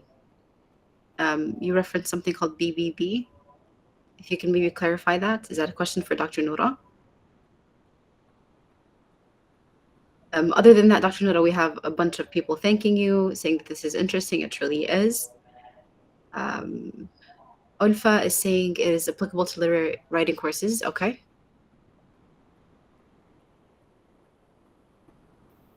Okay. All right. So I don't think we have any further questions. If anybody wants to reach out, Dr. Noura, are they able to? Absolutely, by all means. I forgot to put my email, but I can put it right now in the chat box. Perfect. Thank you very much, Dr. Noura. We appreciated playing a little bit while we're attending the forum. Yeah. Thank you so much. And thank you for being here. I'm looking forward to see you all in future sessions. And thank you for all the organizers. Thank you so much. Assalamu alaikum jami'an wa rahmatullahi wa barakatuh. Assalam.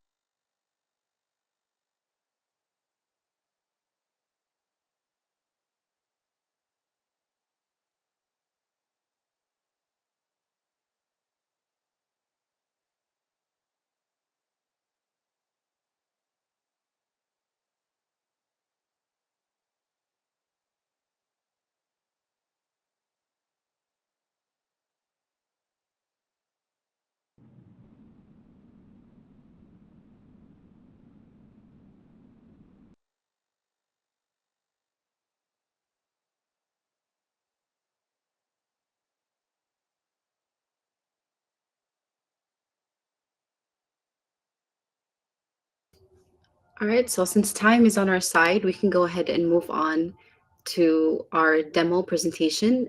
This will be given by Dr. Nawal Zahrani. Dr. Nawal is from Princess Noura University. Her demo presentation is entitled Comparison of Video and Text Feedback on EFL Writing. Dr. Nawal Zahrani is an assistant professor in the English Language Center at Al Qura University. Currently, she is a seconded professor at the English Language Institute at Prince Noura University here in Riyadh. She has a fellowship in education. She also holds a PhD in linguistics and TESOL from Oklahoma State University. Her research interests include language testing, particularly oral proficiency testing, language acquisition, TESOL, TEFL, and intercultural pragmatics. So Dr. Nawal, if you want to go ahead and take the floor. Assalamu alaikum wa rahmatullahi wa barakatuh. Can you hear me? Yes. Can you see the slides? Yes, we can. Okay, perfect. So before I begin, I would like to thank you all for attending this session. I am very honored to be with you here today. So as you can see from the title, that I will be talking about the video and text feedback in EFL writing. Before I start, I would like to walk you through the structure of this session. So at the beginning, we will have a discussion about the feedback types that we give to our students on their writings. Then I'll share an example of a video feedback that I used with my students and compare it with some forms of written feedback. After that, I will share my students' perceptions and my own perception towards the video feedback. And then I will go over an evaluation of these two types of feedback modes based on the previous literature, focusing more on a study done by Cunningham and Link 2021. Then I will discuss some guidelines for using video feedback. Then we will have another discussion for the challenges we might face for using video feedback, ending up with some possible takeaways from this session. So let's start. please scan the barcode. And I would like you to share your input about the types of feedback that you use with your students when you grade their writings. Like what forms of feedback, what strategies do you usually use? Let me go here.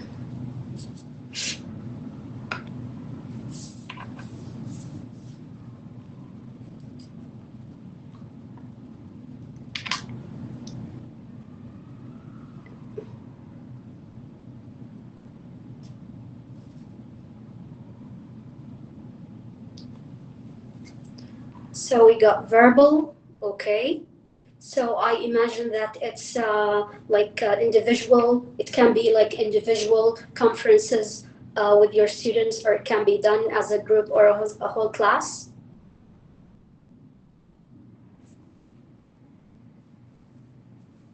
Adding comments on the documents, okay. Written, okay.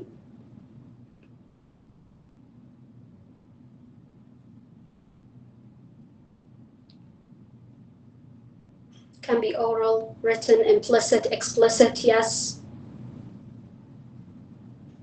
Using codes, interesting. Okay. So we have different strategies or different types of feedback when grading our students' writings. But basically, there are two major types of feedback, or two modes. It can be the traditional way, which is like the pen and paper, where you write the comments for your students on a piece of paper. Or it can be technology-based, and again, for technology-based, it can take different forms. It can be written, or audio, or video. Now, I want to share with you an example of a video feedback that I use with my students. It's not exactly the same video because I use the voice thread in Blackboard, and it was like I realized that it was showing the information for like the students. So I did it through the screen recording, but it's basically the same strategies that I used with her. So let me play the video. I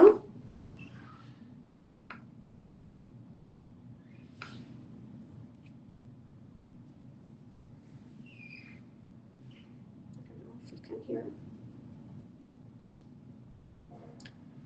Can you hear? Because I can't hear them. There is no sound. Yeah. Okay, let me see.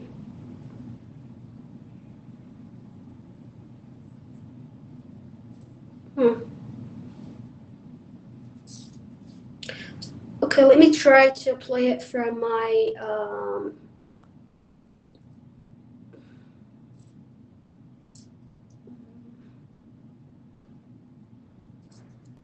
okay, let's see if this one would work. Oops.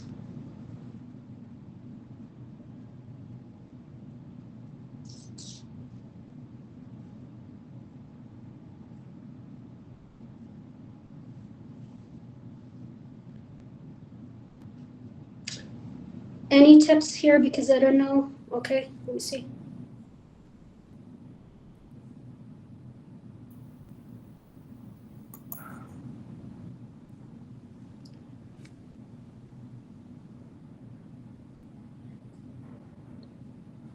Oh, okay. Dr. Nawar, we cannot see your screen. Okay. Sorry, let me share again.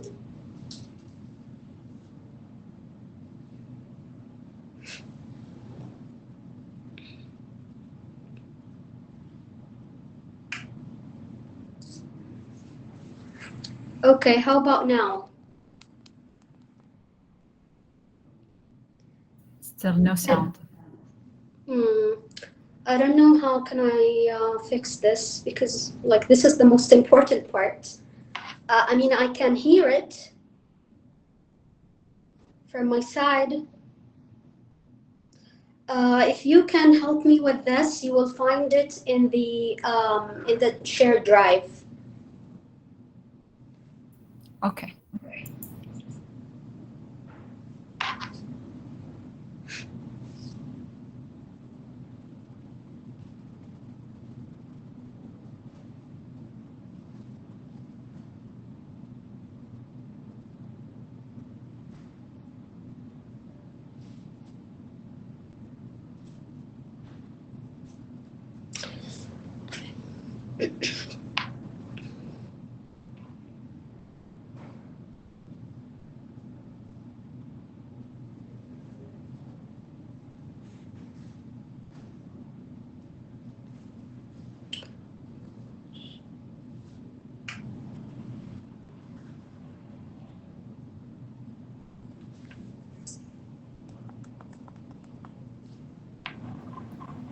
Dr. Nawal? Yes. Yes, it's playing now. Can you repeat again? Can you play it Oh, from the okay. beginning? Okay, perfect.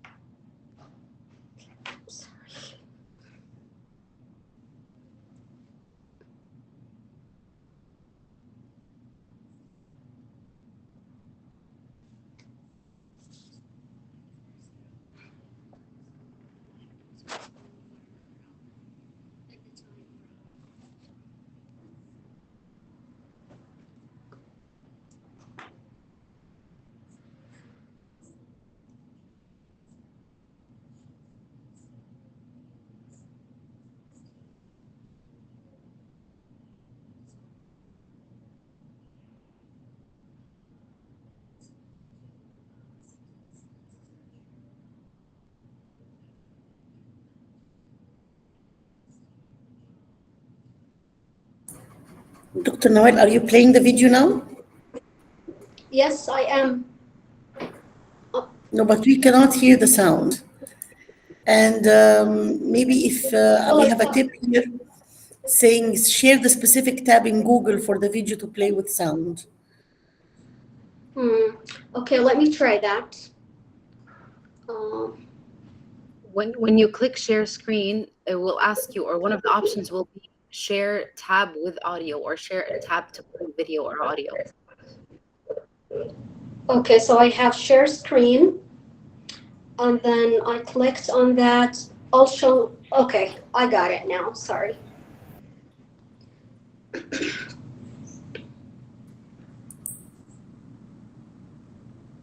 So I'll go here.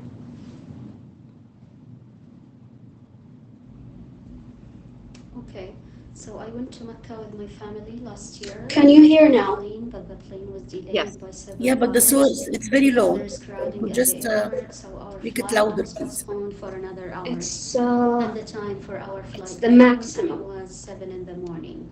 We went to Mecca by plane for an hour and a half. So There are first, two you did an videos playing excellent at the same job in time. terms of I think answering there's all a of the video in the questions, background like you playing.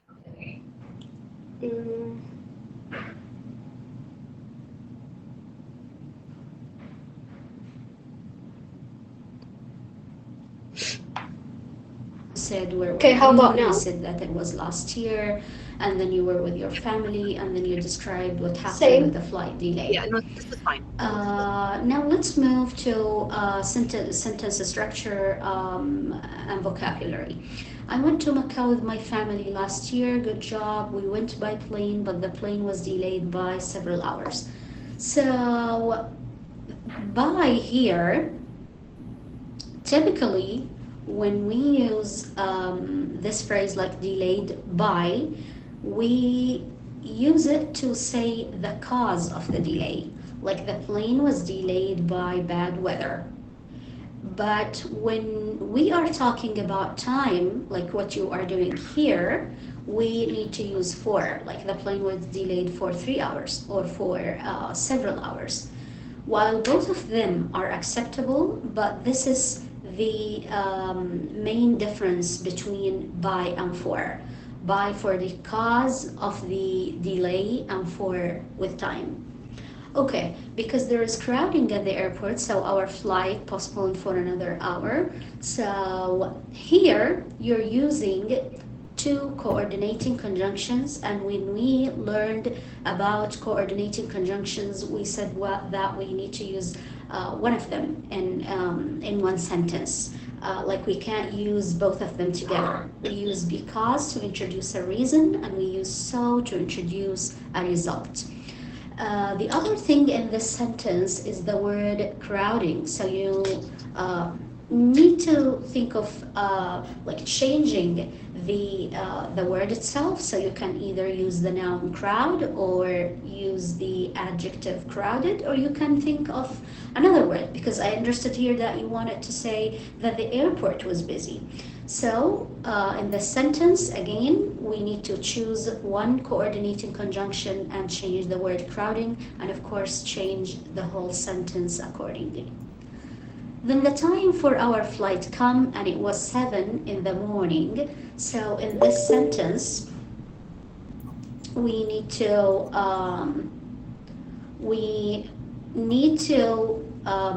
rephrase the sentence differently. I understand that you want to say that when it was our flight time, it was already 7 in the morning. So change the wordings of the sentence. Also, when you use then, if you continue to use then in the other draft, then what would be like the appropriate punctuation to use after then here? We went to Mecca by plane for an hour and a half. When I read this sentence, I felt that it's really disconnected from the whole paragraph. So you need to make the connection. You need to connect it with your whole description here. Maybe you can move it somewhere. Maybe you can move it after your first sentence. I understand that you want to express that while the typical duration of the flight to Mecca is 1 hour and a half, it took us longer than that because of the flight delay. So you need to make this connection. This is what I have for you. I think you did an amazing job in answering all of the questions and in using like capitalizations, punctuations, and like the variety of the vocabulary items that you used here. Good job. You only need to work on these sentences. Okay, so after watching the video,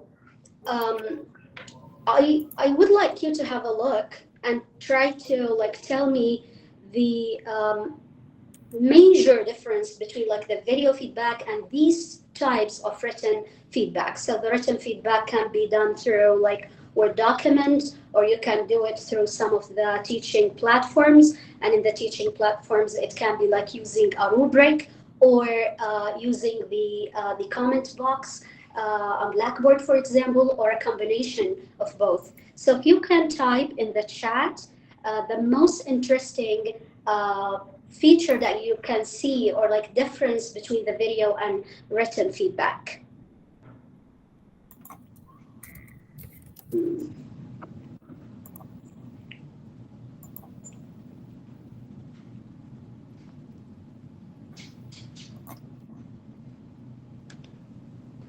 It's faster. Yeah. Helpful for beginners. Good. I agree. So for me, like personally, when I compared the video feedback and the written feedback that I give to my students, I found that the most interesting feature is the interactive nature of the feedback in the video. And this takes us to the next slide, which is my students' perceptions on my own perception towards the video feedback. So my students reported that the video feedback was more authentic and interactive, because they said it looks like real. It looks like you are with us in the classroom. I didn't record myself. Like I didn't record like my show my face or my picture talking. I just recorded my voice. And even though like with that, they found it to be like very authentic and resembles like me being there in the classroom with them and giving them like a live and direct feedback.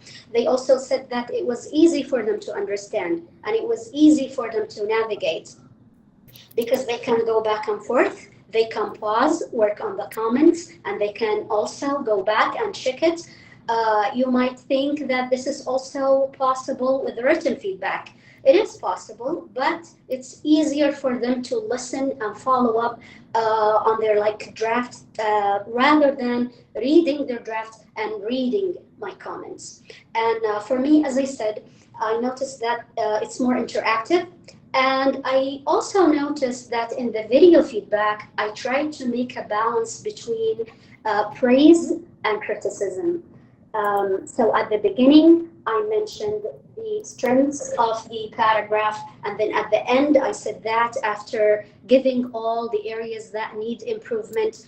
That is not possible with writing, because if you repeat yourself in writing, that is considered repetition, and it's like, of course, time consuming. This is consistent with what has been found in the previous literature. And as I said here, with the recent study done by Cunningham and Link 2021, they examined the feedback, they examined the instructor's attitude towards the student's text and screencasting video and text feedback. And in their findings, they reported that the instructors tended to use more positive attitude in the video than in the text feedback, as you can see in figure 2. And they also found that a negative appreciation of a student's text was higher in the text feedback than in the video feedback. So they concluded that the video feedback included more or showed more positive attitudes towards the students' writings than the written one. Previous studies also found that the video feedback is more conversational. There's like a conversational tone there, which helped the students to feel that they are respected, they are valued, and they are involved in the process.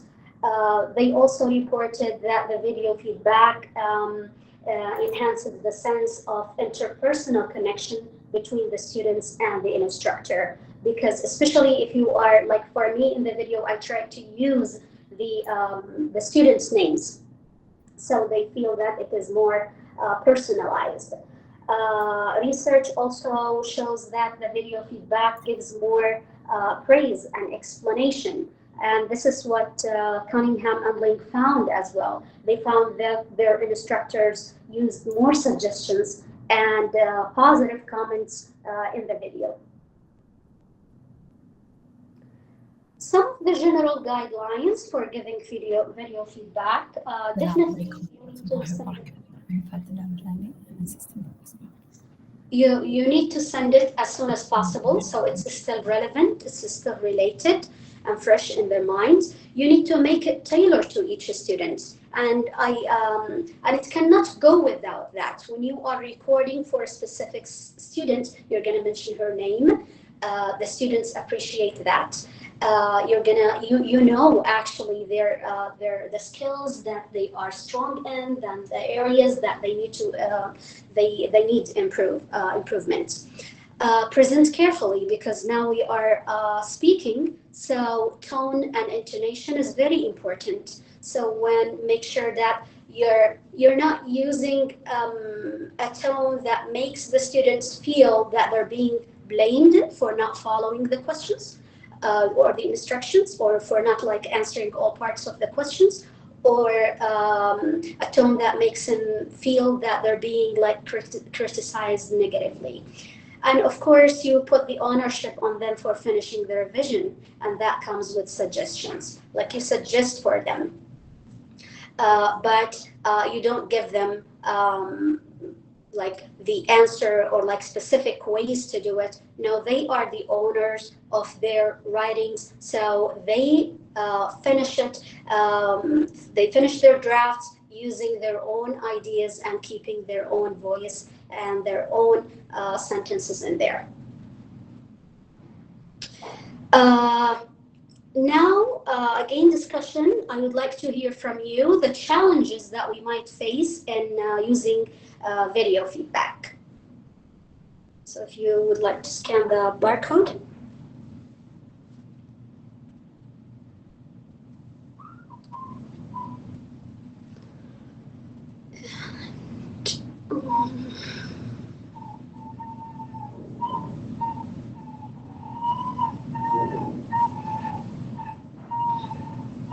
Large number of the students, yes.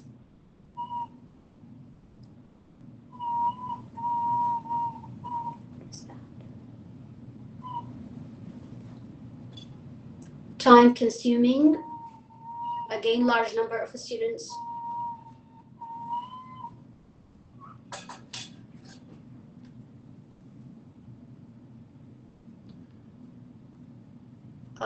Feedback retention. If students wrote more than one paragraph, no.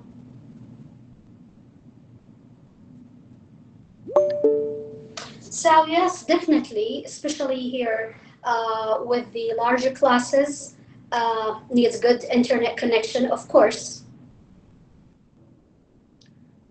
So yeah, definitely, especially here with our large classes, I understand that it can be challenging.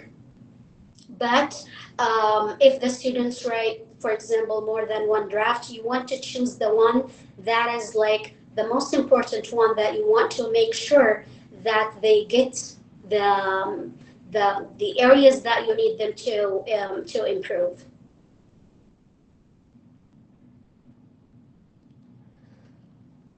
This takes us to the takeaways. So we learned that the video feedback gives greater space to communicate the interpersonal aspect of the feedback itself.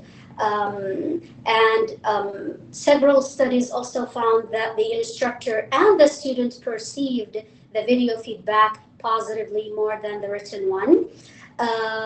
Some of you mentioned that it's time consuming, but if you compare the video feedback to the written one, if you want to provide the students with the same quality of the feedback using positive, or making like a balance between like criticism and praise, and using the interpersonal aspects of the feedback itself, and repeat like whatever the student is required to do more than time, I think it's more practical than the written one. Some instructors might think that we can monitor the interpersonal skills in writing, but it takes longer time to do that, because in the video, when you say, when you give the students like areas that needs to be improvement, so after that, you can like praise them or mention like the strengths of their writings. But in reality, video feedback definitely might not be like suitable for all the teachers or all the students. However, from my own, at least like from my own experience, I think it's interesting, and it would be worth implementing and like investigating in your classroom. With more online learning taking place, especially here in Saudi, most of the like at least the general English courses are either like through like blended learning or like online courses.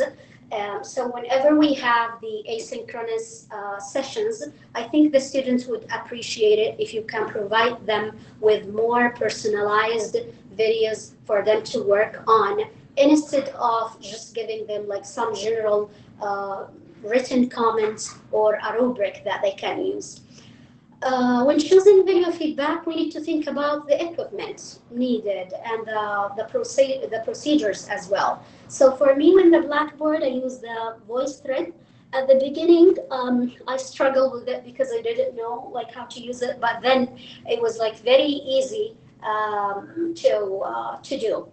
I used also for this presentation, I used the screen recording. So I was able to use the highlighters, the colors, which was like interesting. And as I said, communicating the interpersonal aspects of the feedback is very time consuming when we want to monitor that in the written form, but it's easier to be done through the video feedback. So this is what I have, and I hope that you found some interesting things that you can apply and use in your classrooms. Thank you very much, Dr. Nawan. It was very informative. I'm just going to give everybody a couple of minutes to go in the question in the chat.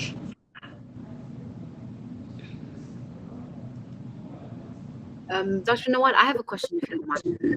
Sure. Do you limit yourself, give yourself like a time limit per recording? Something that you want Of course.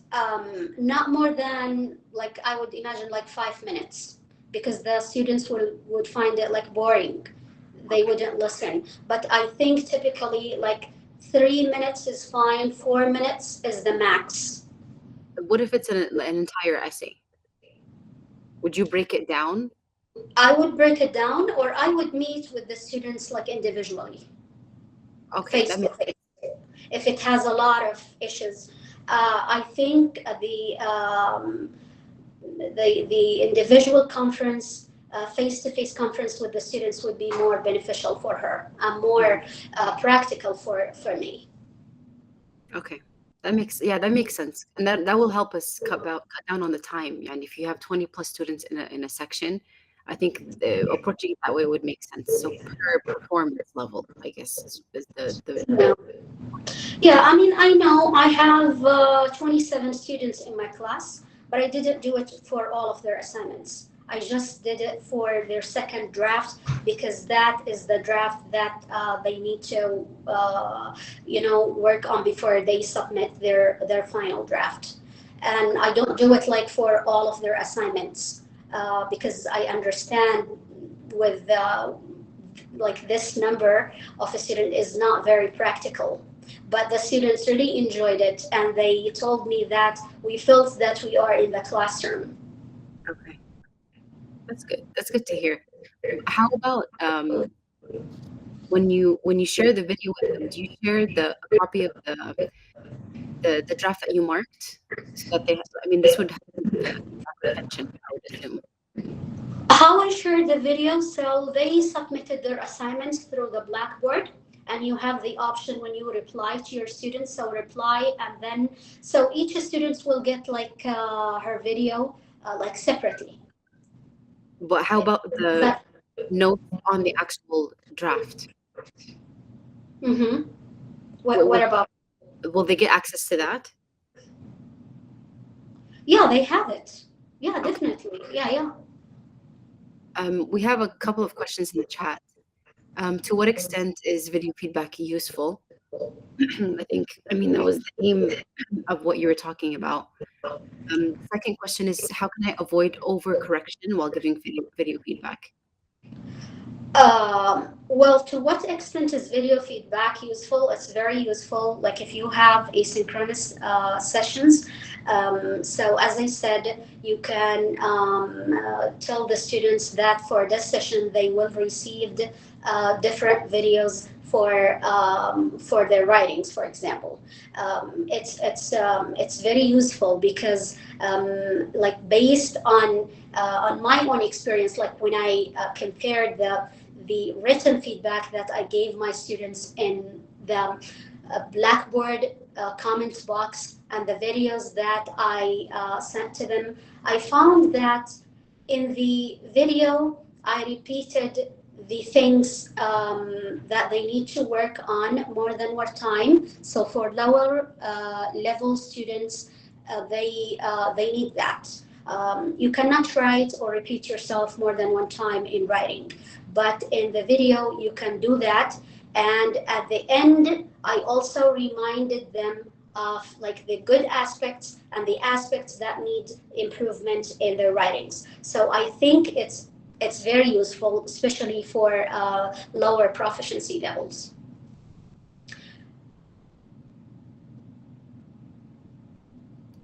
Okay, you're welcome. How can I avoid overcorrection while giving video feedback? I'm not sure I understood what you mean here by overcorrection. Like, do you mean repeating the things that the students need to correct in their writings? Is that what you mean?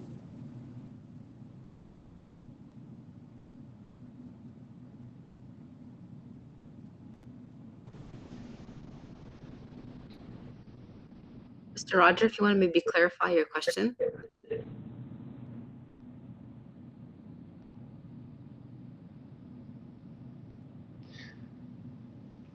Well, as I said, like if I mean the first time I recorded the videos is not like the second time or the 10 times like I recorded the videos. So you learn the strategies of video feedback. But with if you mean by overcorrection, like repeating the areas that the students need to work on, I think it is one of the benefits of video feedback.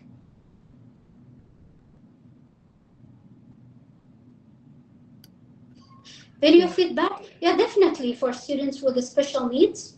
I mean, I'm sure it might be more practical for certain types of special needs. But it's a very interesting area. Oh, how can my student find my feedback not boring? Well, when it is something relevant and when it is something that they need to understand in order to be able to edit like their writings, I don't think it's gonna be boring. I mean, I can imagine like if I were a student and I see this video and I know this is for me, like personalized, like for me, and it's pointing out the areas that I need to work on, and at the end it's more like a revision for me, like of if I did all the things that the instructor asked me to do. What do you think? Is this boring? No, and I think the added benefit of being able to go back to it whenever they need to is incredible. So they can, especially if they want to track their improvement towards the end of the semester. Yeah, and it depends on the level of the students. Maybe with higher proficiencies, yeah, you don't want to repeat yourself because you know, and maybe there are like very few areas that needs improvement. But for the lower proficiency levels, they appreciate the repetition. All right, so we're gonna end here. Dr. Fawad, I want to thank you. Very inspiring. You actually convinced me to start doing video recordings next semester, inshallah.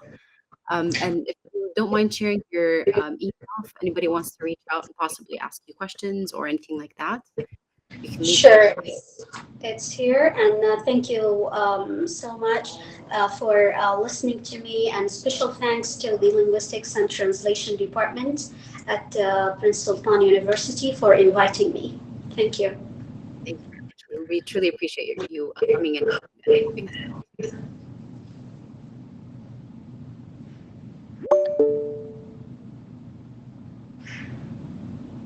All right, so we are going to move on to our... Can you please stop sharing, Dr. Nawal? Yeah, I will. Okay, so now we're going to have Dr. Fatin Al-Arjani and Dr. Shaista Rashid. Dr. Fatin is an assistant professor in linguistics and translation in the Linguistics and Translation Department, in Prince Sultan University. She is a member of the Applied Linguistics Research Lab at PSU. She received her PhD from King Saud University in Applied Linguistics. She has been teaching English for 10 years, and her main research interests are second language acquisition, discourse analysis, and translation. And we also have Dr. Shaista Rashid. Dr. Shaista works in the field of technology-enhanced language learning. The focus of her MA's research at the University of Oregon in USA was a Fulbright scholar, was a primary teacher's perspective about computer-assisted language learning, or CALL. During her PhD at the University of Canterbury in New Zealand, she experimented with a CALL model in mobile-assisted language learning contexts. Her current projects are focused on the effects of COVID-19 on students' digital practices and social support experiences, as well as blogging for English writing practice beyond classrooms. So Dr. Fatin and Dr. Shaista, if you want to take it away. Thank you so much, Ms. Maram. Assalamu alaikum wa rahmatullahi wa barakatuh. Good afternoon. I'm Fatin Al-Arjani, an assistant professor at Linguistic and Translation Department at Prince Sultan University. I am also the co-chair of today's forum with Dr. Shaista Rashid. Dear distinguished speakers, dear participants, and dear colleagues, on behalf of the Linguistic and Translation Department at Prince Sultan University, we thank you all for attending the third forum on teaching English writing in higher education, with its two themes of artificial intelligence in teaching writing and writing pedagogy and assessment. I would like to express our deep appreciation for the dedication of our distinguished speakers, whose workshops and demonstration showcase exceptional knowledge and skills. We are particularly thankful for the recommendation put forth today, aimed at English writing education by harnessing technology advancement. Moreover, we are greatly thankful for the involvement insights provided on teaching strategies and assessment methods for English writing. Furthermore, I would like to thank our attendees for attending and participating in this forum. This forum further strengthened capacity development in line with one of the mandates of the Department of Linguistic and Translation Department that I represent. Finally, I would like to thank the Dean of the College of Humanities and Sciences, Professor Mahmoud Al-Mahmoud, for his support and encouragement. Our thanks extend to Vice Dean of the College of Humanities and Sciences, Dr. Alia Mitchell, for her inspiration and support. Furthermore, I would like to acknowledge and thank the Chair of the Linguistic and Translation Department, Prof. Dina Ad-Dakhs, for inspiring this forum and providing us with all the necessary support to have this forum.